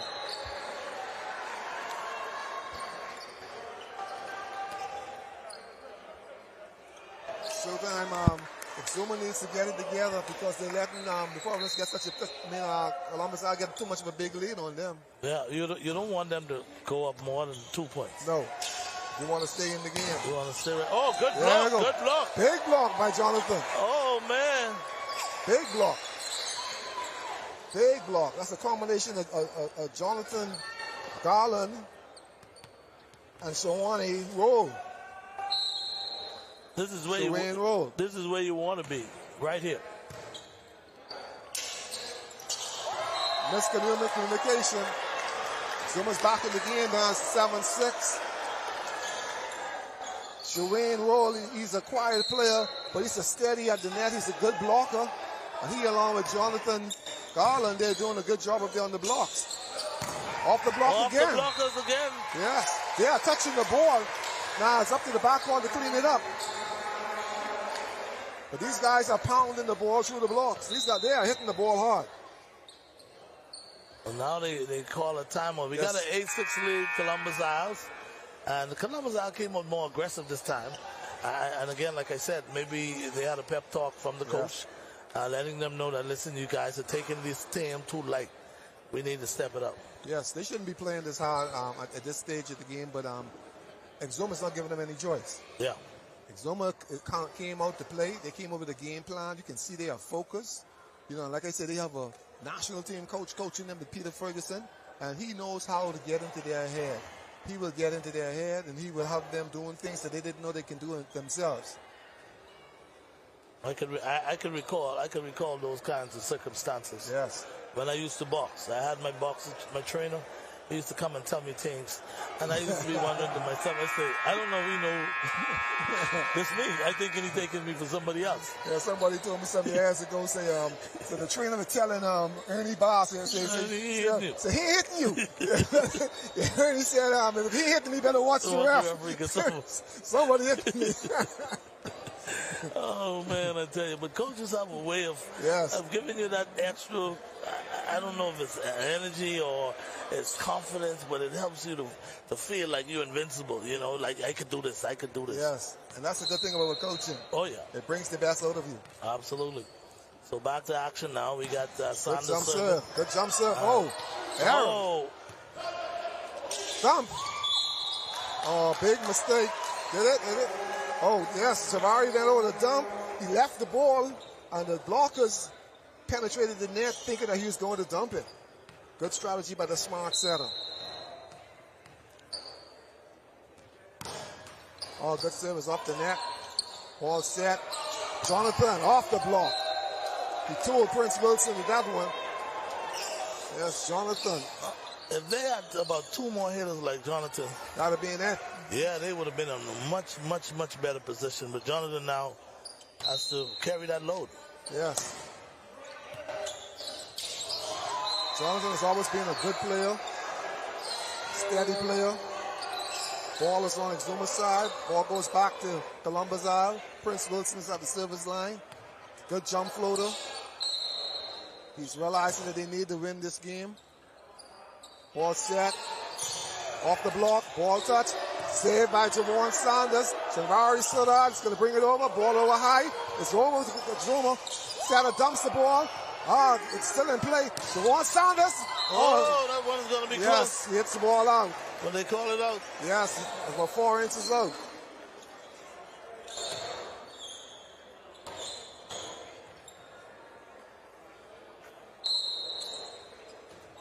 Shawayne Roll at the service line. A nice jump floater. Good service. Gary stood out. Oh! now and again. Oh! Thunder! Somebody say thunder and lightning. Every now and again. Yes, that's the thunder. That would shake he you comes up. up with a big one. Yeah, that would shake you up. He's normally a middle hitter, but he's playing on the outside in this game. Good set, good spike. That's telling Exuma stop playing. Off the block, ball down in Exuma territory. Ball goes back to Columbus Isles. Jabari Silla was waiting on that big block. Timeout, Exuma. Peter Ferguson is not going to let this game get away. Get away, no. He's not going to let it get away. Anytime it gets to more than about 3, yes, he calls timeout. Yes. Get the guys back together again. And if you notice, they are gathering around him, so they are listening, and that's good. When you have players walking all around, going to the bench. Yeah, yeah. Something it's is not wrong. a good thing. It's not a good thing. For some reason, they don't want to hear what the coaches have to Yes. say. So if you don't want to hear what I have to say, you can't be on my court. Yeah. Even if you don't want to listen, you got to pretend like you're listening and you gotta mean pretend. something. Yeah, you got to make it look good. You got to make it look good. Yes, I have coaches like Russia Cartwright. If he see you do that kind of stuff, you don't even play in practice. Yeah. You would sit down on Speaking that bench. of Russia Cartwright, you got to get Russia to maybe join us on a day or so. Of course, we look at the kind of experience, the knowledge that he has, similar to like yourself. Yes, he does. Traveling throughout the world, for that matter. That was close. That was close. They're going to call that in. No, that's out. The linesman, she's right on the line, so if she missed that one, she needs glasses like me. Good pass. Good run. That's a good. See, the middle player didn't expect him to set that middle because he passed the ball dead low, but he got up quick enough to attack. It's smart enough to realize that he did get up. Score is 13-9. 13-9. Columbus leading Exuma. Yes, showtime. Columbus thought they were going to rest this one, but they had to play. Yeah, indeed. It's no time to rest. No rest for the weary. Up the net. Yari sets it. Javon Sanders with the left hand. He switched to the left hand. Versatility. Now he's going to, all the hits he had, he's not going to talk about any one of those other than that one. Other than that one. Boy, I hit on my left hand.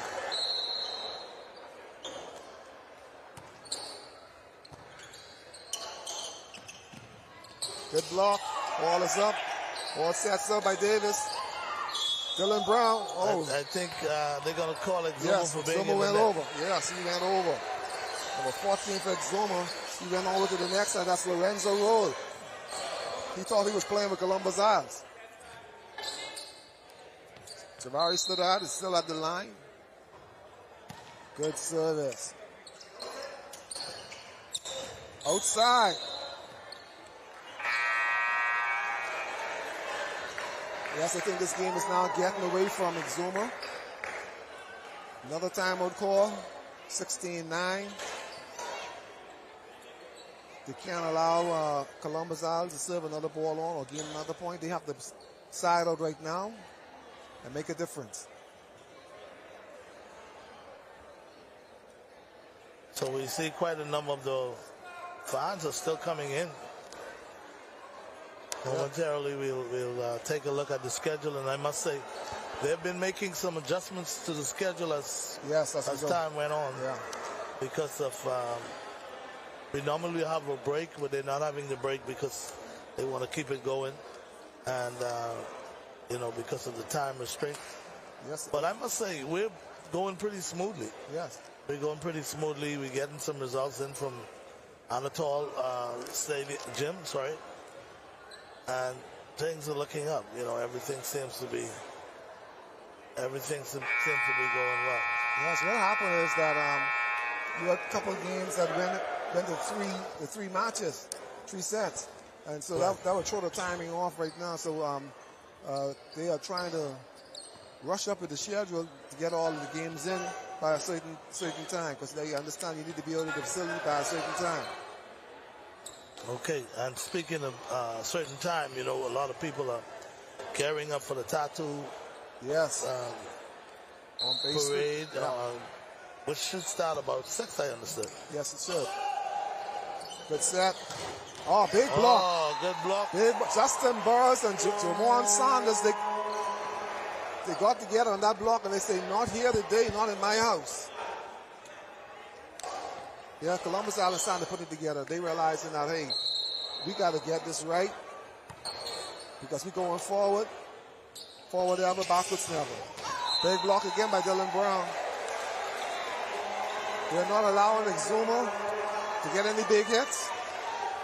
Everyone, they're defending. They're throwing it back in their faces. Javari Sadat, he's now served 6 balls consecutive. Serves another ball. Ball goes up. Oh, man. Yes. And that was nice because he was in the back court and he jumped from the back court. He jumped from the back court, so he did it right. Yes, indeed. The setter needed a break, and so they went to Jonathan, who was a sure hand throughout this tournament, but he didn't come through this time. You have a substitution coming in for Exuma. Coming into the match. Let's hope he make a difference. Number 18, and that's Condez Nixon. Most of the Nixons are from Exuma. Condez Nixon.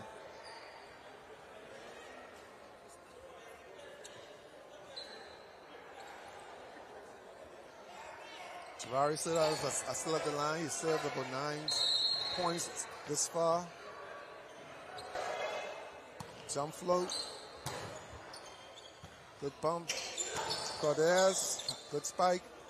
Good step, back step. Jawan Saunders. Good dig. Back to Cordes again. Oh, he hits the ball and hits it out. He's another left-hander. The left-handers hitters are kind of sneaky. You're looking for the ball to be hit by the right hand. I guess Jason Saunders feel that Javari has served too many balls, so now he comes to serve the next 5 balls.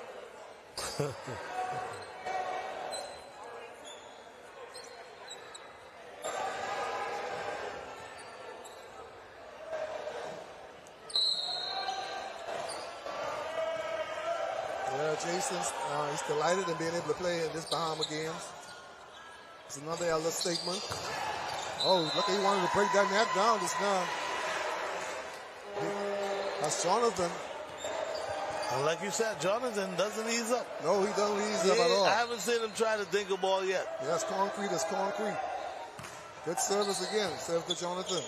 Set of dumps. Not effective. Oh! It worked.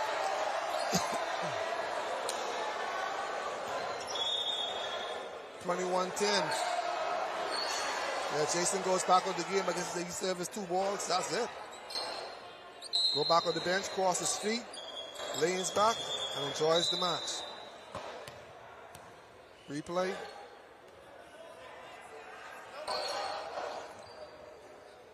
Score 21-10. Columbus Eyes.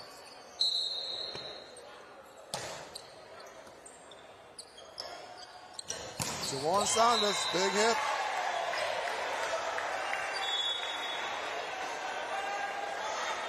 Yes, Jawan is telling the power hitters, watch out, I'm going to take your job.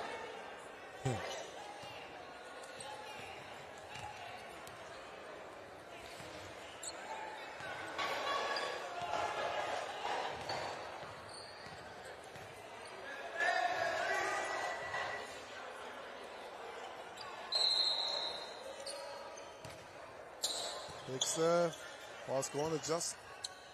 Ball's going to. Oh, that's the first dink. Yeah, the first ball he's not even not hit. Yes, they got to call that. That's on. That's on? Yes, the linesman calls it on. Oh, my goodness. Cross-body shot by Prince Wilson. Blockers did not expect that.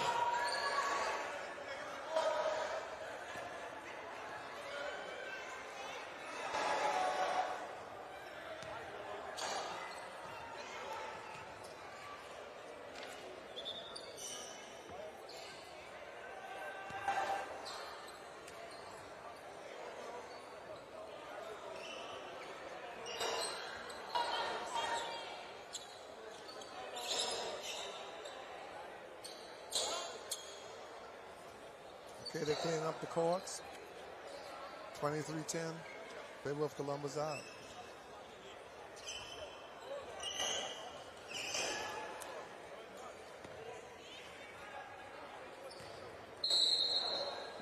Ball is served. Oh, he serves it into the net. So that's what it's all about. When you get a chance to get on the court, you can't make them kind of service errors. It'll be a long time before you find yourself back on the court.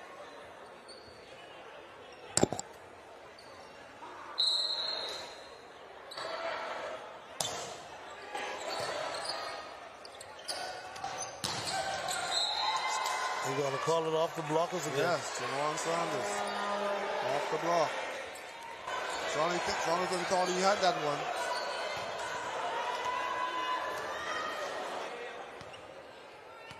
(24-11), game point. Jonathan passed the ball. Oh, good run. Miscommunication.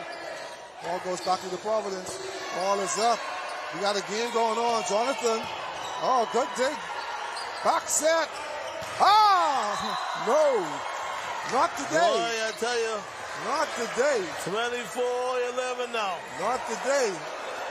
We got a lot of lefties. Columbus Isles with an opportunity to put it away, but came up a bit short. Yes, came up big short.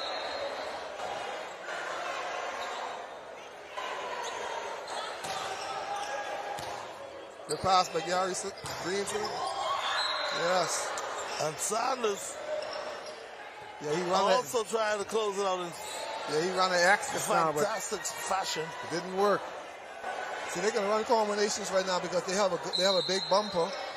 And so they're going to run some combinations trying to get that big exploding victory. There you go again. Go again. Ah! No. 4. Cannot clear the net. You just cannot clear the net.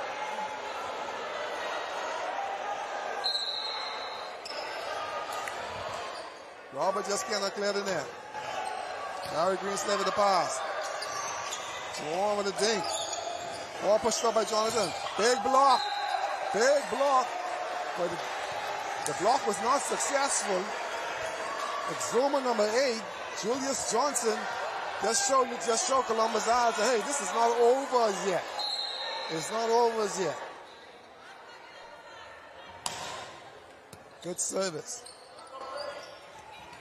Oh, they give him 3 chances. He had 3 chances. And each ball he put in the net. So I doubt another ball is going to go to him. And Columbus Isles are saying, listen, guys, we want you to close this out. Yes, but he's not doing so. The 3 balls they set, then he put in the bottom of the net. You think they'll go back to him? Oh, I don't know. Knowing Zavari, he may not. On the press. Oh, good dig. Good dig. Ball is up. Ball still in play. Ball is still in play. Exuma possession. Oh, man. Exuma, look how they drop it. Yes. Yes. Oh, my goodness, what a win. Yes. Big mistake. Big mistake, but a good game. Oh, a fantastic game. It came down the wire. Excellent game, Showtime. You couldn't ask for a better one. As we see the number 1 seed, Columbus Isles, winning the second set 25-16. Yes. 25-16. Boy, I tell you folks, it doesn't get any bigger than this. We're talking volleyball at its best. Yes, it's the long-awaited, long-anticipated Bahamas games. It's back. And we see so many athletes that we haven't seen in so many years out here performing, coaching. And whether or not they're coaching or on the court, they're just doing their thing. And again, we want to say welcome to this broadcast. We have the Bahama games on its 3rd day, and what a game it was. As we saw Exuma, who came into this match, Exuma giving the number 1 seed, which is Columbus Isles, everything that they can handle. But don't go anywhere now. We got lots of more games coming up. I see the ladies are now getting set to hit the court. If I'm not mistaken, it seems to be that team out of Columbus Isles for the ladies. And they're getting ready. They're getting ready to hit the court as we speak. And again, what a match it was. Exuma coming into this match. Of course, Exuma, underdogs against Columbus Isles, and boy, they give Columbus Isles all they can handle, especially in that first match, that first game. But unfortunately, Exuma were not able to get over the hump. So congratulations going to Columbus Isles now. Columbus Isles now who improved their record, if I'm not mistaken, to 6-0. And that means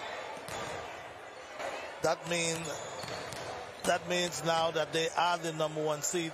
And of course, I have with me Sernhard, with me, of course, one of the premier players today, doing such a fantastic job. You were doing most of the setting. So tell us about it, and tell us what has you guys all motivated and ready to play the way you are playing right now. I think all the guys up a lot to the game. Want to come out there and represent well. A lot of the guys are senior members, and we got competition. So Zuma put up a good fight. Kudos to those Indeed, indeed they did. And look forward to the rest of the competition for the rest of the time. Okay, now you guys had the upset for yesterday. Going into the game between Columbus Isles and New Providence, and everybody had New Providence to win the game.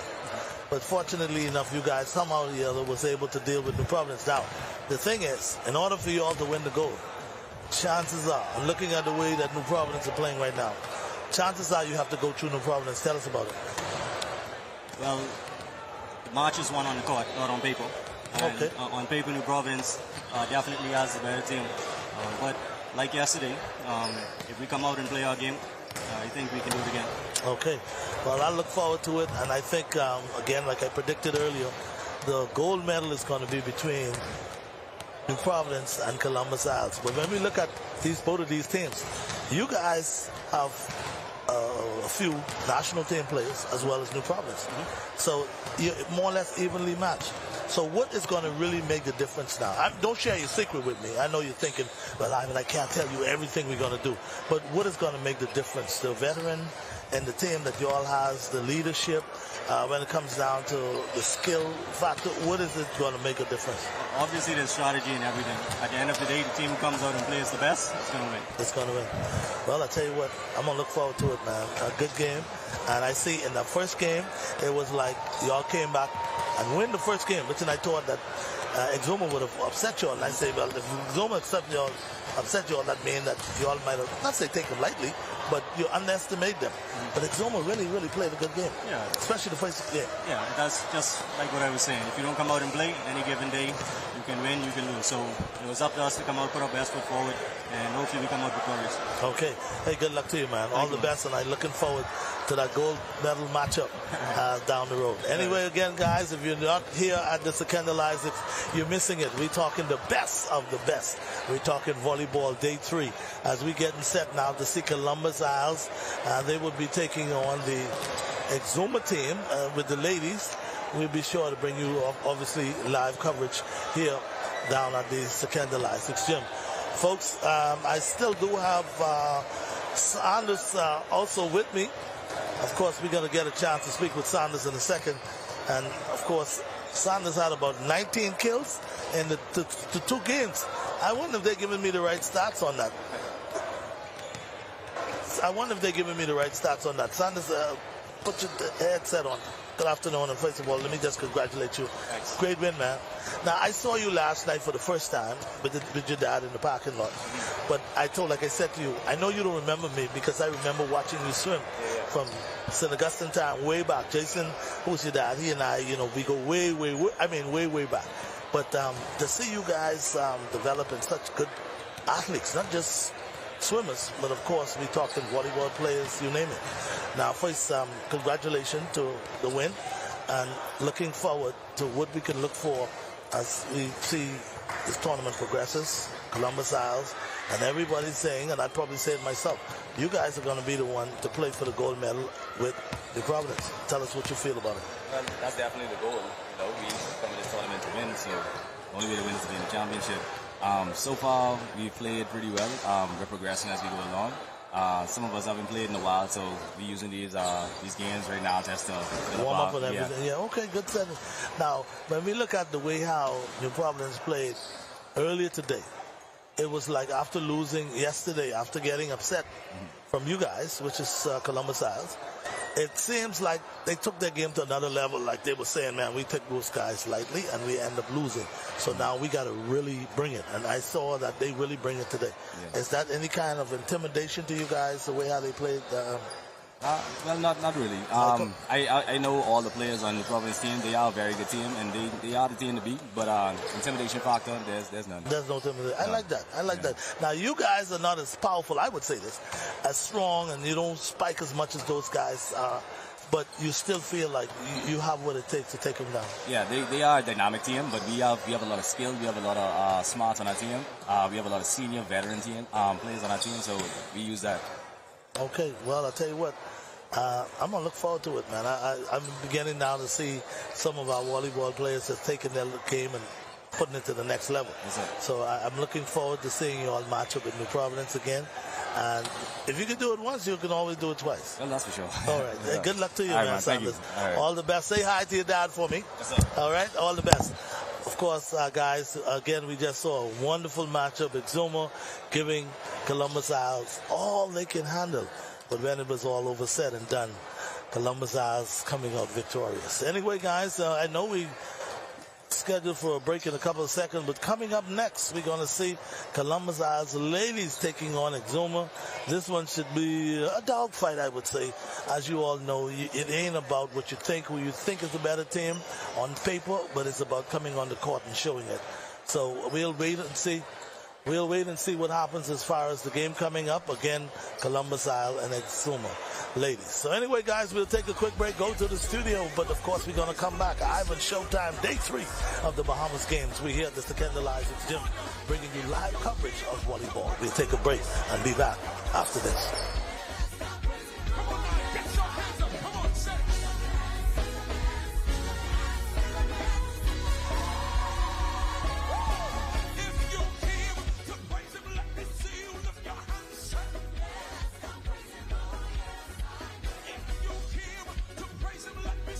Lowe's means a lot to me. Seeing my customers smile brighten my day.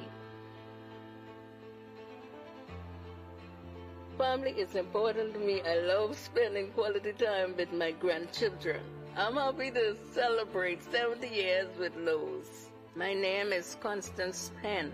I've been working with Lowe's for 48 years. I hope and trust that they have another 70 years to come.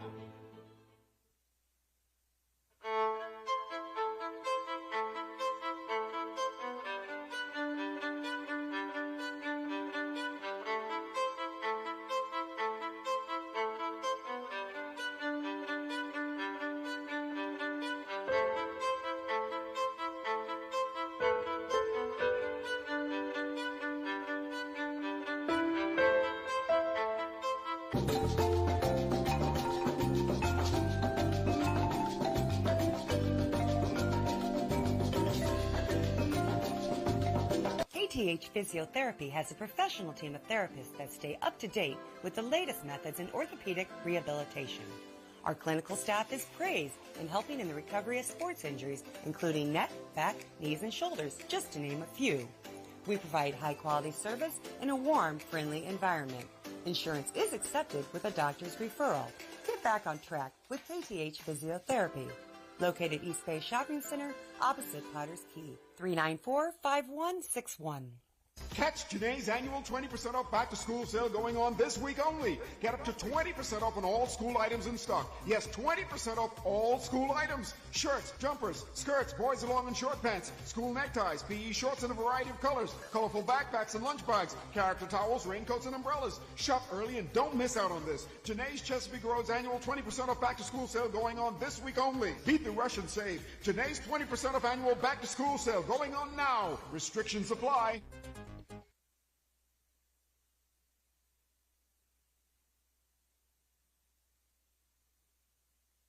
Celebrate 70 years with Lowe's. My name is Constance Penn. I've been working with Lowe's for 48 years. I hope and trust that they have another 70 years to come.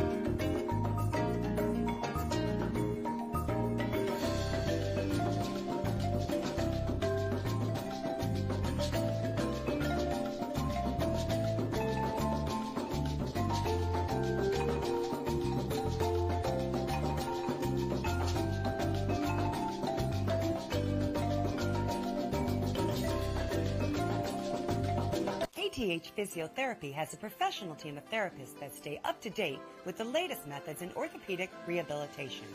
Our clinical staff is praised in helping in the recovery of sports injuries, including neck, back, knees, and shoulders, just to name a few. We provide high-quality service in a warm, friendly environment. Insurance is accepted with a doctor's referral. Get back on track with KTH Physiotherapy. Located East Bay Shopping Center, opposite Potter's Key. 394-5161.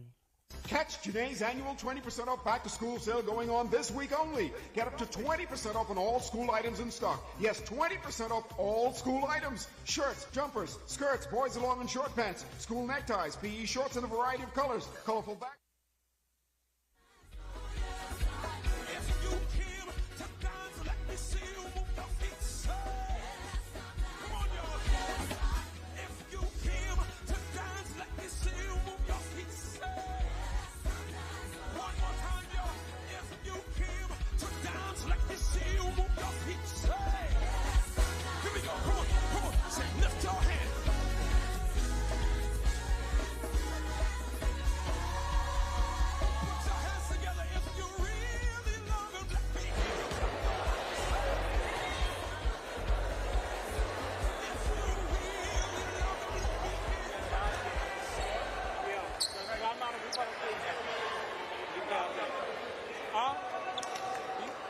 Go.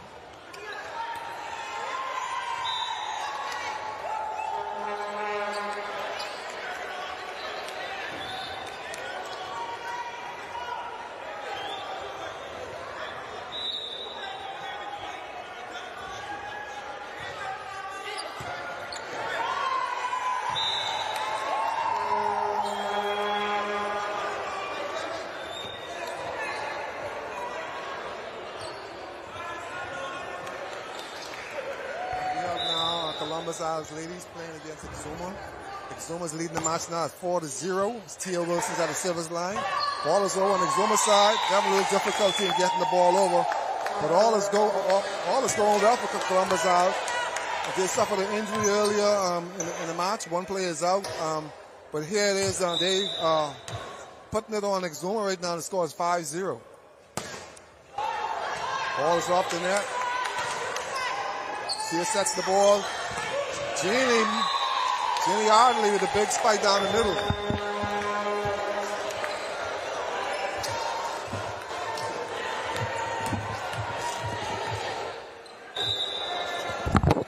Yes.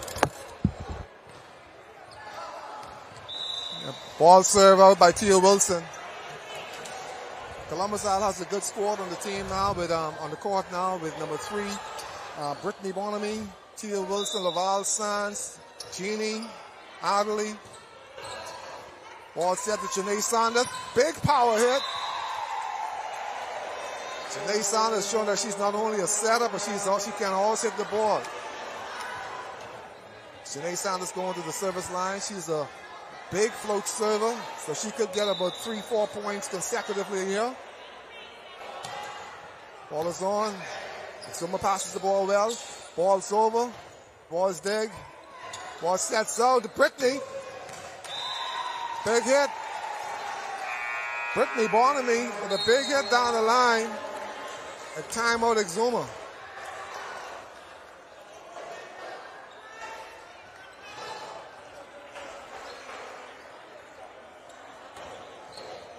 Yes, good match going on here. Just got an update from Grand Bahama men. One of the men of Grand Bahama, the Toy Williams. He's reminding me that he was from track and field. He's an Olympian, but he's here playing volleyball for Grand Bahama. So he's a 400 4x4 specialist, I think it is. And I always thought that he was a part of Barker's Road program, but he said that no, I know him from track and field. So my correction on that. LaTroy Williams, an Olympian who's playing and representing his island of Grand Bahama.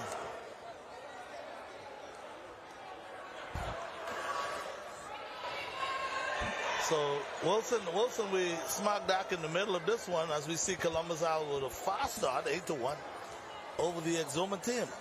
Now I didn't get a prediction for you in this one, but watching Exuma play earlier. And, of course, coming to face now, Columbus Isles ladies be talking. Yes. And right now, they're 2-1, which means that they're thinking about that medal round. Yes, Showtime. Columbus Isles, they're playing now. They're getting psychologically prepared for the medal round. And so they're not going to take any prisoners. They're not going to play around with Exuma. Ball that's hopped over the net. You know, Exuma has a good history in Bahama games. They were the silver medalists of the last Bahama games. Yeah, and also they won the gold in softball. Exactly. So Exuma has good potential coming out of that island. Ball set back court to Laval Sands. She hits it out. Columbus Isle ladies they're having to make a lot of adjustments with Crystal Roll Brown. She battled with an injury in the first match. So they short one player. But Brittany is bringing it today. Brittany is bringing it today, NC State. She's bringing it today, and she is one of, in my opinion, before she got injured, she's probably, in my opinion, one of the better players in volleyball in this country today.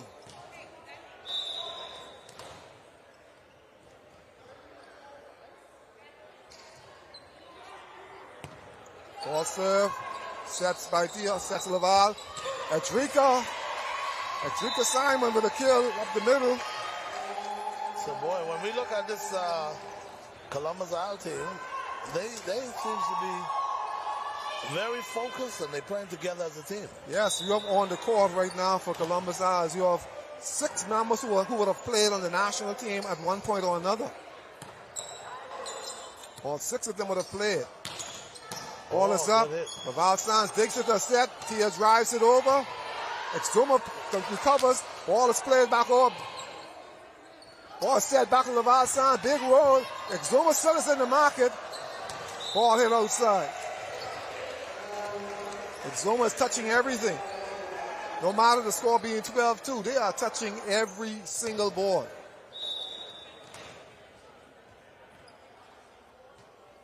Genie idly on the serve. Ball pass, good pass. Pushed down by Adrika. Ball serve, no. Ball point. So we're seeing Columbus Al just rolling right now, 12-2. Actually 13-2. Yeah, still on the roll. And this is good for them. Genie with a jump float. Ball pass, she's passing some good balls in the back there for Exuma. Eugenie with another pass. Ball set to Rika. Miscue. Ball goes back over, and it's on the court. And it's on the court. Yes. What a place. Yes. One of the bright spots thus far for Exuma. Yes, I don't know if it was a mistake or whether it was intentional, but it was good. Showdown these girls are playing. Oh, yeah.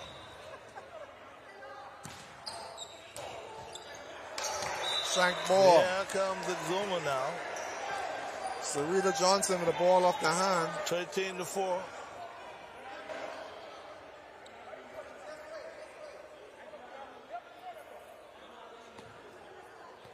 (13-4) Exuma. Columbus Isles. Columbus Isles with a comfortable lead. Ball's off the net. But they better don't take it for Ball granted. goes out to Brittany. She thinks it over. Down the line. An attempt to make a football return. Good try, but no cigar. Yes. Laval Sands is now at the service line. Number 7, Laval Sands, tough server. Always has been a tough server. She's a problem for any team. Good serve by Exuma. Ball is coming back. Exuma's playing some ball. Ball sets out to Brittany. Brittany hits it down. Almost knocked her out. Boy, Point. Brittany. She is truly a force to reckon with. Yes, she is. Powerful. Good service by Laval Sands. Yeah, with Brittany Barnaby, he asked me, she's one of the top 3 Bahamians outside hitter ever in this country. You have people like Margaret Albury and Jackie Conyers and Brittany, she's right up there with those crew. Speaking of Jackie, now Jackie has made her mark in volleyball here in the country for numerous amount of years. Yes, she has. And when she was on the way out, we got Sharice Roll, who's another top 5. We put her behind Jackie so she could learn the skills from Jackie, and that she did. Wow. You know, so we have always and been. Jackie used to have another sister who played as well. Yes, Vanessa. Vanessa. Yes, Vanessa played for a number of years. She was also an excellent volleyball player, but she didn't stick with the sport for a while. But Jackie made volleyball her home. There you go. I know that there was one point when she would have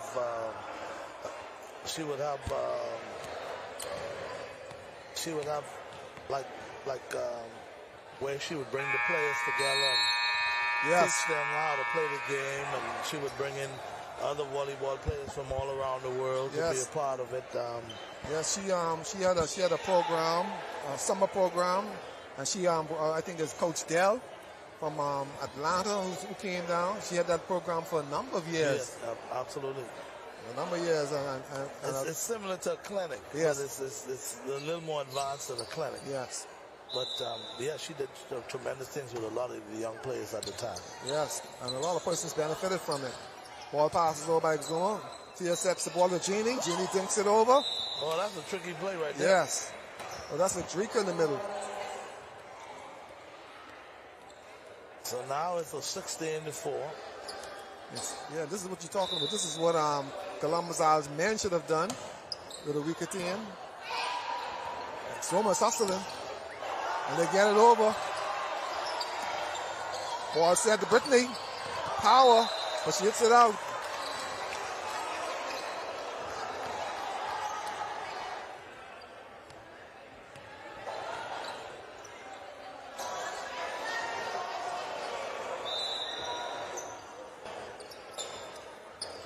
Ball's in the net.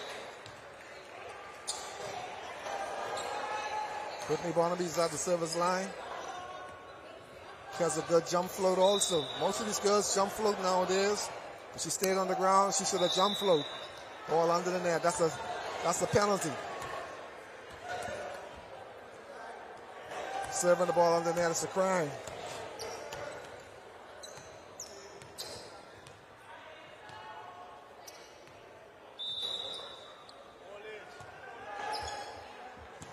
Good pass.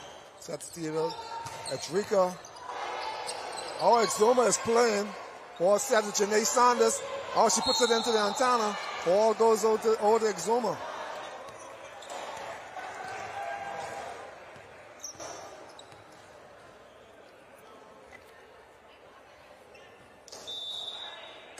So over the serve. Ball off the net. Edrika's not free. Simon hits the ball out.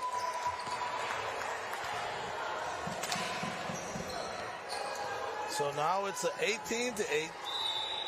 Columbus Isles with the lead. Yes, the service is putting them off because the young lady, she's putting everything short. And they're not doing well with that. Janae Sanders with a spike. It's off Exuma for a point. Columbus Isles, 19-8. It's the score.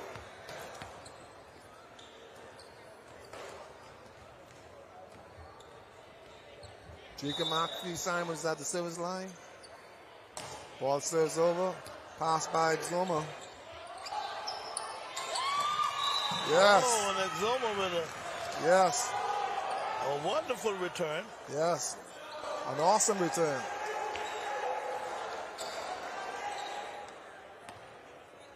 What a good return. 19-9. Exuma still isn't laying over and playing dead. Communication problem here. Brittany puts it over. Free ball for Exuma. Gives them back the free ball. Yes, Exuma is fighting. Brittany from the back court. Ball is still up. Ball is live. And it's outside. Good try by Exuma. Yes. Yes. Good effort by Exuma.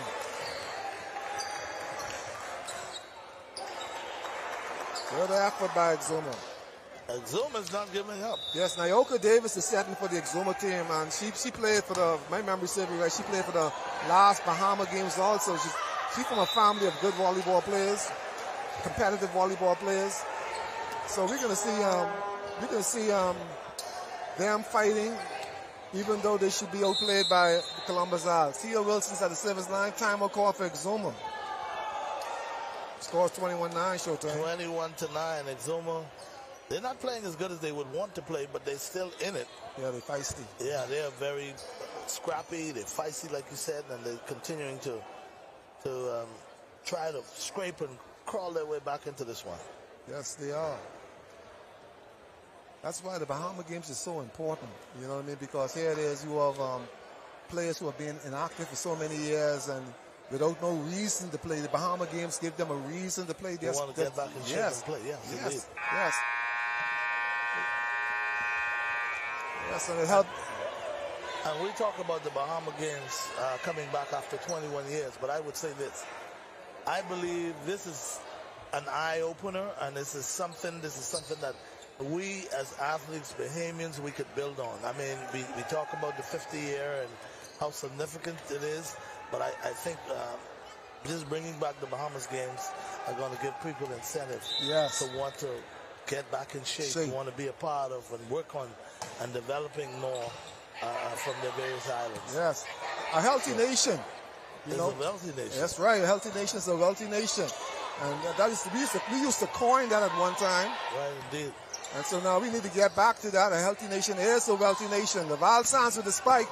It's going with the answer, but I know we're all going to Columbus Isles' favor. So now this will get people now. Once they announce it now, next year it's an Olympic year. It's an Olympic year. So they might decide to come back in maybe 2025. Or maybe 26. Yeah. But what that will do is that will give a lot of the athletes time to get back in shape and to get that interest back again. Yeah, and I can guarantee you, we're going to see more competitive, whether it's volleyball, baseball, basketball, tournaments because people are going to prepare for it. I totally agree with you, Showtime. I totally agree with you. And I think it should be in another 2 years. It should be 2025. Yes, indeed. Maybe we could miss the Olympic year and bring them back in 25. Yeah. And if we do it consistently, often, even make it a mandate to say, listen, every 3 years. Yes. Or every, maybe 2, 4, whatever years we make it out to be. Yes. And we stick to that. And I can guarantee you that we would see more persons, again, like I said, trying to improve themselves, work on their craft, and just to try to make their presence felt. I totally agree. During these Bahamas games, because this is significant. And I like the way you put it. You talk about comparing it to our Olympics. Yes. You know, where we have things happening from various different family islands, and everybody coming here. I understood that sailing now is getting more exciting by the second. Yes. Because what is happening in sailing now is we see those Long Island boys. Yes. They are just ripping things up as They're far as sailing dominating, goes. yes. Oh, yeah. They're dominating. I was hoping one of my buddies from out of Black Point, Nabi and Magic and those, I was hoping I would see them, do well too. They're doing okay. But boy, them Long Island boys, Stephen knows and those. They stepping up. Oh, it's something about those boats. They always set the bar. That they knows, but they don't tell nobody. That's the only thing I could say. Yeah, they always set the bar, in sailing, and Exuma wasn't too far behind. Exuma was on par with them. Exuma's on par with them. I love Exuma, especially in the C class. Yeah. With Buzzy Roll and all those guys. Yeah. But now, boy, I don't know what they got to do to keep up with Stefan knows them.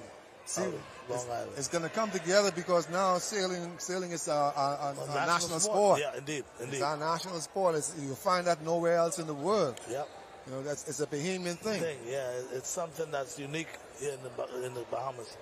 And for years, they were thinking and talking about changing it from cricket because, say what you like, cricket isn't impactful. No. Like a national sport should be. Even when it was played here, it wasn't as impactful. It wasn't something that, when the British came here, that was something they played and they passed it on. And of course, most of those teachers and all those, but they played it. But then it just watered down. That field hockey and netball. Yeah. Cricket, field hockey, netball. Yeah, those were the British. The British played those. Yeah. So now we're seeing, of course, sailing being a national sport. Yeah, people say that, sailing is very expensive and so forth and so on. It can be. It can be, but when you look, and see, sailing is not a sport like chess or checker. You have a whole large team, and when you look at it, once they introduce that into the high schools, and it goes to another level because now you have the younger players, the younger athletes in sailing. They're now participating, and like you said, Long Islanders, they're building the sloops. Oh yeah. So it's feasible for sailing to grow to another level. Absolutely. So I haven't gotten any direct results from sailing as yet, but based on what I got earlier, we have the Long Island boats that's ripping things up. Yeah, those guys are setting their mind. They are setting their mind. From what I've been hearing, all of the games has been exciting. You have some disciplines that's not started yet, and it's going to get on the way, so it's only going to be better and better. Oh, yeah. And I know we do have matches down at the Anton Rogers. And I think I mentioned this one to you before. Exuma defeating Andros. That's in men. 25-20 and 25-18. I think we might have had that down already. Yes, we did. We did. Okay. They just sending me, I guess, another update, and I have that one included in that update. So now we're getting set now for the second game of this match between Exuma and Columbus Isle. And Columbus Isle still in control. they're still doing what they have to do just to continue to win. Yes, they are. see the referees now getting together. Yeah, they're climbing up that step. Climbing up that step to get things ready. You have the senior official, Mr. Green. He's the senior official. Okay. Kirkwood Green. Now, did you notice on the scoreboard everything went blank? Yes, I did. Now, I don't know what's going on there. Somebody pull the plug. Somebody pull the plug. Okay, it's back up. It's back up now. I don't never like that term. No. Somebody pull the plug. Yeah, yeah. I don't know. I'm afraid of that. Yeah, that's what happened in New Providence yesterday against Columbus High. Yeah, somebody pulled the plug. Somebody pulled the plug. Teal Wilson at the service line. First play in the game. Good pass. Ball is up. Someone's going to put it over. These guys are hustling for everything. Ball's going to roll by Brittany, and that's going to find the court. Oh, man, what a shot by Brittany. Yes. And a lot of times you find that the folks who are supposed to be in the backcourt, yes, they get caught up, and next thing you know, they leave their position. It's an open. And there it goes, right at the back. Big service. Oh, good serve. Big service. Yes, right now, Columbus Island ladies, they are gelling. They're communicating. You know, they're talking. They're making use of every ball that comes their way. They're staying within their limits. Big service by Tia Wilson. Ball served out. Fortunately, the Exuma player missed it. Yeah, she meant to try to return it. Yeah, she swing at it. And she swing at it, but she missed. And it's a good miss. Yes. If we were playing softball, it would have been a strike. Yeah. Good service. Side out. Brittany's in the way. The Wild Sounds roll the ball. Ball is up. Ball is pushed back over. Janae Sanders play. Brittany puts it over. No. Not successful. So now Exuma with a little more enthusiasm this time around. Yes. And the young lady who's serving right now, she reminds me of how the Japanese are serve. Yes, that's side arm. You're right. They turn their entire back. Yes, that's Nayoka Davis. Yeah. They turn their entire back to the court. That's Nayoka Davis. She's related to Tyrone, those. Tyrone Davis? Yeah, she's related to them. Okay. That's what we talked about earlier. Right. And the family.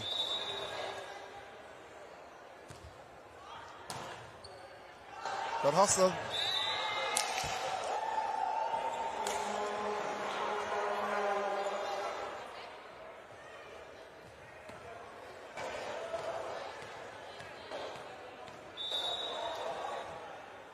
Brittany Barnaby with the service for ace.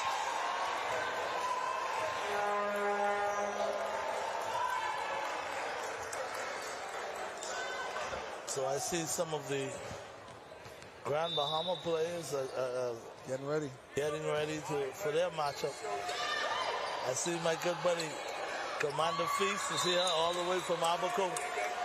Yeah, man. Feast the Beast. I hope everything is well with you. I know you guys didn't have a too good time as far as baseball goes. Didn't do well as far as baseball goes.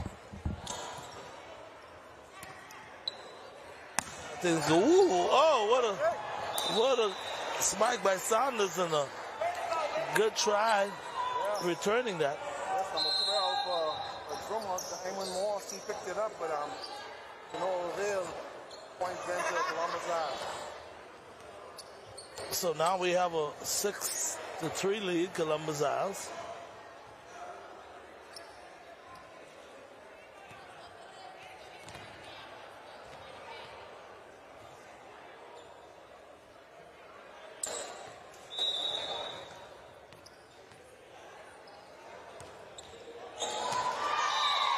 So there you have it, another ace, 7-3. Boy, I tell you,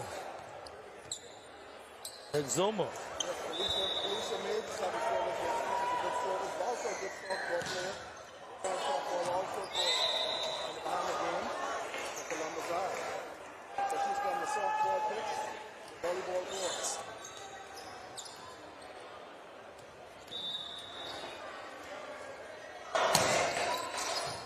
Good pass.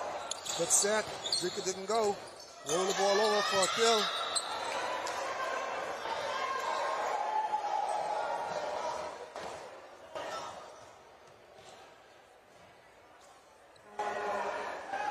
Without signs at the service line for Columbus Isle. So on the corner, kill, another ace. Columbus Isle girls are shouting ACE, ace. Foul sounds the service again. Ball pass by Diamond with a spike. Diamond Moss with a spike. Tanae is saying that's how you hit it if you want to hit it. I tell you, that Tanae is something else. Yes. And she is one of the shorter young ladies in the front line. Yes, she is. Both of the other ladies that are in the front line right now is taller than she is. Good service, good set. Diamond Moss with a good spike. The outside, she's trying to hit this camera. She just barely missed it. She forgot the camera's not a part of the game. So now we got a 10-5. Columbus Isles cruising. Off timing. Yes, miscommunication.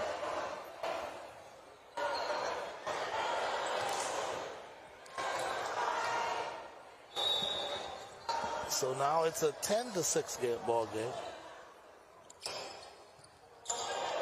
Ball pass by Brittany.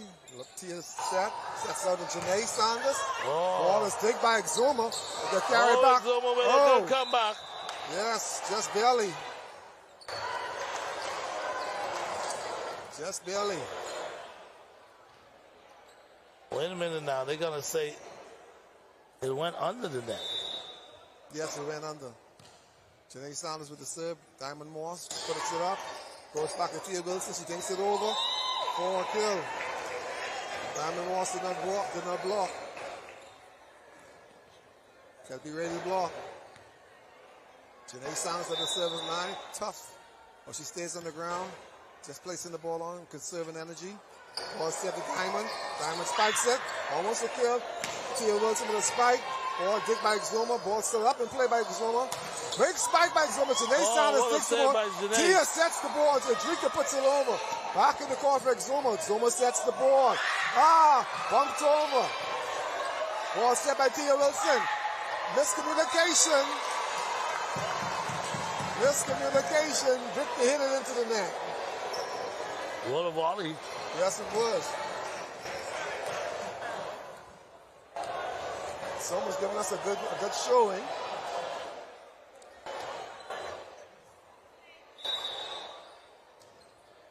Ball serve. The foul sounds past to Tia Wilson. She set to the Brittany. She pounds the ball again, but Exuma picks it up. Ball sets out. For a kill. Exuma. Yes. Exactly. Exuma's not laying down and playing dead.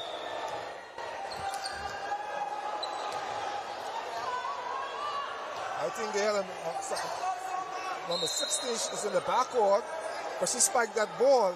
So the referee missed that call. Number 16 for Exuma, Alicia Ferguson. She's a backcourt player, but she spiked that ball from front court.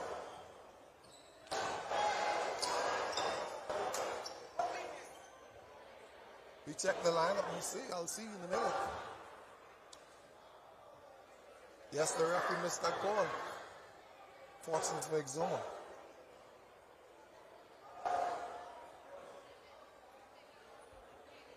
Substitution. Eugenie back in the game for the Providence. Philly is out of the game. At the service line. Udrika's at the service line. Drika Marquis-Simon, she's at the service line.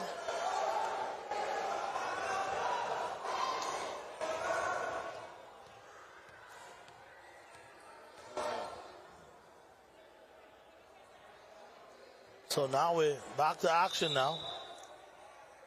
After getting that sorted out. She gets it over. Ball is over. Ball the place. Tia set the ball to backcourt to Laval Sands. She rolls it into the net. And Sands is a bit upset with herself now. Yes, she is. After having an opportunity to really. Yes, Sands is a good athlete. Also, she won a number of individual awards at CBC. She won Best Passer. She won Best Libero for a number of years. So she's a defensive specialist. She also can set the ball and she can hit. She's one of those players who learn how to play all of the positions. But she has won a number of awards at Caribbean Volleyball Championships. Thea Wilson serve. Diamond pushes it up. No avail. So now it's 15-8. Of course, Columbus Isles. Big service. All set. Big spike. Jenny blocks. Ball is up. It's over again. Exuma trying to really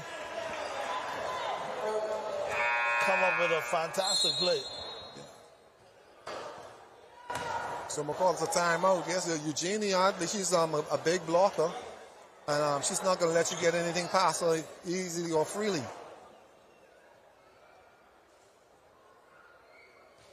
She's a member of the Royal Bahamas Defense Force. And just now she was protecting the borders for Columbus Isles. There we have it. I like that. It's all about defense.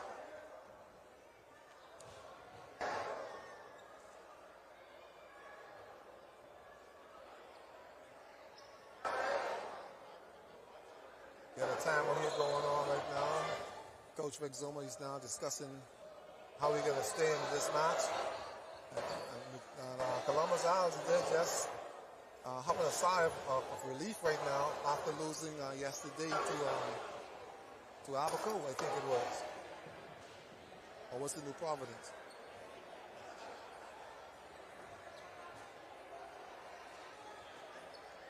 You're referring to yesterday's game? Yes.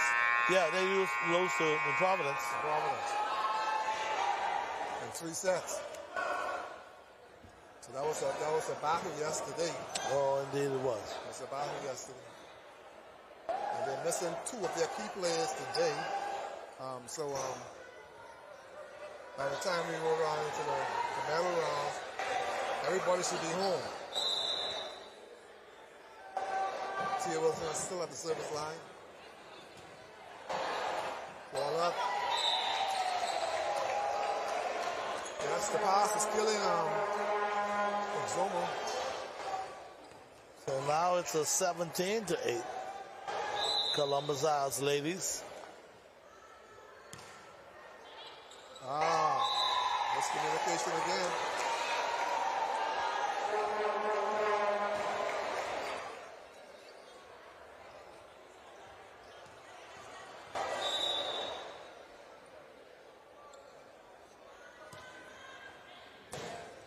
Great pass.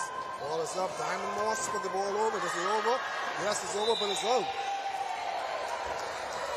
Boy, we're seeing now Columbus Isle in full control of this match. 19-8. Yes. Meanwhile, I see the Grand Bahama team. They're getting ready to play the next game. Yes. Diamond should try to put that ball over. They need to just try and keep it simple. Right now, Columbus Isles is not taking any prisoners. They're going to try and get every ball on the court. However, Thea served that ball out, giving the ball back to Exuma. Now, Yoka Davis is at the line.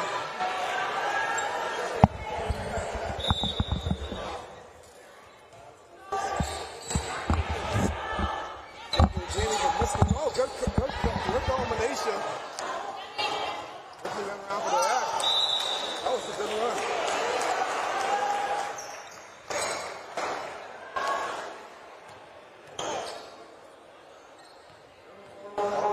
Service line. Good service. Good pass by Exuma. Yoka Davis got the ball. Ball spiked out.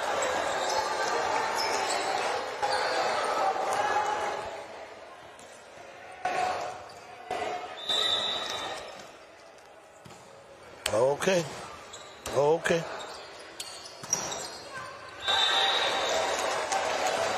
Okay, so now it's a 22-9. Sorry, 22-10.